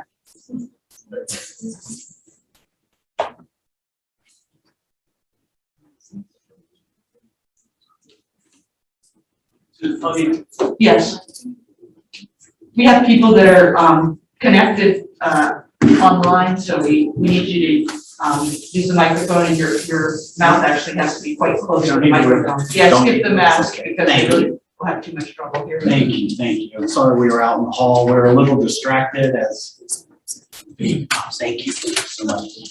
As Battery Creek family, we just a short time ago, a few minutes ago, we lost one of our longtime educators. He moved on to the upstate to be a wrestling coach. He was a longtime wrestling coach and teacher in Beaufort County. Nate Day passed away with COVID complications.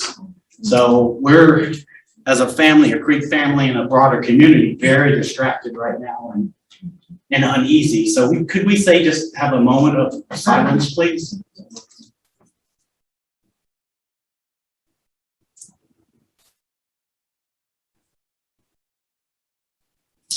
Thank you. And we could remember his wife, Kim, and their children as well.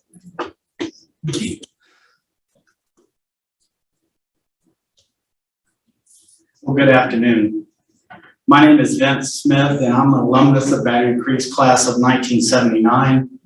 I'm thankful to the board for this opportunity to request approval to raise funds for a video scoreboard. We have 4 people on our presentation team. I will be brief in my remarks, and then Battery Creek's principal, Denise Lassard, will speak on the educational value of a video scoreboard.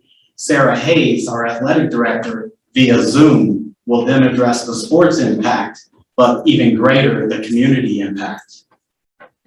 In addition, Coach Carlos Cade, athletic director of Well Branch High School, will address the board as well. I come before you representing the Battery Creek Booster Club. I am a community partner of BC and served on the Community Project Review Committee for the bond referendum as well. I'm here on behalf of our beloved school, requesting permission to raise funds for a video scoreboard for Dolphin Stadium. This video virtual scoreboard would have a full-size video screen as well as graphic capabilities, which will provide state-of-the-art technology. Our school administration, faculty, alumni, and community partners, and the greater Creek community are striving for excellence in all areas. This video scoreboard would be just one example of this. Led by our administrators, we are constantly being challenged to dream big, setting and achieving goals in all areas of Creek culture, and asking, how can we raise the bar and strive for excellence? Raising the bar would include academics, athletics, community engagement, as well as building lasting and deep relationships with our alumni and our community partners. Our Booster Club alumni and our partners are embracing this dream, and we feel it can become a reality with your approval to move forward. We have completed a conceptual design and have size and scope specifications which meet all local building code requirements. We have received 3 quotes, established a sustainable plan for maintenance, and developed a savings plan for replacement in 10 to 12 years. That's the life expectancy. The quotes range from $250,000 to $275,000. We've established a capital campaign team for fundraising, and currently we have over 50% of the funds committed. Having a clear understanding of the need for infrastructure equity, we have come together, both Battery Creek High and Well Branch High, as one greater community and family. We are committed to working together to achieve the goal of raising the funds for both schools, implementing a sustainable plan for maintenance and replacement. In closing, although I come to you on behalf of the Booster Club, this video school board is so much more than sports. It's about community impact. It's about student achievement and values. It's about raising the bar in all things Battery Creek. Thank you for your attention and consideration. Now Principal Lassard will address the board. At the conclusion of our team's presentation, we will be excited to answer any questions you may have. Thank you.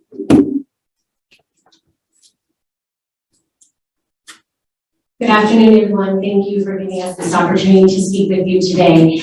I come to you as the principal of Battery Creek High School, and I'm very proud to be standing with this team of community supporters and colleagues to present this proposal to you all. I did have the opportunity to also reach out to Whalebridge Principal Patricia Brantley Moore earlier this week. We had a great conversation. It was wonderful to welcome her to the district, as well as talk about this particular issue that was coming before you today. I do have a letter of support from her that I can leave with the board. She was unable to join us today. So my job as the instructional leader at Battery Creek is to make sure that we are establishing goals that we can achieve together as a community. Many of our families at Battery Creek have strong ties to Whalebridge because many of them attended Battery Creek and graduated from there. Now their children may attend either one of the schools. So there's a strong tie there as well. Our school renewal plan is something that I was a very significant part of when we wrote that plan about 3 years ago. And one of our first initiative, our first goal is student achievement, of course. For those of you who know, we have a very strong CTE program at Battery Creek High School, which Whalebridge also has CTE programs which tie perfectly into this particular project, preparing our students for future workplace opportunities is that direct achievement academic tie. Additionally, our two other goals, in addition to student achievement and teacher administrator equality, is school climate and community engagement. And I can't think of any other way that demonstrates how we have made progress in those areas than having the community approach us with this idea. And so as we continue to work toward those school renewal plan goals, this falls right within what we're trying to do as a school. On that note, I'm going to turn it over to our athletic director, Sarah Hayes, who will go into a little bit further detail about the impact of this project. Hello, everybody. My name is Sarah Hayes. I'm the athletic director at Battery Creek High School, and also a proud alum of Battery Creek High School, 2002 graduate. So when our community partner brought this to us, I could do nothing but smile. You know, the idea of being able to put the video scoreboard up at our stadium definitely goes beyond. I'm going to talk a little bit about the athletics side of it, but it definitely goes beyond athletics. A little bit about the history of Battery Creek. The stadium that we have currently was built by the community. Can everybody hear me okay? Yes. Okay. Was built by the community. So for a community partner to bring this idea to us, we were just all really, really excited. So when you're thinking about athletics and having that video scoreboard, it's going to create an exhilarating atmosphere. You're going to have, you know, the live replay, you know, the student athletes scrolling across the video, their numbers, their stats, and what better way to increase the confidence of our student athletes and for them to see themselves in everything that they are accomplishing. So not only for football, for soccer, and also for track, we host track meets at Battery Creek High School. So being able to put times up there, the winners up there for everybody to see is also something that could take athletics to the next level. Not just athletics, the band. Of course, we have a nationally recognized band that has definitely represented us in Beaufort County, our school district, very, very well in different parts of the country. So they'd be able to use it, get on the field, have that live video feedback to make their program better. Also, it would increase revenue stream at our school, being able to get sponsors, because of course, the thing about having the sponsors is being present. So being able to possibly, you know, have videos or even just the panels on the side of the video scoreboard is going to allow for us to raise a little bit more money than we have in the past. But also besides athletics, and this is something that's important to me because I'm born and raised Beaufort County. I graduated, like I said, from Battery Creek, is the community impact. There are so many different things that the video scoreboard, so many different events that this could enhance. You're talking about back to school nights. And right before our presentation, I know you guys were discussing the hurricane plan. This will be perfect for our first responders to come out and do some type of hurricane preparedness event. Have once everything is settled down, because we know the situation and everything that is happening now, bringing the community together, having our first responders come out there and show different things that we can do to prepare for hurricanes and other safety things that we do have to prepare for. Community events to give back, Relay for Life. All of these things a video scoreboard would enhance. Another big thing it would enhance is youth sports partnerships. Of course, no high school, no district can be successful athletically without having a strong youth sports program. So them also, once again, being able to see themselves and how they do on the field is something that's really, really important.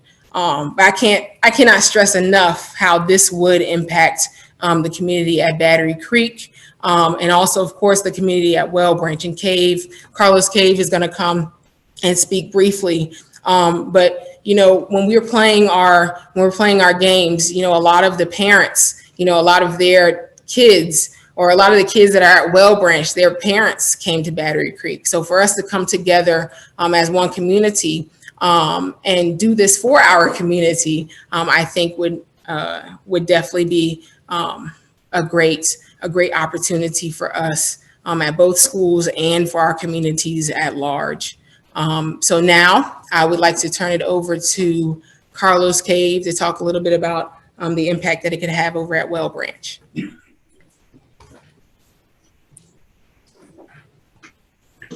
Good afternoon. I'd like to start by saying we are one community, two schools. Again, one community, two schools. And what we're advocating for is a game changer and could potentially be a game changer from an academic as well as an athletic standpoint for both the Well Branch cluster community as well as the Battery Creek cluster community. Sarah pointed out several advantages of the installation of a video board. I'm going to shed further light on what potentially this could look like and the changes that could be made and opportunities made available because of this video board. You have several athletic events that take place, obviously in the football stadium, but this would allow for us to not only host at Battery Creek and Well Branch, continue to host playoff games, but not only playoff contests, but also be able to host state events representing our classifications at our venues. Currently, Well Branch hosts the Class A Lower State Championship at our venue. Battery Creek has hosted the 3A Lower State Track and Field Championship at their venue. With this enhancement, we now could position ourselves to not just host the lower state, but we could potentially be the hub for a state championship venue, where we would have the best of the best in the classifications traveling to Beaufort County. So if you keep that operating under that frame of thought, this allows an additional revenue stream. I understand what the cost. We have a commitment from the group that is willing to work with both schools to make this dream a reality with your support. I ask that you consider allowing us to take these steps to make this a reality for our communities, for our cluster, and for our kids. Again, we are one community, two schools, and we are together in this endeavor. We ask that you take seriously into consideration this opportunity that is before us. We do at Well Branch, we feel that we're more than capable of also getting out and matching the funds that would be necessary in donations and sponsorships to complete the dollar amounts needed for the board to be placed on our campus as well. So I'd like to end with that and if there are any questions for me or for the team members, we will answer at this time. Mr. Mel Campbell? Yeah. Yeah, when I first heard about this, I was really concerned about equity and, a rat race towards the top in terms of every school trying to out-video the other school. My first question is, what size is this scoreboard? How big is it in terms of, and the reason I'm asking this is because can it be used to do other things that might be promoting more education per se than sports? Community type things like movies, weekend movies and stuff that support education, support initiative that you might be trying to promote year round. Things, I mean, even if it's just old films and stuff like that keep the kids off of the streets, but in the place with proper security, so they can grow in terms of, your academic program without having a teacher there, just a teaching film.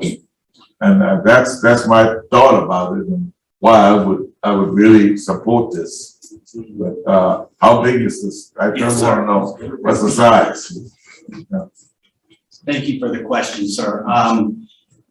Well Branch's scoreboard is still in concept. We are a little further along because we had 3 quotes already. We worked with our manufacturers to tell us what would be best for the environment at Battery Creek. I literally went out to where the scoreboard will be positioned and took a tape measure. And he asked me, go to the furthest point where someone is sitting in the stands. And it was 498 feet. And he said, okay, that gives me dimensions, because he couldn't travel down, COVID and all these things. I took a dozen or so pictures of our stadium, our field, every angle, and he designed a concept and gave us what would work best for our scoreboard and the size. So in practical terms, the one we have gotten quoted is 14 feet tall and 25 feet wide. It's more than adequate to host movie nights, which we have planned, and other events for the community. And it's going to be state-of-the-art pixels in the sense of very clear picture. So Ms. Lassard will give you a little more information of our plans for it. So as far as the educational value, both schools have, are part of our career tech ed programs. We have media technology. So for example, our students right now, they are starting to produce videos about things going on at the school. So we envision being able to use it for those students to practice those skills, showcase those skills for the community, where we could have events.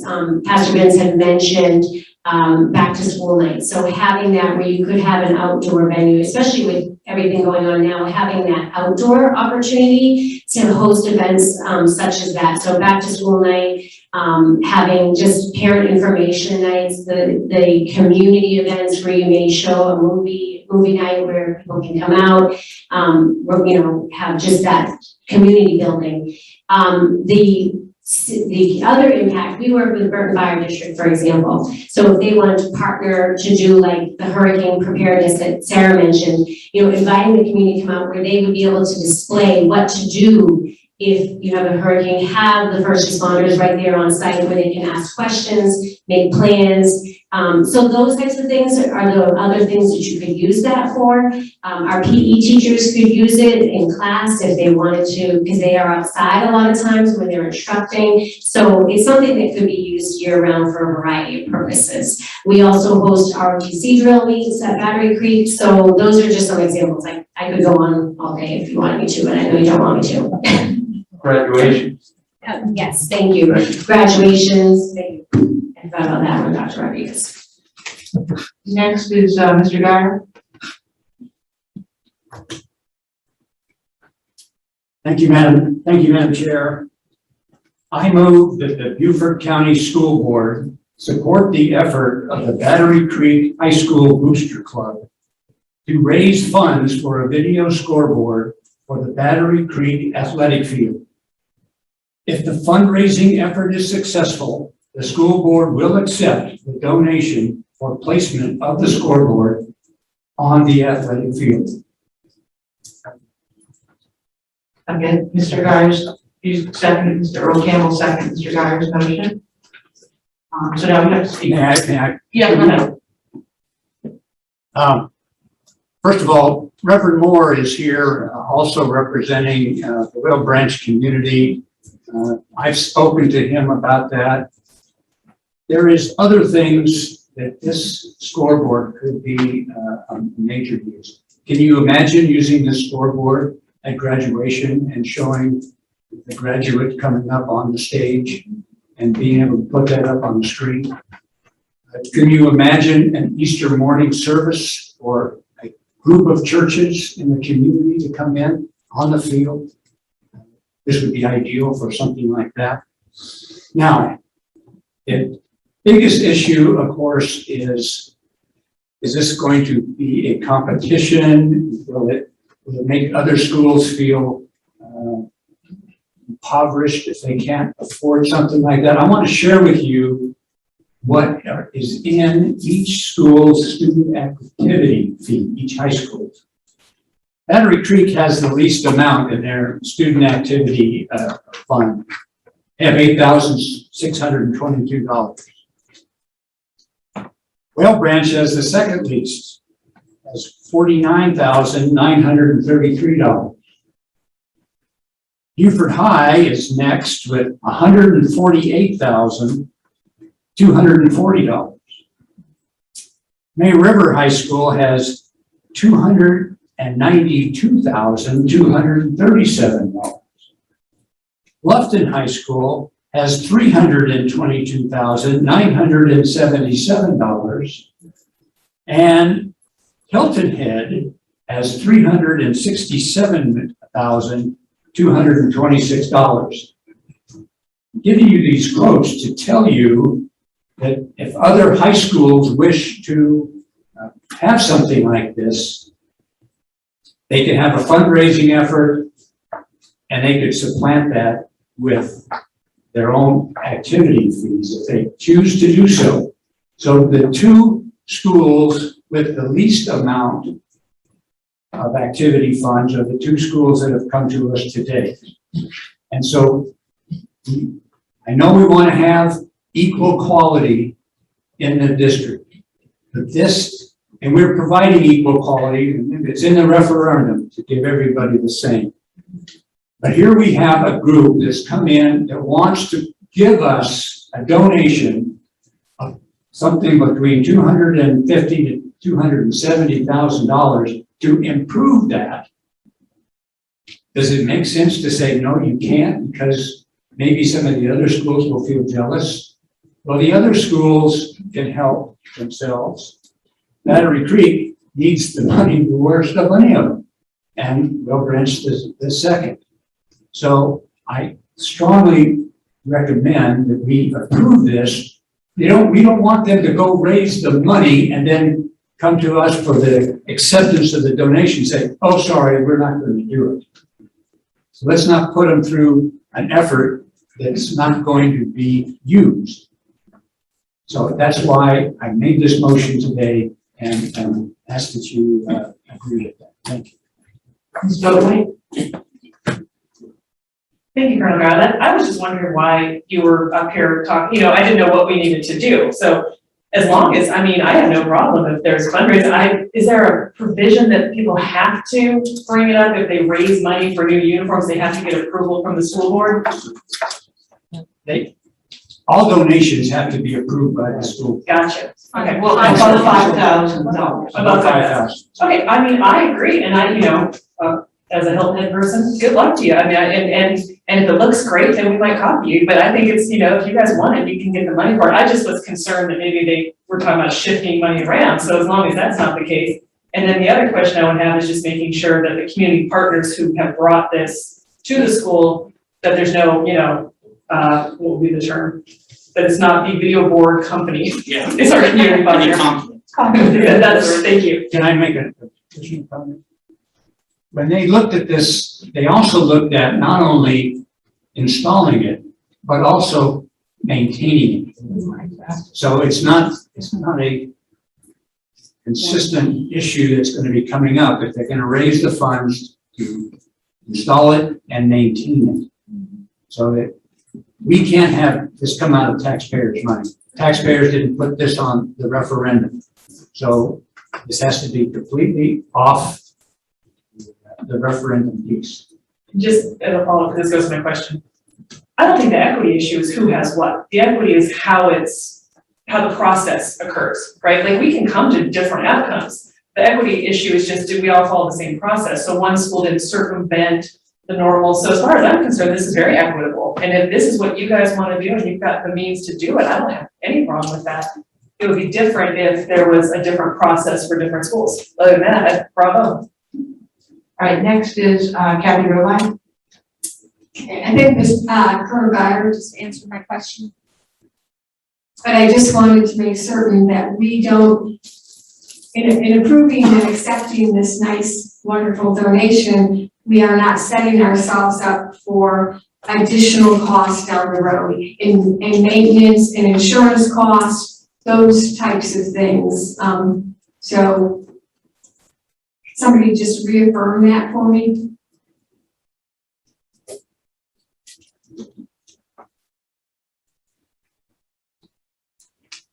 This is something for Mr. Otting, but I believe our insurance policy that we have, our $800,000 insurance policy, 800 million, I'm sorry.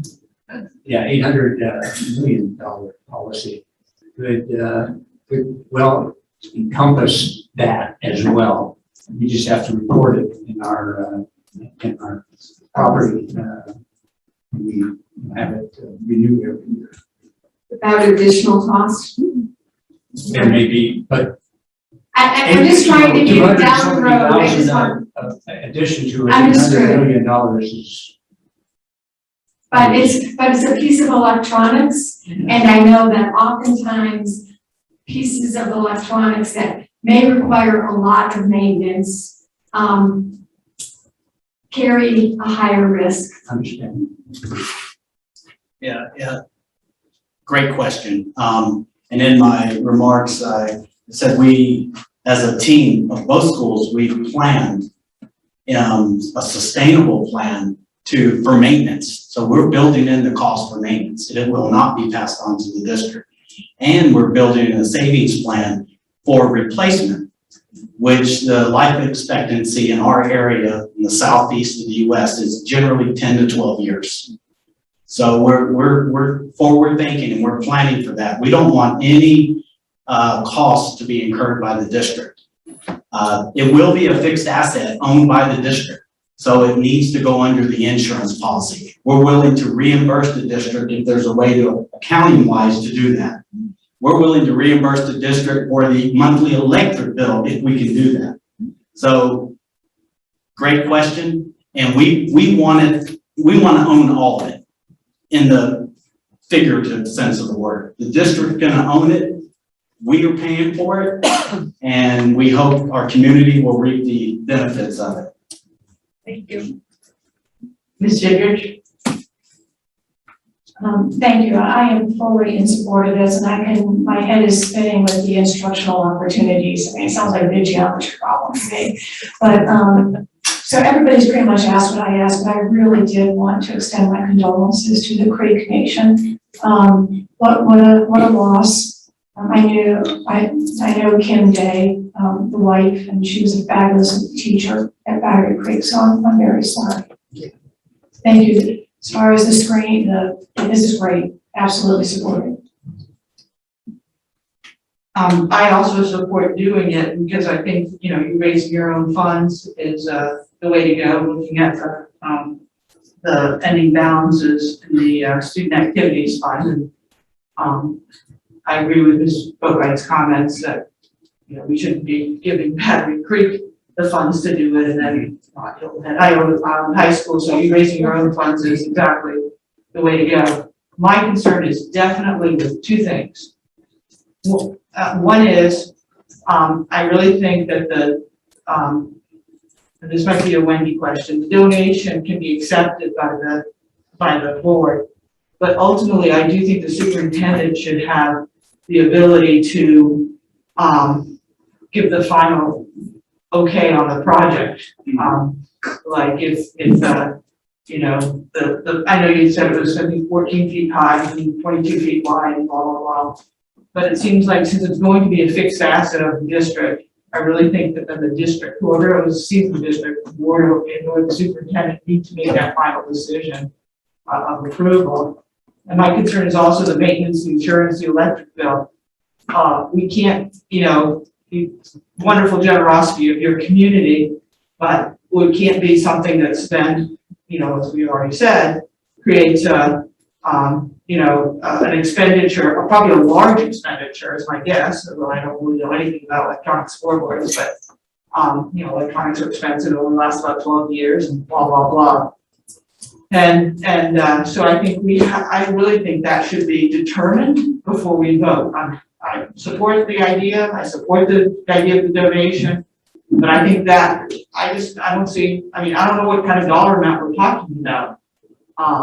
In terms of the other fixed costs as you maintain it over the years. And if indeed the district's not responsible for that, that has to be in some kind of contract or whatever. And another thing would be, like if you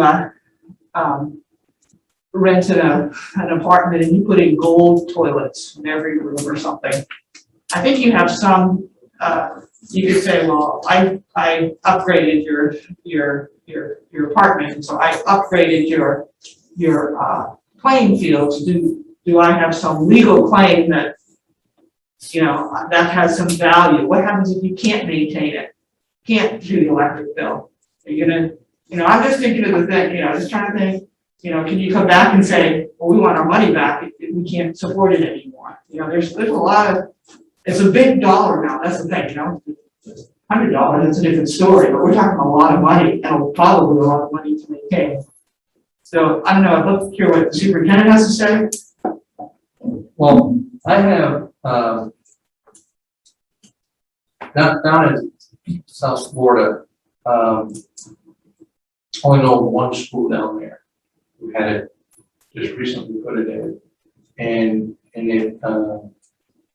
it was a small private school. I know the athletic director there, and I can get an estimate as to what they do. But I think we can figure out the cost, and we can talk with other school districts. There's a list here of other school districts that in South Carolina that have it. So we can sort that kind of electric cost out and that sort of thing. I can see tremendous value for the communities in having that available. One of the things, as a matter of fact, at graduation this year that came to my mind was, parents are sitting way over here in the stands, and this is the crown jewel. This is the crowning moment of a child's public education, and something like this, they're going to be able to see up close. I see a lot of value to it. I think the only question I had, and this is probably more for Robert, is Robert, on our athletic fields, does the current electric infrastructure on the field, would it sustain something like this, or is there an upgrade that has to happen on it? Well, I have to say, we've not looked into this at all, so I have no knowledge beyond it. And the other thing is I haven't looked into their quote or what they've done, and one of my big things that a lot of these scoreboard manufacturers, they may not consider the wind zones we have here. And we've had this before, we've had to put a lot larger structures in place to support it. So all that, I do agree that it should be under our jurisdiction as far as making sure it's done according to OSF standards and what we need to do, and make sure it's done that way. If everybody's on board with that, we will figure it out. So I would just say this, we'd like, however the board moves forward, whether they wait or whether they go, love to work with, Pastor and with Robert, and we can connect with, any of these other school districts and see what kind of impact they've had and just sort out whatever has to happen. But I support the opportunity personally for these communities as you all seem to do as well. We just need to, we can find out if that's the question that we're holding up, we can find that information out and we can bring it back to the board for decision. If I add just one comment, brings up a great point. The quotes we have are national vendors. Well, you would recognize their names, but we will use a local engineer to design the foundation and prepare for hurricanes and meet all codes. The 14 by 25 is only the screen. So there will be a brick, we're hoping a brick foundation that's gonna match our entrance once it's built from the referendum and the renovation. So we think we're covering all the bases, but we would need and love your input for sure. I'm going to go to board members that have not spoken. David Stringer. Thank you, Madam Chair. The motion is focused on Battery Creek High School. I thought Whale Branch was a partner on this, and I don't see any mention in the motion of Whale Branch.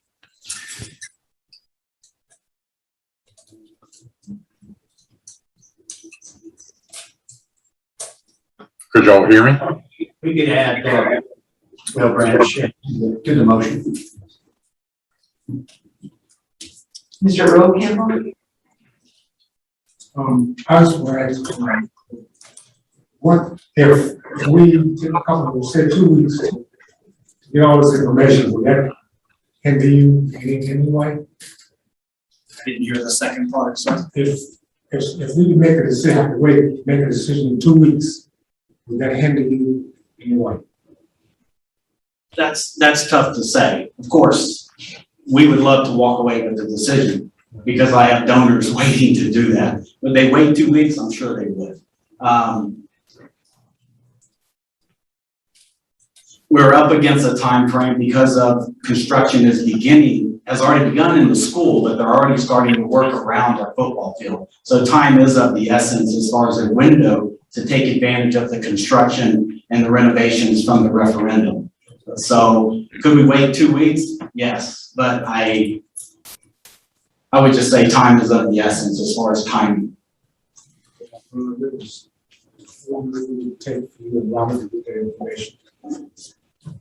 Earl, can you just be closer to the microphone? How long would it take for you to get the information? Robert, how long on your end? On my end, I will be working with Pastor. I'm going to contact these other school districts and try to get an assessment for the vendors. But what level of detail are you looking for? Robert, for example, things like, are there, what kind of extra costs associated with electric infrastructure for the facilities in order to make it happen, or anything else you could think of that would need to be considered? I think that's what I'm saying, I'd like to say I'll try to shoot for 2 weeks, but I wouldn't be able to promise I can get that close. Well, I would say that all the schools in South Carolina have get in touch with them and they can give you an answer. Same day, huh? Well, what we're gonna do is reach out to vendors, and we can use the quotes that they have, and we're gonna have to reach out to our contractor. Like Dr. Rodriguez brought up, electrical is a big deal, so we're gonna have to do an electrical investigation to actually size the foundation. The problem is the school in Columbia doesn't have the wind issues we have here, and a lot of times these national vendors, they don't take into account we're a coastal region. So we have to have soil borings done to see what the soil conditions are, to design the foundation, price all that. Of course, we can estimate high and try to find somebody that can give us a high estimate. So putting all that together in 2 weeks with everything we got going on right now, I will try, is all I can tell you. I'll work on it. Can I make a really quick comment? It's Coach Hayes. I'm sorry, who's talking? Coach Hayes, I'm on the Zoom.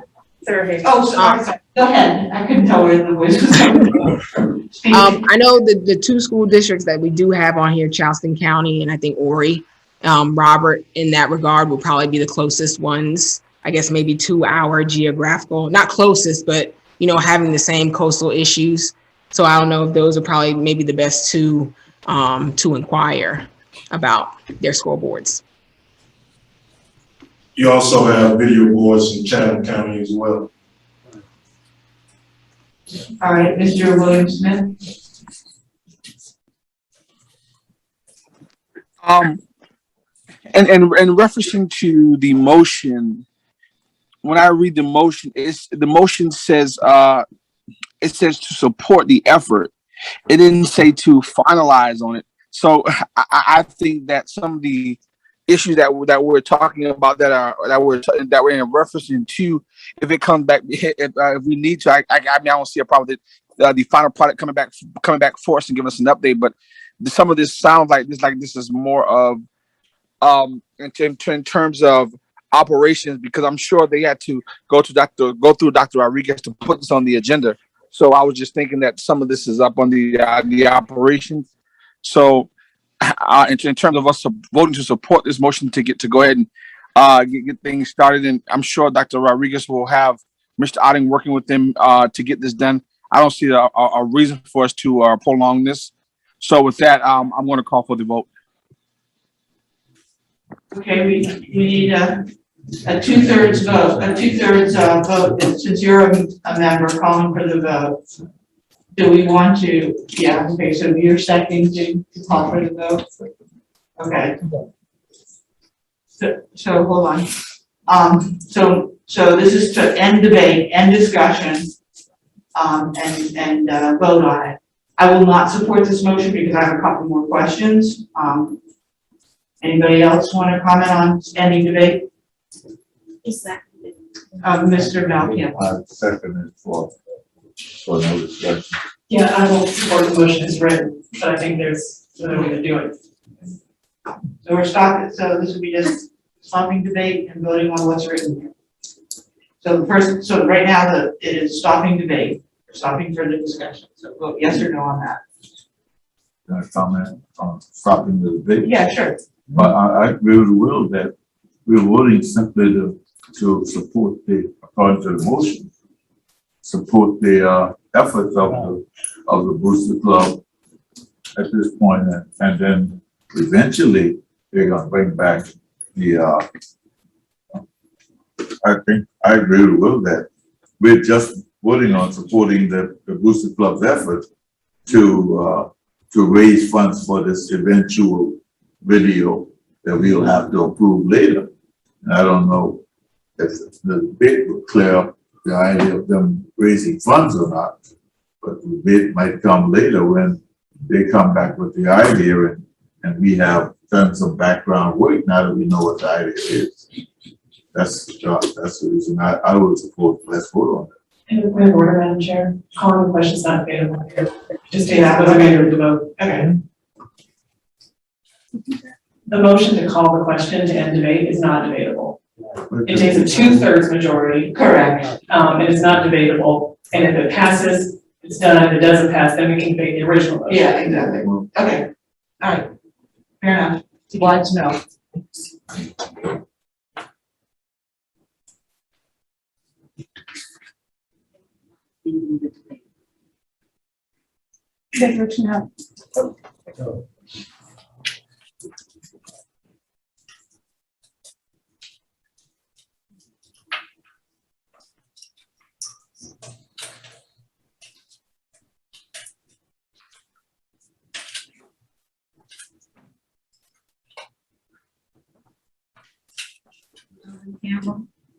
Yes.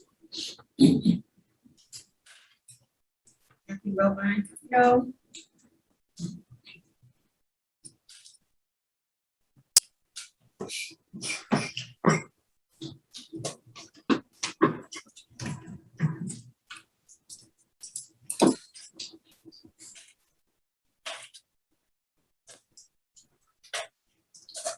So the motion fails. And the no's are Earl Campbell, Christina Watts, David Struber, Kathy Robine, Tricia Bidrich, and you gotta scroll. First. Okay, and who else? And, okay, and Angela Middleton, and Ingrid Boatright. Okay, so now could you please put back up the motion that Mr. Guyer made?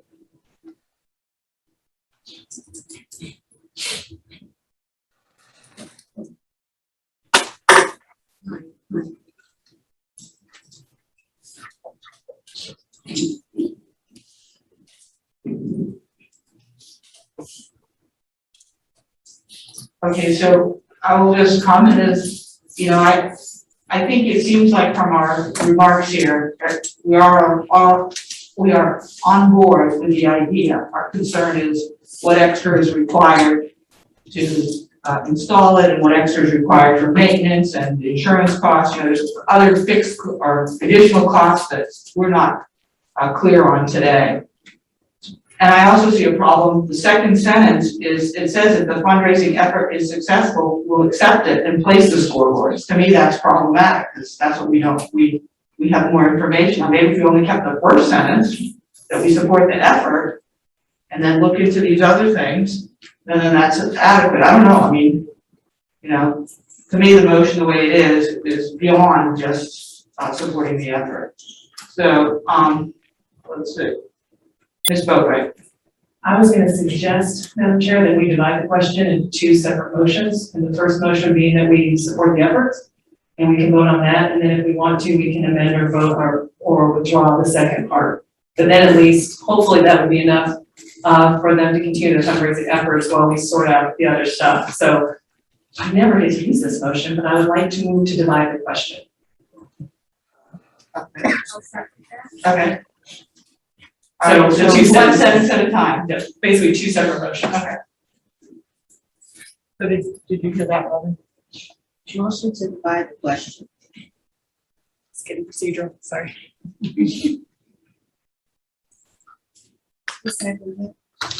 Kathy did.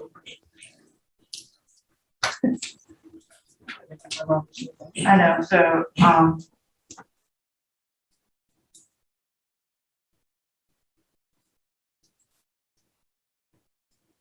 okay, so this will take a majority vote. Yep. Okay.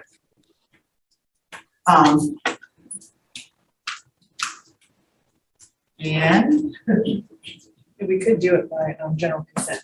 okay, well, it's also not debatable. All right, so now if you want to approve this motion to divide the question, all in favor, please say, raise your hand, say yes. Yes. Any no's? No. Okay. No. No. What's your you? Yes. Okay. So we have Boatright, Robine, Middleton. See, how about you? To divide. I said yes. Okay, Mel Campbell, Christina Guas, and Dick Geyer, yes, and the no's are Earl Campbell, Tricia Fittrich, and David Scrivener, and Will? Yes. Which way did you go? Yes, but I'm voting no. Okay, so the motion carries. Did you get that? No. Oh, use your electronic hand, it's too hard. Okay. Wait a minute, I'm almost there. Earl Campbell, how did you vote? I had my hand up. Hold on a second, let's get the vote before we screw it up. Not debatable. Yeah, it's not debatable. So we can't talk. I'm to divide the question, yes. That's a yes. David Stringer was No. no. And Tricia Fidrich was a no. Correct. And Smith, I think was, no. no. Smith was a no. Go ahead. Okay, so can you put it up there? All right, so this was approved to divide it. The yeses prevailed. Quads, Robine, Mel Campbell, Dick Geyer, Angela Middleton, and Ingrid Boatright. All right, so now we'll vote on the first question. I mean, the first sentence, sorry.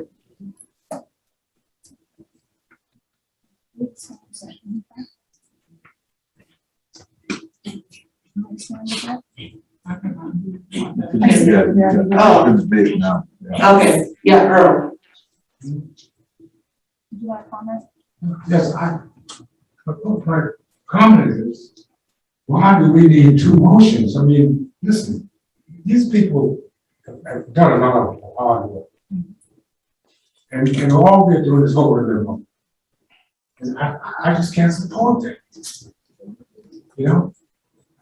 I think it's wrong. Right. At first we said, well, we'll support it. Now all of a sudden, we won't support it.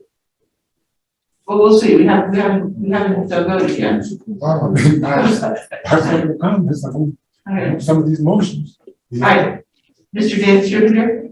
Thank you, Madam Chair. Yeah, I wasn't in favor of splitting them, but I think this first motion is hollow compared to the original motion because they need assurance that we're going to accept it. And I think they made that quite clear. But when we get to the second sentence, I will have an amendment that I think will resolve that issue. All right, Tricia? Yeah, I'm in accordance with David. I couldn't put my hand down fast enough. I don't want to just repeat. Okay. All right, sentence one. Let's voting is open. Oh, Mr. Smith? Mr. Smith? I'm looking for the motion. I'm looking for the motion because I don't see it. It wasn't displayed. Now it's back.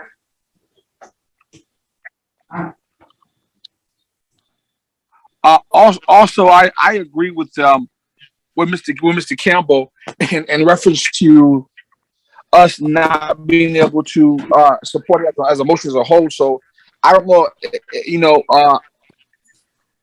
about even supporting the motion as forward because of the fact that I don't, in all my time of being a board member, I don't ever remember us not accepting or splitting up a motion in reference to someone willing to donate and to help out the community, and that we talked all day about going out for a bond referendum, and we have a community of people saying that you don't have to come ask us for a bond referendum. We'll put the money up and we'll take care of it. So, and they're just asking us for to accept the money that they're going to give us. At the end of the day, we know who the trustees are in this district, and also who that basically that Battery High School does belong to Beaufort County School District. So I'm kind of concerned here because in another situation today, another instance, I wanted a little more information on it, and the board, we were comfortable enough to move it forward, and I believe that one of my colleagues brought up the fact of, it was in the support of the motion, and I think that this is basically what they're asking for, because I'm sure no project will move forward without the consent of the superintendent once he's been given the authority and okay from the authority from the board. So I mean, and I'm sure that the board, we've made it clear enough in voting that we trust Dr. Rodriguez and how he handled things. So I'm just a little confused of what's different about this. Maybe one of my colleagues can help me understand that in making this decision. Very concisely, because it does get a little embarrassing how much time we're spending on the procedural part, which is slightly my fault because division of questions is not something we normally do. The reason I think division of questions is the best use rather than trying to amend this really is a two-part motion. The motion is we support your efforts. I don't know if that's enough of a statement for you to take to your donors and say the board's on board. That can be a whole separate motion. I could not support the motion in its current form because there have been a lot of concerns raised about what the cost would be and making sure that everyone's on the same page. Time is of the essence. So what I'm trying to do with the division of the question is not do cute procedural stuff, but to say, I want you guys to walk away from here with the support of the board. And I'm hoping that will be enough right now for your donors so that you can continue this project, because I think you have wide support from the board to do it. But the second part, we're going to need some more information. So what we're dividing it says, you have our support. The second part, and if Mr. Stringer wants to amend it, it says, as long as all these things fall into place in a timely manner, then we can go forward with accepting the donation. That is why I divided the question. And I'm sorry it's taking up so much time, but all right, let's call for the question. Thank you. Yes.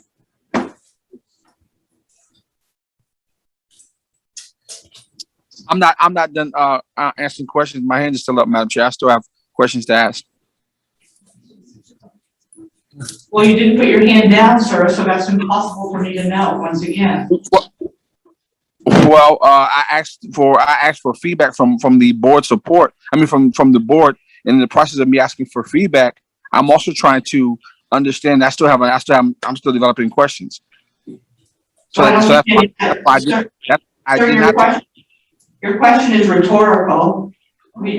And Ms. Boatright tried to answer it and explain why she did this procedural breaking up it into two questions. So I think your question was answered as best we could, and we're under no obligation to answer individual questions. I mean. Well, actually,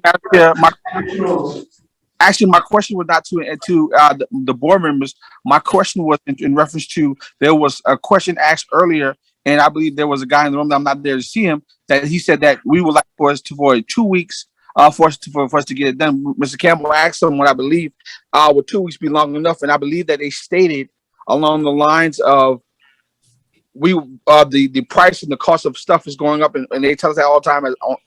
They tell us that all the time when they bring things before the board, that the material and the cost of the labor is going up. So my question would be the same thing.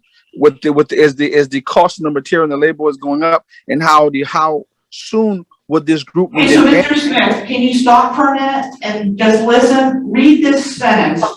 And all this sentence, the motion that's on the floor is, do you support the fundraising for the scoreboard? It doesn't get into all the other details you're talking about. So focus on the question. Do you have any other questions or comments that are germane to this motion? Yes, because I may not support this motion. I may make up another motion. I'm not going to argue today, Madam Chair. I mean, respectful. Okay. Is his vote yes or no? I have no idea. Mr. Smith, are you voting yes or no? What is your vote? Thank you.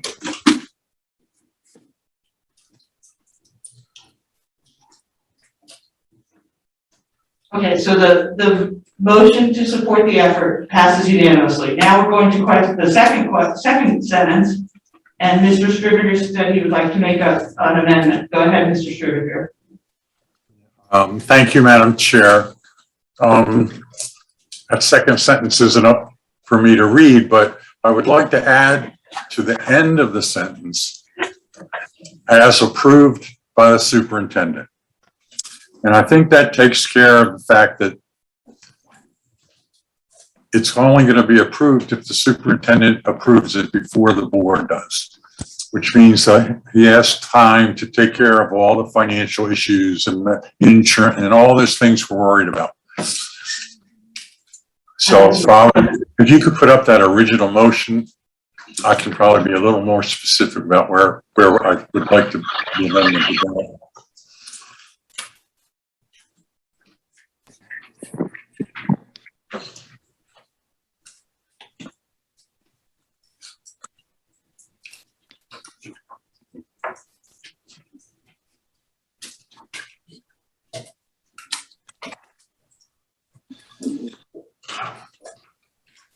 Right, yeah, at the very end, I would just add the words, as approved by the superintendent.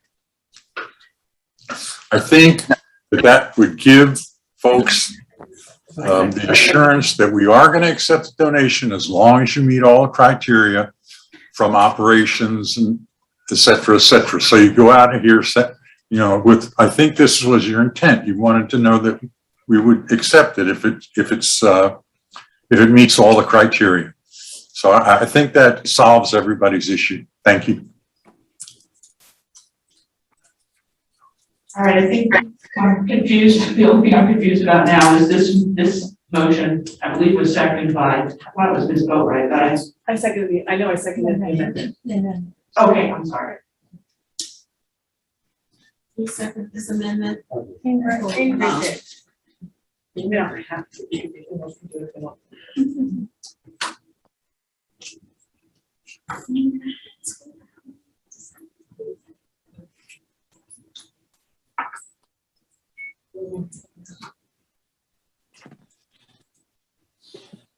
Okay. Ms. Bowe. Your hand is up. Oh, is it? That lower, sorry. Okay, Mr. Smith.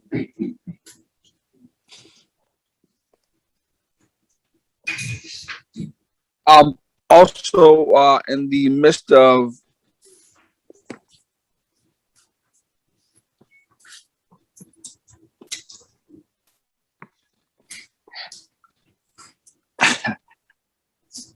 could you, well, in the efforts of in the efforts of time, my only question will be,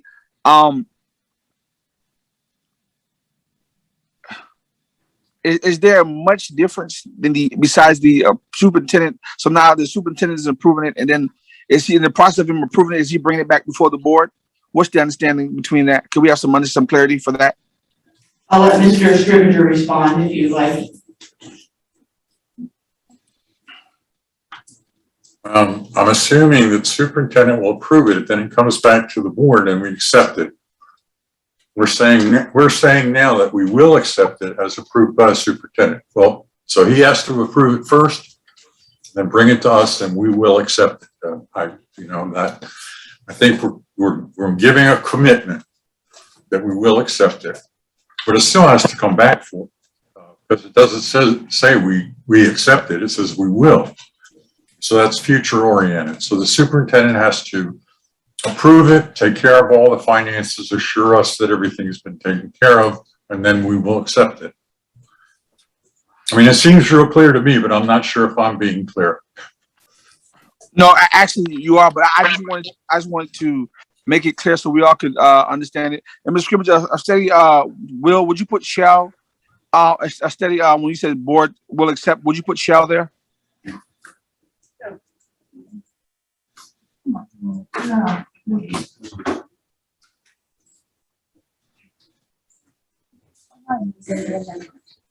Mr. Scrivener? Are you channeling Rachel? Oh, no, it's just, I'm Shall's fine with me. Shall's fine with me, Will. I've never really gotten the difference between the two down. So that's fine with me. Okay, thank you. I definitely appreciate that. Instead of no. So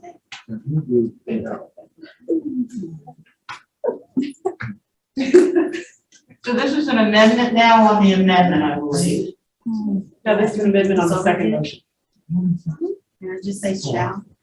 Unless you're talking about shall versus. Shall versus will. Can we just make that a Can we just typo? Just what is a typo? Thank Yes, you. a typo. I don't think it changes the meaning. I don't think it needs amendment. Right.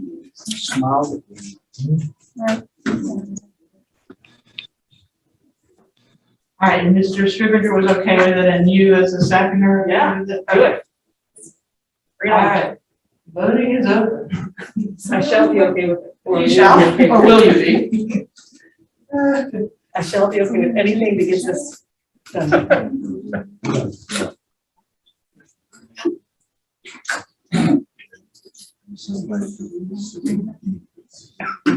done. I'm confused. No, you're not. Voting. Oh.